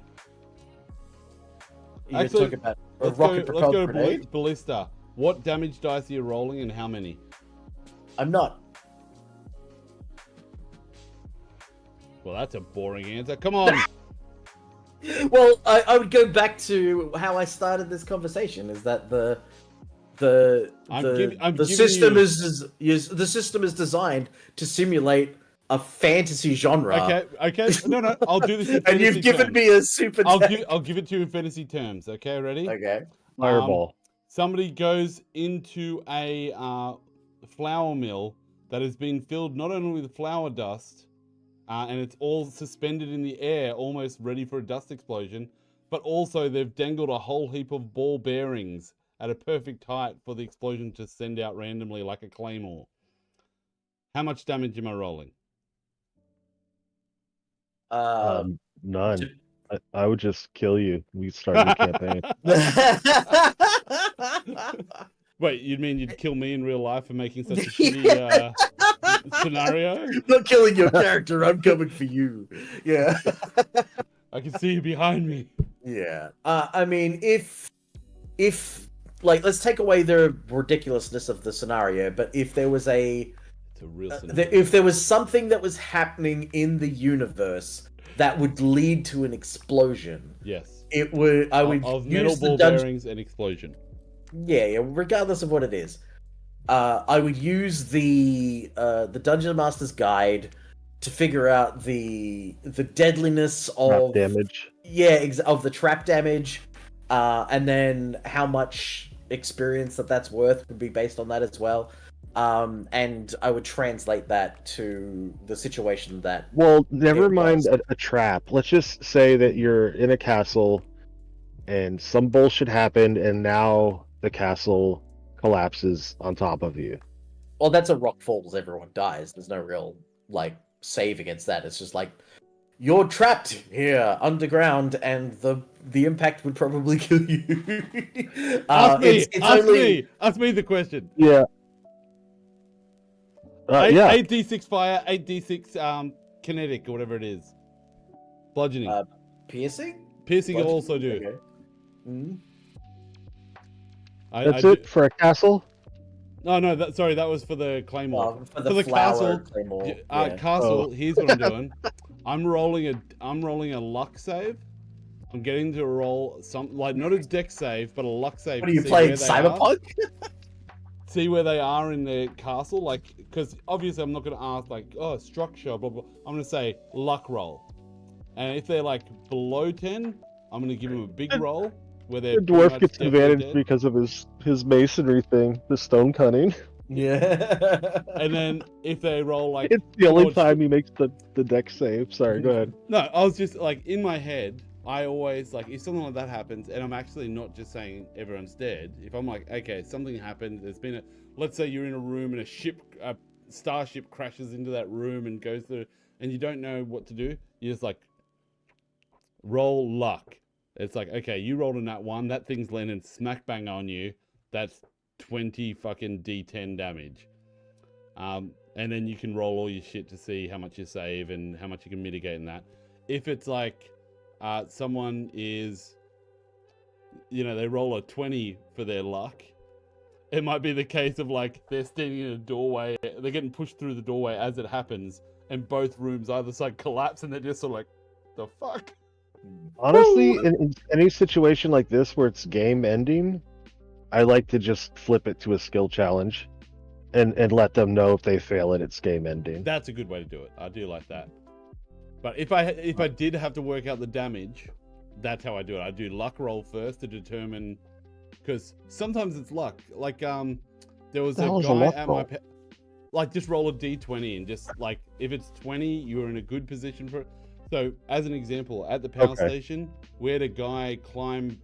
He'd taken his isolation switch off, then remembered he'd left something inside the mill, and he ran and jumped in the tiny hole of the mill to go get his thing. And somebody saw the lock was off. That's isolating himself. Yeah, and somebody came and turned the mill on, and the guy started it started whirring up and crushing all the coal, and coal's dropping in, and he screamed, and somebody heard a noise and turned it off pretty quickly, and I had to whir down to a stop. And when they basically got in there, the guy had jumped up in the air and wedged himself in a ninja sort of pose between two doorways. And it was the only place in the whole mill that he wouldn't have been crushed and killed. And he held his breath and put his head in his eyes to cover from the dust. And he survived with no injury. And we're what the fuck just happened? How is that real? And it was just reaction time and luck that he was within reach of that area when it happened. And, so literally I go D20. If it's a nat 20 or something, you might be the luckiest son of a bitch in the world, and the explosion happens around you, and you only take minimal damage. If you roll a nat 1, the whole that guy wasn't lucky. Yeah. He literally got up there and waited for somebody to turn that machine on because he wanted to go home early. You caught me. It was me. It was me. But no, Steve, you said you're going. I do have to go as well eventually. Yep. But... I was I didn't want to interrupt your story, but I'm I gotta go, guys. Hey, we got to have a chat, and Fizz was actually on some of the videos doing the subclass chat, so we'll have that argument later. But hey, I'm glad you guys got to meet each other, because I feel that went well, and we can move to the next stage of dating. Next time. Wonderful. All right. Thanks. Pleasure to meet you, Fizz, and thanks for having me on, Mod. Good to see you again, man. All right, bye. Cheers. See you, bro. Hey, Fizz, guess what? Guess what? Let's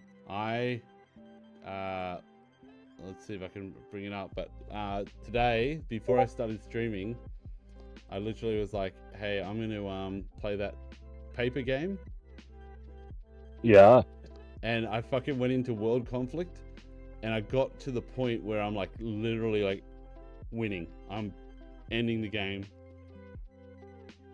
Absolutely nailed it. And I got to the point where there was one guy left, and as I was like moving around and like about to cut him off, my mouse cord got caught on this fucking thing here, and I just like ran into myself.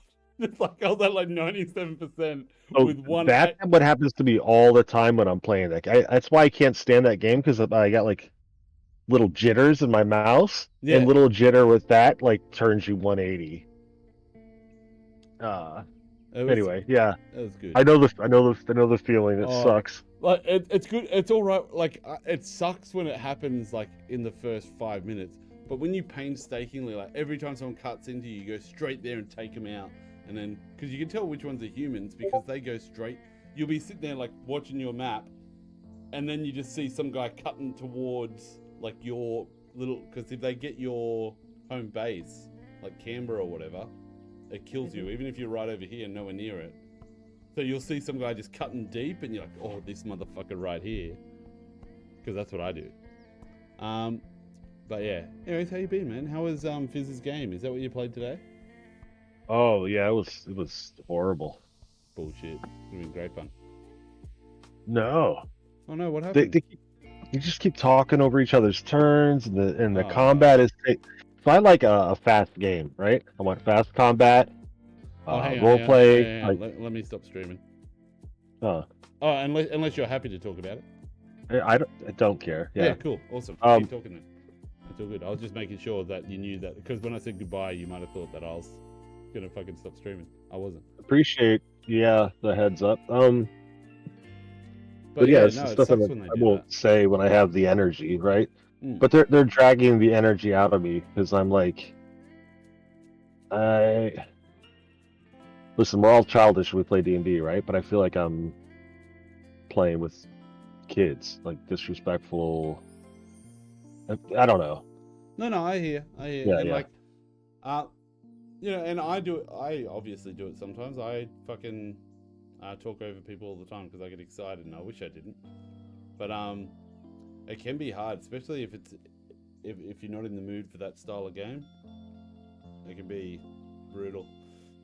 Well, that's the problem. One person's in the mood for that, and the rest of the table's not. That's where the problem lies, right? Like, yeah. One person's having the best time of their life, right? Like, that was the best date I was ever on. Meanwhile, that chick is like going to a psychologist tomorrow. You know? Yeah, that's like my marriage. I'm like, I'm so happy, everything's perfect. She's like, have you seen who I'm fucking married to? Yeah, exactly. It's a perfect example. Marriages, yeah. One person's like, yeah, one this is person's great. settled and one person's kicking goals.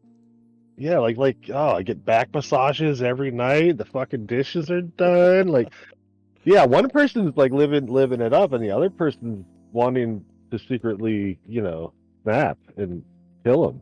Yeah. Yeah, that's not good. Need some communication. Yeah. Anyway, I wasn't having a. For me, it wasn't good because I feel bad for the other players whose turns are getting talked over, whose role play is getting like destroyed.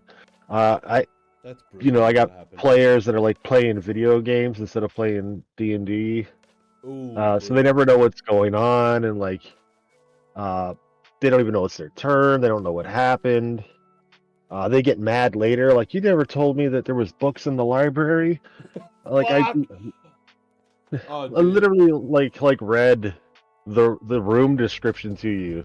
You know what I mean? Like, I know exactly what you mean. That, dude, one of the hardest conversations I've ever had in my life was when I was DMing and I said, hey man, so you guys walk, and it was like a bar situation, like a tavern, and I was like, okay, and they got into a fight, right? Like, it started off as the coolest fucking start to a fight I'd ever experienced, and then I was like, okay, so guys, and I gave him a little brief. I was like, guys, it is a pub fight, it's a bar fight, just so you get a feel for it.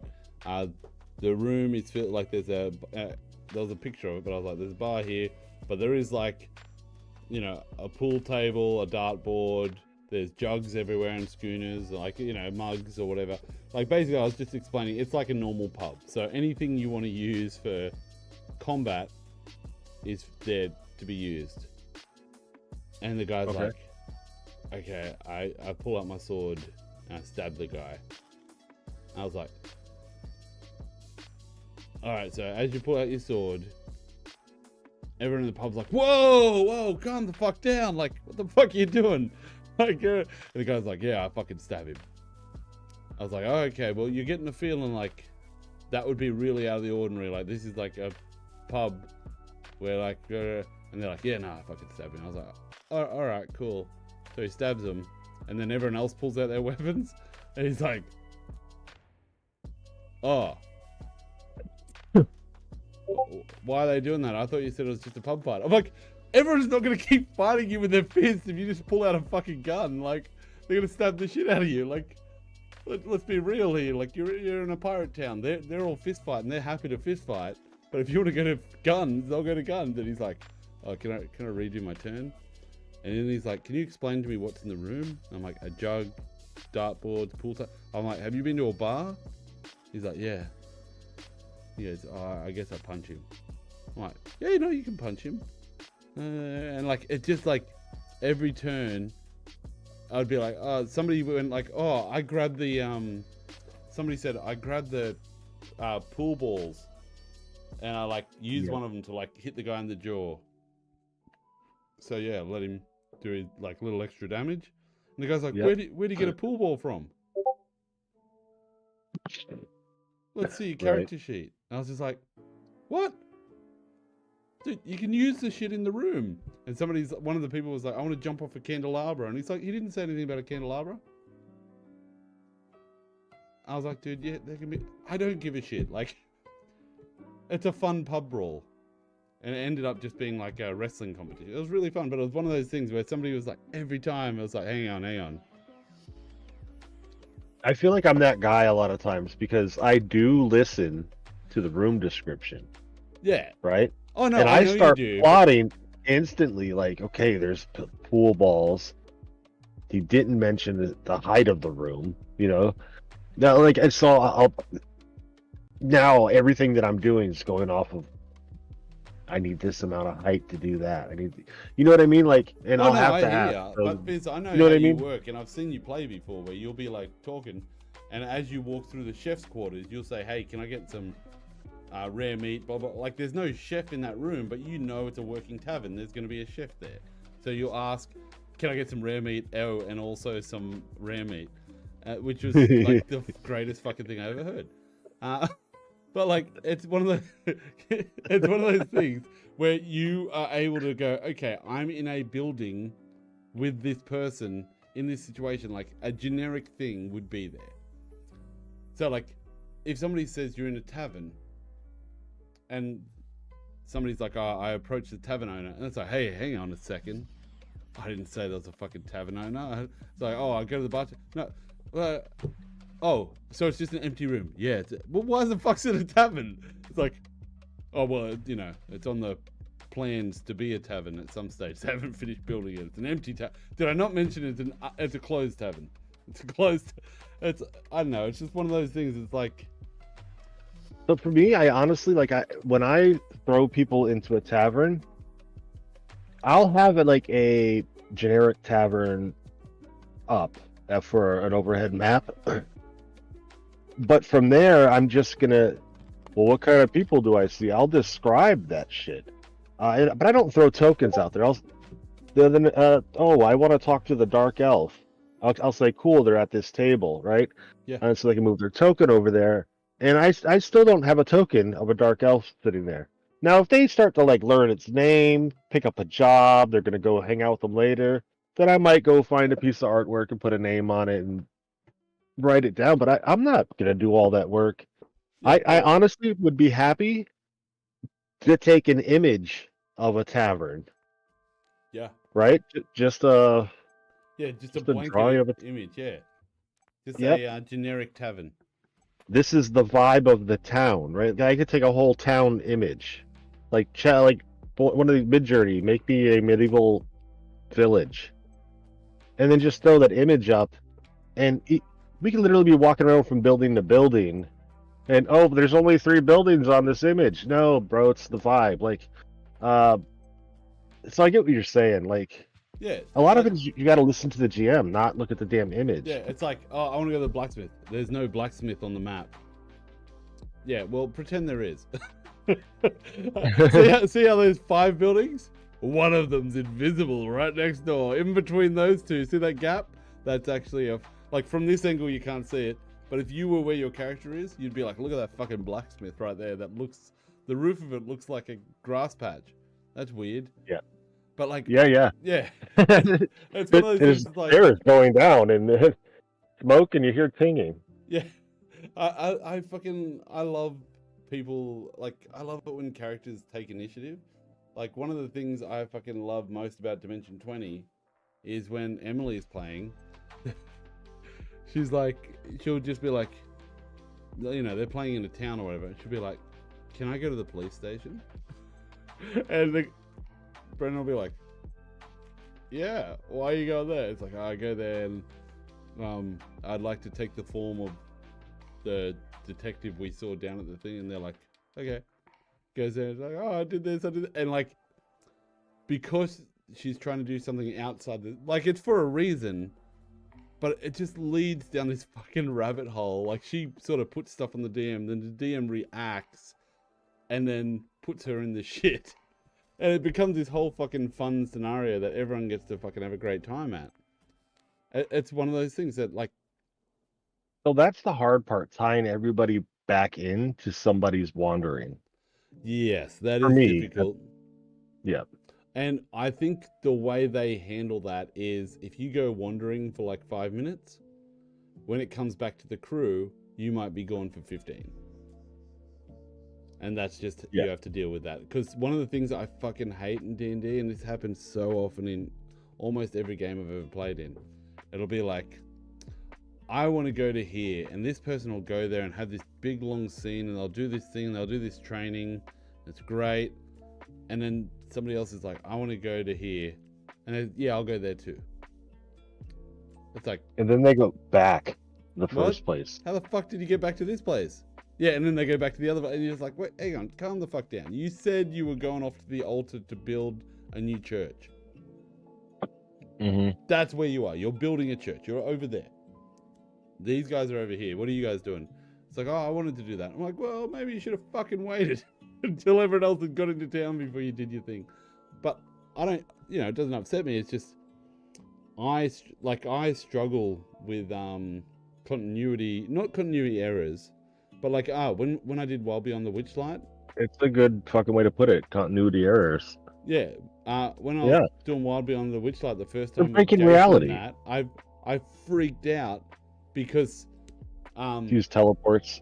Well, I literally was like, I'd like to send my invisible, because I was a warlock or whatever, or I was a wizard, but I had a find familiar thing, and I was like, I sent my turtle familiar, to investigate a room, like Yeah, just there. and the turtle tells you, just you, and then everybody else comes running. It was actually worse than that.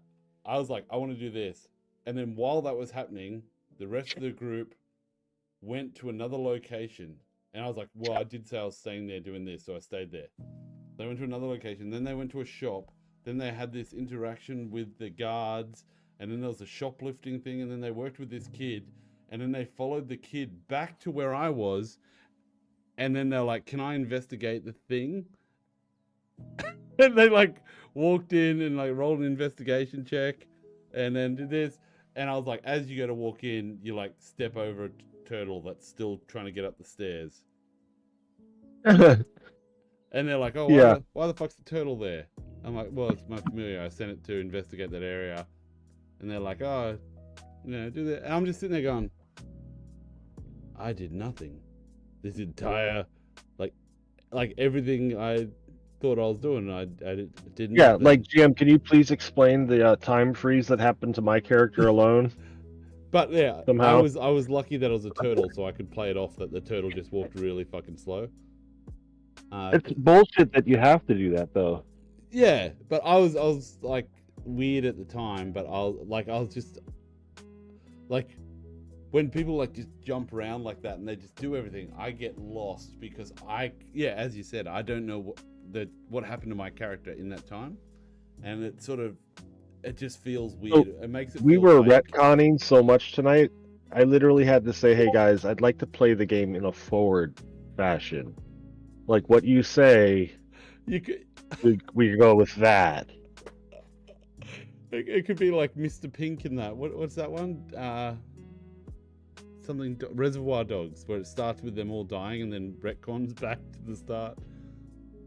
Yeah, we retconned on almost every person's turn. Oh my god, that's brutal. It was. I don't want to say this was the worst session I've ever had.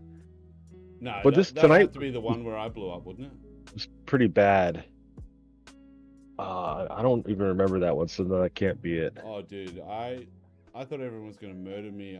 I have problems with communication, and I couldn't understand. It was when we were playing in not World Render, but one of those, and I said to my character, I wanted to get the ship. If we were successful in finishing the mission, I wanted to get a ship. Yeah. And I was like, yeah, I just wanted, my character's new. I just wanted to tie it to the campaign. And everyone's like, there's no fucking way you're getting a ship. I'm like, well, just tell me I'm getting a ship and then kill me after the campaign. I don't give a shit. Like, just fucking, I don't understand. Just say yes. And it doesn't matter because the campaign will be over. You can promise me 100 bajillion gold. And they're like, no, but you don't understand. We'd never give you a ship. And I'm like, well, then have your character lie to mine and I'll believe you. Just let me feel like part of the group. But like, I think it was one of those things. And then the worst bit was when at the end where I said, well, I guess this character just has no point in traveling with you guys. I think that's it. I think just leave the campaign. And everyone's like, if you fucking leave, like, I can't believe you, like, not swearing, but I was just like, I can't believe you're gonna leave the campaign. I was like, oh, the character will leave the campaign. If there's no point for the character to be there, like, people don't just kill themselves. They don't just go, I'm joining a group. Like, I'll bring in a character that's a super big fan of you guys, and we'll travel with you. Honestly, I am cool with that. Like, so a lot of people, that's what my character would do, and they make that a bad thing, and I'm all for it. Yeah, like if your if it makes character would sense. do that, you do that. Yeah, That's role playing. I think that's what my character would do. Would gets a bad rap because I think, hugely bad. Yeah, I think if you're just honest with people about your character and like, yeah, it's one of those things. It's like, you know, people don't like the paladins that stop people from stealing. Like, hey, you shouldn't interrupt other people's playstyle. And I'm like, okay. My favorite character was a paladin in a Thieves Guild.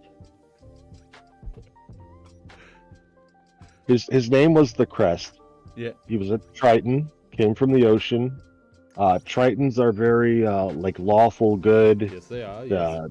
Noble, and oblivious to the upside world, right? Or the surface world. So when he came on, he was like an explorer to the Wild West, you know? And naive to all the little evil tendencies of the world. And I came across other people that were like evil and, you know, thieves.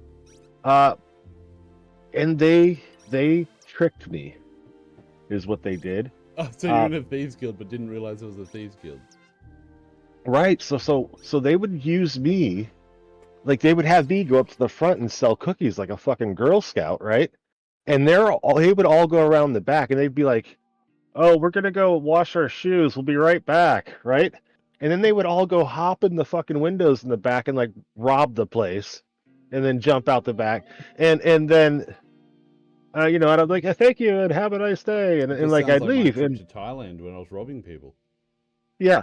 And eventually, like, we ended up in the Thieves Guild.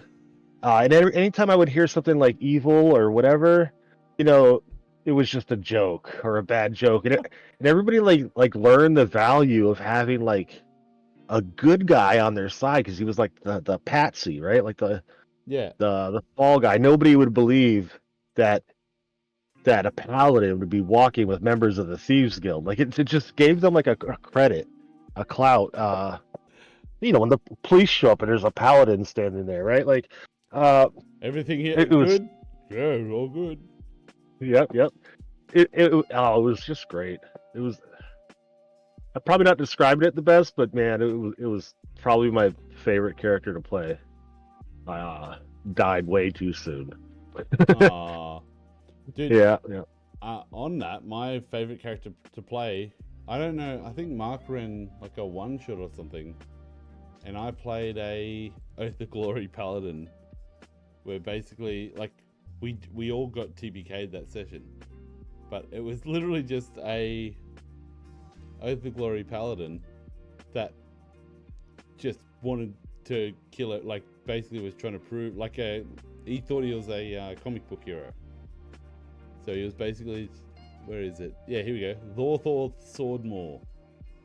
Oh my god, you have as many characters as me. Oh, you got that up? Yeah. I'm fairly proud of most of these characters. Yeah. Gabby Good Gobby, that's just a fucking great name. Oh my god, I have the opposite, or like a, okay, Gobby Good Gab. Harry the Hobo Hobgoblin. Oh, nice. Alliteration is a little bit of awesome. Yeah. Yeah, just it was fun going through it all. But those two, like, Pimfire and Zorthor Swordmore are my two favorite characters I've played. Just because this one was hilarious because I could just go, ah! It's like, I want to run up the wall, I want to jump like a dickhead and die. It was like he ran into battle and there was like 100 skeletons. It was one of those ones where you're playing with Mark, and because it was like a one shot or whatever, he sort of picked stuff at random. And like we ran into a battle group and we like got hit with a spell that was killing everyone.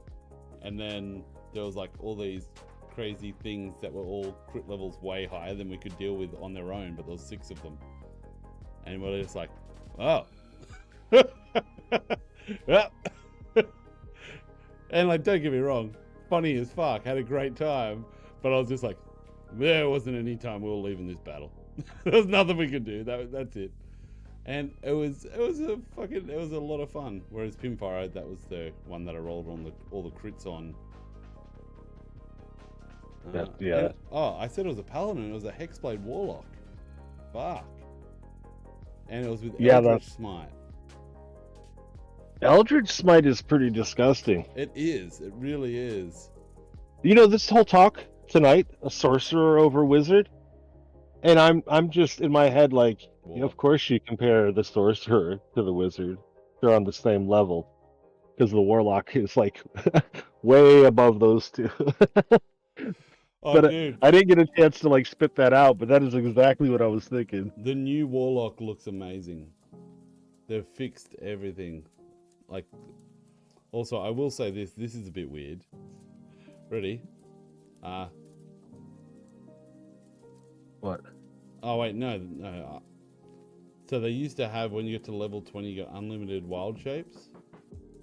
But now, at level 20, when you roll initiative and have no use of the wild shape, you get 1. That's level 20. What the fuck? That's shit. That is so shit. And also, now when you wild shape, you don't, when you go to 0 hit points or whatever, you no longer, like, there's no more 0 hit points, then you come out of form. When you transform, you just gain temporary hit points equal to your druid level, or some shit like that. Which is the same. It's No. literally the same. Like, if you turn into a cat before, you'd get hit, you'd take 1 damage, and then you'd turn back into a human and take the rest of the damage. Correct. Now you get hit, and you could choose to stay in that form and just take the damage. So you can get killed in cat form and stay dead as a cat. Okay. So I kind of like it. Yeah. The things I Yeah, don't that works. like, and I'm not sure about this. I'll have to see how it plays out. But beast form, you now are able to speak. And the reason I don't like this, so you can speak in beast form.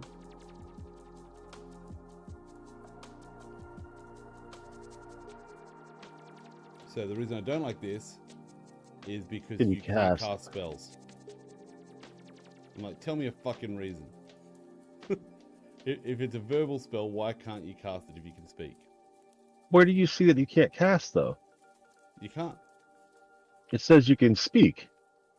Yeah, but later on, it doesn't say it in this, but later on it actually says, later on in one of the things it says you can cast spells. Like it gives you the ability to cast spells in wild shape form. It might be here Okay. somewhere. Hang on. Wild companion. I might have to go soon, unfortunately, but hang on. But you get the ability to cast. Moondruid can start. Here we go. Just press Control F and right cast. I will in a sec, but the base class gains the ability to cast spells in beast form at level 18. But the 2024 Moon Druid can start casting spells from your Circle of the Moon spells table as early as level 3.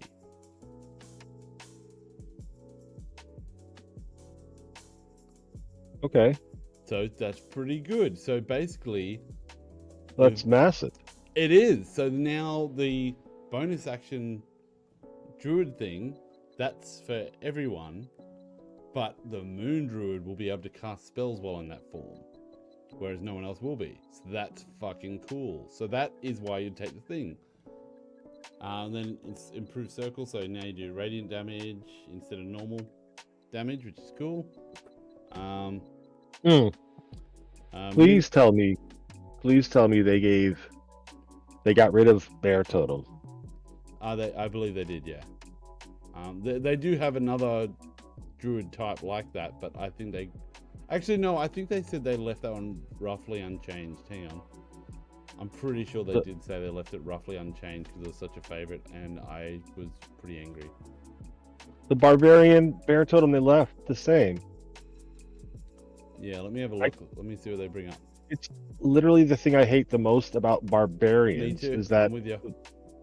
specific choice on that specific subclass. Okay, so choices are balanced and streamlined and can be changed out each time you rage after a long rest. Let's have a look. Danger Sense is now... They've got rid of the hole whether you can see it. Uh-huh. So even if you're blind and deafened, you just get a feeling. It's like a spidey sense. You feel there's this fireball coming, so you get the advantage on dexterity saving throw. Okay, so Path of the Wild Heart, so Path of the Totem Warrior. Wait. So they're saying you don't have to see it and you still get the advantage? Yes, which I like. And the reason I like it is because the amount of times that I played Barbarian, I don't think I ever got to... Like, I played Barbarian twice in my life, and both The games... only time you don't get it is if you are blind. The amount of people that whenever I played a Barbarian, like I played it, I'm trying to think. I did it once with Mark, once with... Alright, but you hear me out though, right? Like, the only time you don't get danger sense is if you are blind. So like yeah. if somebody casts blindness on you or they put you in a darkness spell or... That's it. Other than that, you see it. Yeah, but I'm just telling you, I've witnessed it, I've seen it, and I've played it where people are like, nah, you don't see the fireball coming. And you're like, fuck off. Fuck off, I didn't. So, hang on. Okay, maybe with... If you had like a sorcerer who did the subtle spell and they were hidden. Maybe then, because it's like a sneak attack kind of thing. But rules as written, it's not. You would see it, right? Like, sorry, go ahead. No, you're right. I was just literally looking through I fucking love this.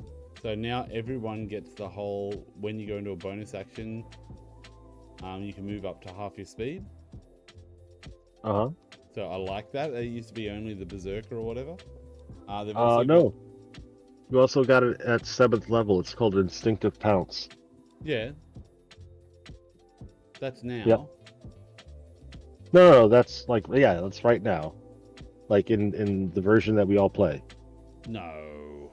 Yeah. Is that all barbarians or just one subclass? I'm pretty sure it's just one subclass. All barbarians. Do you have Avray in your Discord? No, I believe No. Feral Instinct. Yeah, that. No. Instinctive Pounce. Oh no, that's in the optional class features. Yeah. So yeah. Sorry. So they did add that then. I thought. So that's like a Tasha's thing. So I think that's cool, and I allow it, but most people didn't because people are dicks. But now that's in the rulebook as normal. Gotcha. Where is this one? But here's this. How fucking good is this? I love this. Ready? Yes. When you take reckless attack, you can get rid of the advantage, or when you're attacking a prone enemy, you can get rid of the advantage. And instead, if you still manage to hit your attack, you deal an extra D10 damage and can choose Forceful Blow, where you send your target flying 15 feet away from you, and then can follow up and move up to half your movement speed without provoking opportunity attacks. Or Hamstring Blow, where you reduce the target speed by 15 until the end of next turn. Despite having 2 hamstrings, a creature can only suffer 1 hamstring blow at a time. well, sure, but I hit him twice. That's a fucking great comment. But like, how good is that? Like, imagine the I think the Forceful Blow is too powerful. It is, but I fucking love it. I do. I love. Like, don't get me wrong. No, because you can reckless attack, get advantage, and then get a free movement and free disengage, and it's way too much. You're gonna be nothing's gonna lock them down. They're gonna be like that's left for the monk, right? That's like a monk thing. You want them to be that kind of immobile. The reason I'm all right with it isn't because I'm worried about opportunity attacks or that. I think it should just do the.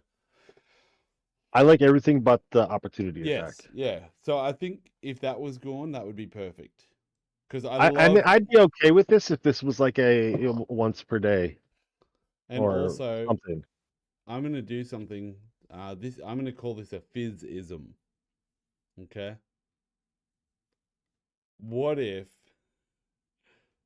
you use it to hit someone up in the air, and then then you jump up and knock them back down? Like, that's fucking Hadouken! Knock them up and then literally why I built Proudwood the monk. Yeah. Yeah. Yeah, I'm with you. 100%. So you go underneath them and knock them up. And it's only because the halflings can enter their space. Exactly right, which is hilarious, and also how I died from the Watch Out for the Drop Bears episode. Yep. Watch out for fucking. I miss playing with that motherfucker. It's funny as fuck. Elric, yeah. Yeah. Well, I miss playing with all of you. I just got to do my own shit for a while because I had too much creative energy in my head, and I was sitting there like in a game going, "What if I did this? What if I did this? What if I did this?" Like I was trying to get out DM levels of creative energy inside a character, and that's not fair to other people in the game. Yes. If you know what I mean. Yes. A lot of times I feel like I'm doing too much DM-y things. And even worse, I will message the DM and be like, "It'd be awesome if we did this." Oh god, right? You feel like a dick when you send that message.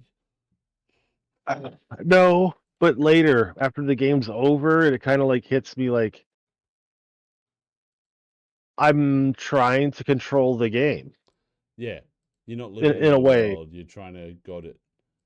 Yeah, and I've always wanted to play in a game that was improv from everybody, and that's what created the rules and boundaries of the world, and we go from there, right? Oh, dude. So Yeah. if you walk into a strip club and like they ask you for your ID and you're like, fuck off, I hired you. This is my strip club. Now, of course, that is yours, right? Yeah. Because this is improv. But now you're gonna have all the BS that comes with being a strip club owner, right? What do you mean Like, BS? That sounds fucking amazing. I own a strip club. I don't have to pay nothing. Free drinks. And then they're like, okay, your business is going to the ground. It's costing too much money. You're spending all your money on yep, drinks. But no, the yep. like, And then the strippers union strikes. Like, yeah, the my favorite like it's sus for strippers union strikes. Sorry. Anyway, go ahead. no, you're right. I was just thinking the I don't know if it's on this channel, but Among Mates D&D Adventures in Arliss. Like wherever that one is. Anyways, I did Adventures in Arliss where I was like, I'm playing with my mates, playing D&D and stuff, and fuck, it was funny, man. Like we were playing along, and I started trying to be really. It was another one where it started serious, and then it went really bad. It's not on this channel. It must be on one of my other channels. But by the fourth episode, like, Oh, wait. What is Elric? What are you feeling called out right now for? Sorry, I saw that a while ago. He typed that so long ago. I felt so bad when I saw it, and then I saw he wasn't in chat anymore, and I was like, oh, it's spewing. I was gonna grab him. It was very embarrassing for me. No, he's still here in chat. I see him. I mean, maybe he's just lurking, but I see him on the chat. Well, I didn't mean to call you out. Elric. I'm messaging him. What did we call you out about? Sorry, go ahead. You're right. You're right. That bothered me. Yeah. No, when you said that, I was like, I should fucking. I'll send him an invite, so if I'm ever in, he can always jump in and say g'day. I won't send Mark an invite right now because if I send him an invite, he might be thinking he would have gone to bed, didn't he? I don't know. Yeah, I don't want to be a dick and wake someone up. And he goes, "What do you need?" I'm like, we can see Ulrich's playing a game, so he's good. But yeah, what was I going to say? I was playing this Adventures in Arliss, and the first 4 episodes, I was trying to play the first episode was like, yeah, panning across the desert, zooming in on a town, and like, yeah, blah blah blah, and like it was like really dramatic, and then like all this stuff happens. But by the 4th episode, I fucking lost it because we're in this thing. These guys had already been to jail together. They'd done all this stuff, but like not one character was willing to ask the other characters their names. So they kept like at the end of a day, they'd be like, "I go off to my house," and then I had to bring them all back together the next day, and something else had happened, and then they're like,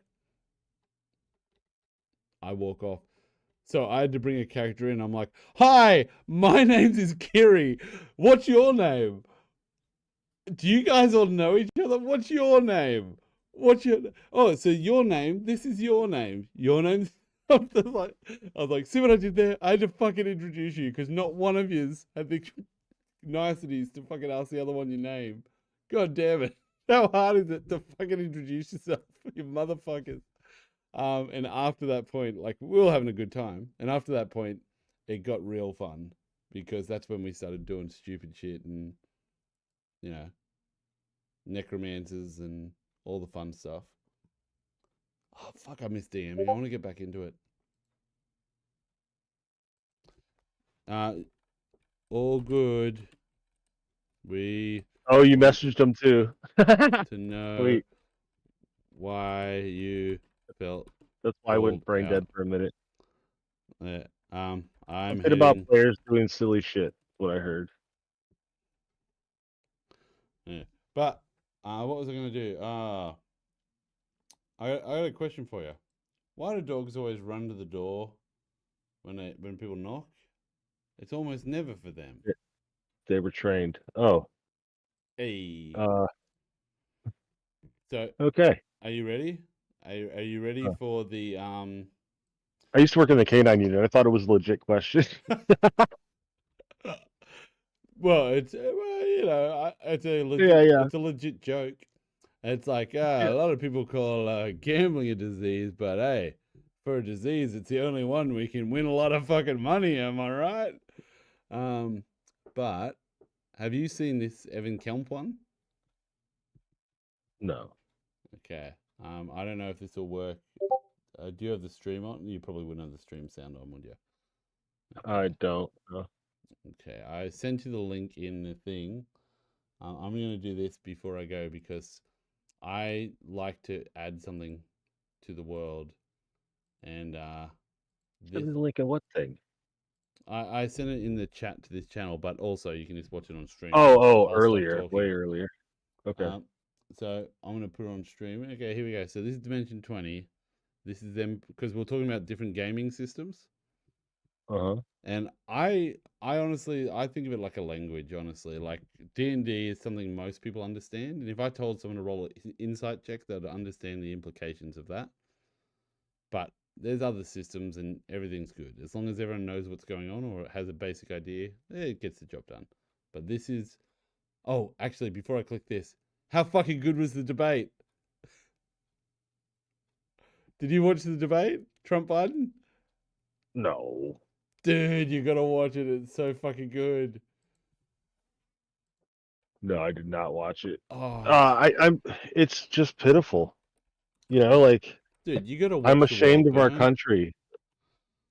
It says so much about every American that he's in office. Dude, the one of the worst things about the debate wasn't the debate itself is hilarious. The worst bit of the debate is after the debate, the reaction from people that they honestly believed. Like I had people telling me the day of the debate that Trump was a lot closer towards death. Like he was, Biden's lively and exuberant, and he's like really smart and intelligent, does all this stuff. But Trump, he's like pretty much dead. He barely moves. I'm like, what the fuck are you talking about? Trump does like 3-hour bloody standing rallies with no... If anything, he's tired from working. Yeah. But like, yeah. And like there's clips of Biden where he literally is like reading from a speech card and he'll be like, and women must do this, end quote, say the line again. Because he's reading from a card and doesn't understand the difference between a fucking stage direction and the thing he's meant to read. So, like, one of them, he said, like, shake fists strong or something like that. Which is, like, don't get me wrong, it's fucking hilarious. And I've put that in comedy bits before. But hang on, I think this is a bit. So just won 2 club championships, not even seen. So Donald and him start talking about health? All right, I'm going to turn your stream up. Okay. And just listen. 2 regular Go club ahead. championships. To do that, you have to be quite smart, and you have to be able to hit the ball a long way. And I do it. He doesn't do it. He can't hit a ball 50 yards. He challenged me to a golf match. He can't hit a ball 50 yards. You can see he is 6'5" and only 223 pounds, or 235 pounds. Well, you said 6'4", 200. Well, anyway, that's what you're. Anyway, just take a look at what he says he is, and take a look at what he is. Look, I'd be happy to have a driving contest with him. The reason I got my handicap, which when I was vice president, down to a Look at 6. his pinprick eyes. He's so fucking high And, right now. By the way, I told you before, I'm happy to play golf if you carry your own bag. Think you can do it? That's the biggest lie that he's a 6 handicap of all. I was an 8 handicap. Yeah. 8. Never. But I had, you know how many? I've seen you swing. I know you swing. President Trump, we're going to 21. turn. Let's not act like children. They've cut it out, but he says, let's not act like children. And then Biden says, you're a child. That's so good. It's so good. It literally was the greatest thing I ever saw when I saw it. I just couldn't stop laughing. There's like whole sections. Like he's like talking about the abortion debate, and then he just starts talking about an immigrant that killed a chick. It's just like, what the... Oh my god, it's so bad. But the saddest bit was the next day, everyone's reaction, because they've been putting out press releases saying that Biden's the healthiest person in the whole of the Senate for so long. And then it gets back, and like some people were crying because they were like, "Oh, I can't believe how old he's getting and how he's not well. I can't believe this just happened." And everyone else is like, "Dude, he's been old for quite a while now. Poor guy." That's the saddest thing. I don't know anything about Biden. Like, was he good at some point? No, not really. There was never like, in his 30s, he was good. Like, There's a clip of him giving a speech against like billionaires and stuff back in like the 80s. Like, to give you an idea of when he was actually potentially presidential material, I think he ran for president back in like 1980. okay. That was when he was probably in the range that he probably should be. And he's been doing his thing. But dude, when he ran in 2020, there's a video of him saying, "We've got to vote Trump into the White House," or like, "We've got to keep Biden out, got to vote for Trump," or something. Like, he literally gets his own name fucking mixed. Like, that, that, like, I've been seeing clips of him saying the most bizarre fucking shit for 5 years, 6 years now. Longer than that. It's almost 8 years. Like, no, You know what 4 would be years. messed up? What if Trump put Biden in the office and he's secretly still running everything? Well, what everyone's asking at the moment is who is running everything, because they were like, "There's no way that guy's running anything." So it's probably either Jill. No, like, this is what people are like. Honestly, that guy is not running a thing. They think it's either Jill Biden or Kamala running everything. And a few people were saying, remember when he used to always say Kamala's the president? He used to get them mixed up. He'd say that, "Oh, I was talking to President Harris," which is not a good sign. But anyways, I'm not looking to rub it in for your country and that. Like, I think it's great that people support who they want, but like, I think the saddest thing is that Bill Burr, the comedian, predicted most of this shit. Now I would vote for. Do you know what Bill Burr said in like 2015 or something? He said they were like, "Hey, listen, do you think Trump's a real politician? Like, do you think he's actually trying to win?" And he said, "Oh, listen, I like what he says and I like what he's doing, but I don't think he's going to be able to do it because no one will work with him. Not the Democrats, not the Republicans, because all of them are bought and paid for, whereas he gets to say what he wants. And then he gets into office and his own party works against him. And so does the Democrats, and like, they just fucking flip the script on him. And like, don't get me wrong, dude's a douchebag. Like, Biden actually said something in the debate that I've been saying they should be saying all the time. Just go, "Listen, you cheated on your wife while she was pregnant. You're a douchebag. Like, you don't have good moral character." That's a great point. No one said it before in the speeches. That's like a simple thing to say. Takes them down a peg, just move on. But anyways, we're going to go on to this thing here because I love this. So this is I don't think it would, because he'd just be like that pussy, though. Well, you know what I mean? Like, dude, the chick that he supposedly slept with broke he paid her to keep quiet. She broke it. She had to pay him like 400 million or something stupid. And then, so all that happened. So he had to pay her all this money. But then in the president debate, the guy said, "Oh, you slept with a porn star." And he goes, "No, I never slept with her." I was like, if I can ever know she does, but I love that he's denying. Oh, shit, no. There is actually a really funny clip. There's a chick that is like super anti-Trump, and you couldn't pay me enough to keep quiet about it or something. She basically is trying to say Trump's disgusting. Where is this? She's trying to say I'm not gonna be able to find it, but she's trying to say it's on Piers Morgan show. I think it's on this episode here. No, it wouldn't be that one. But she's like, if I slept with Trump, you couldn't pay me to keep me quiet or something like that. Like, it sounds like she's bragging that she slept with Trump, and then she like stops herself halfway through and goes, "No, like, I wouldn't tell anyone because I'd be so ashamed."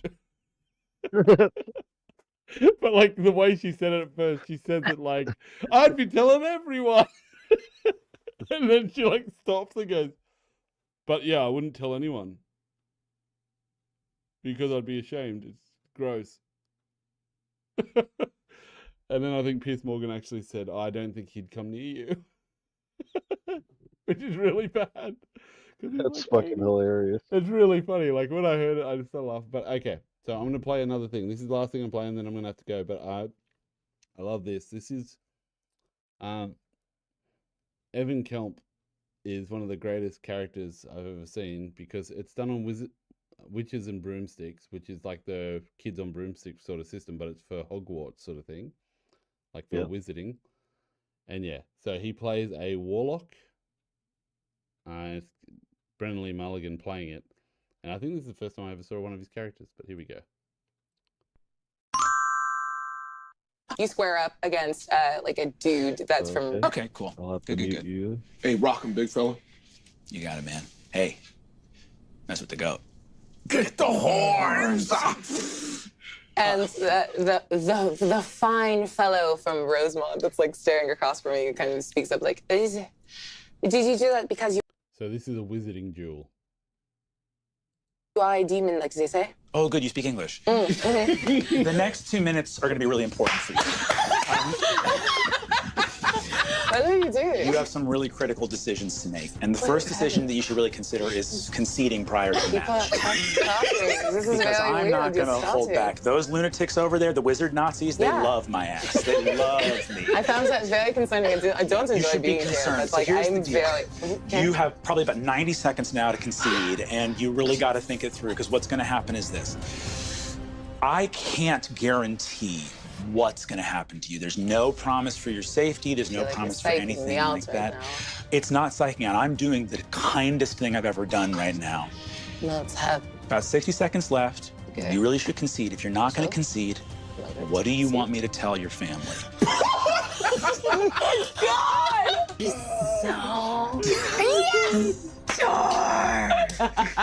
Dream, you gotta take your wand. Oh my God. This poor boy like takes a half step back. He's like, "Are you too cute?" Here's the thing. This is like a very prestigious thing. There's like money tied in it for out. Like, if we good result, I'm going to fight you. I don't want you to kill me. Is all I'm saying. I trust you. If you think that prestige is more important than walking out of here, that's up to you. But now I feel like Make you're the talking. call. Make the call. Make it. So I don't have all fucking day. And he grabs his wand and like brandishes it. Describe for me what happens.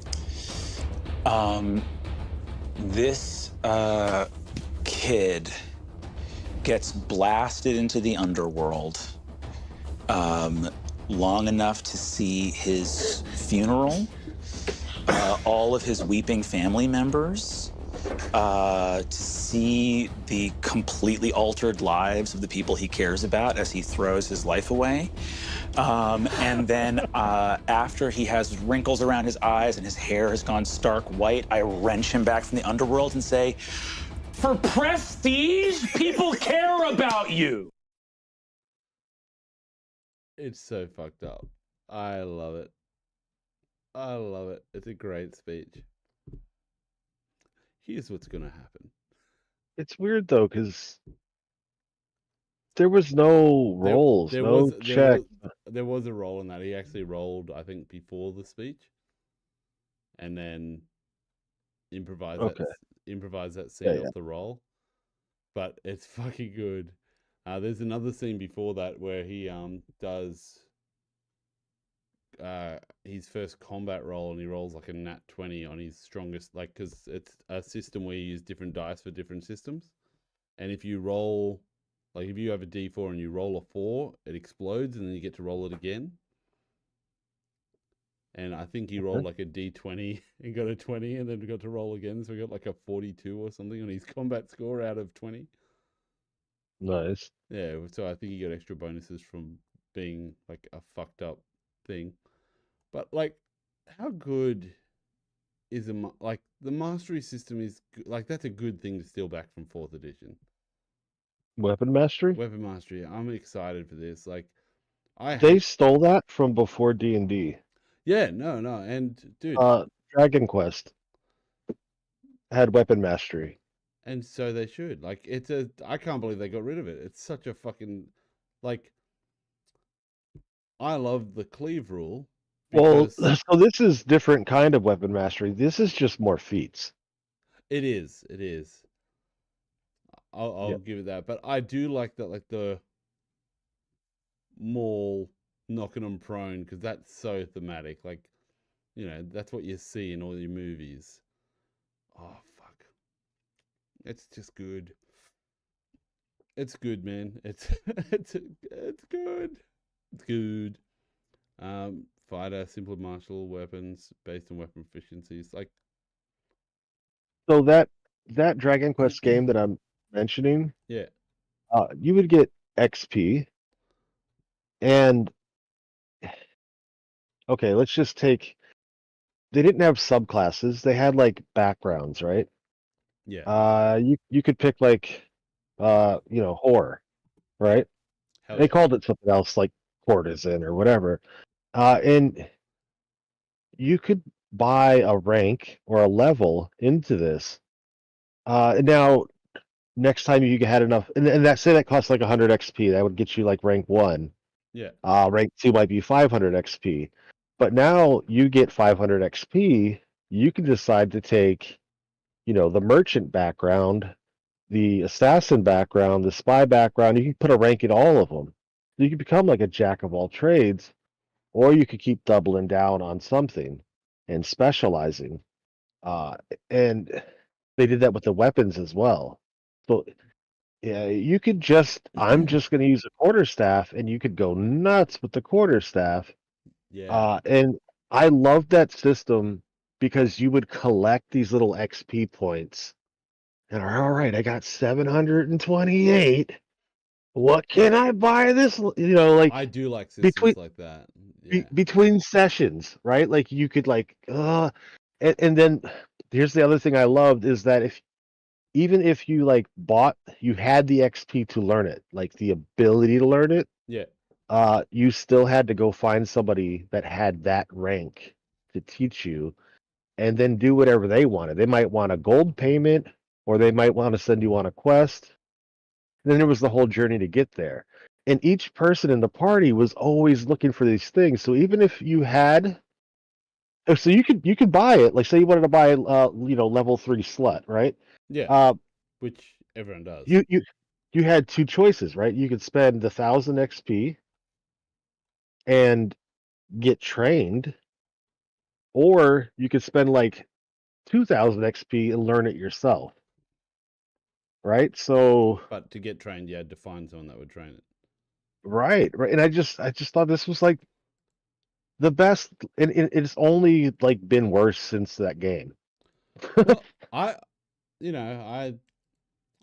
get that. Like, it's one of those things. Sometimes, like, I'm trying to think what it was. It was Warhammer Online or something, but it was like WoW came out, and then this game came out that was like based on Warhammer, and it was fucking amazing. They brought all these new concepts for gaming in. So like you go into an area, and that area would be running a quest.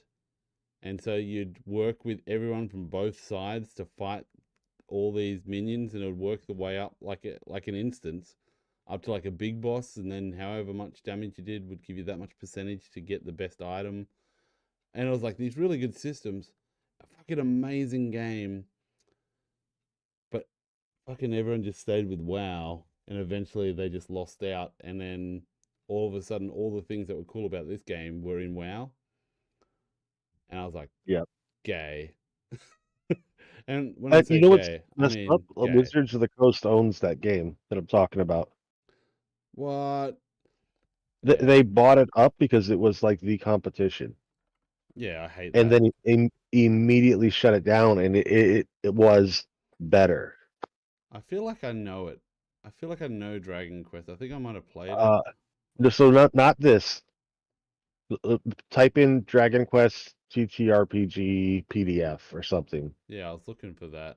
I knew it wasn't that thing. One of them was like Dragon Ball. Here we go.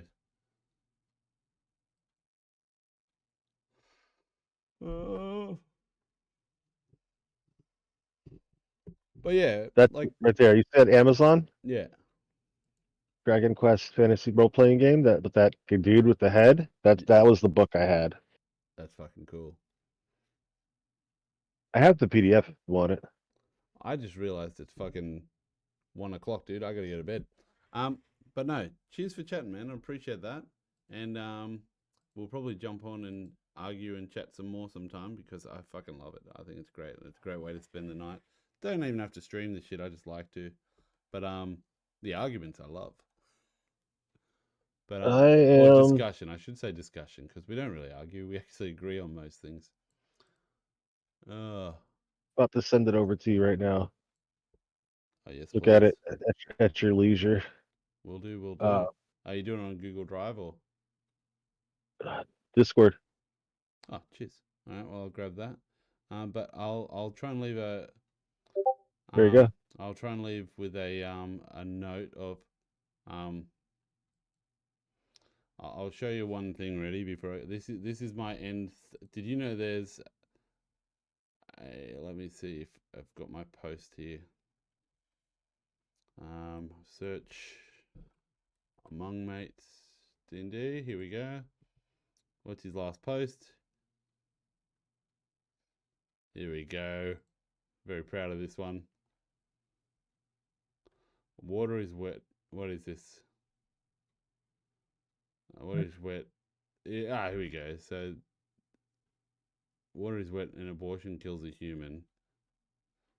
This Lake Superior. This lake vehemently stands with women to have the right to choose. And then goes on. Thomas, not even your first talking point is correct. Water is not wet. Water wets whatever it touches. I'm confident. I have a lot more experience in making things wet than you do. That's a sick burn. Yes. I went with I screwed it up, but I was meant to say I don't like stuck up bodies of water. Like, get over yourself, Lake Superior. Yeah. Zing! It's a fucking good one.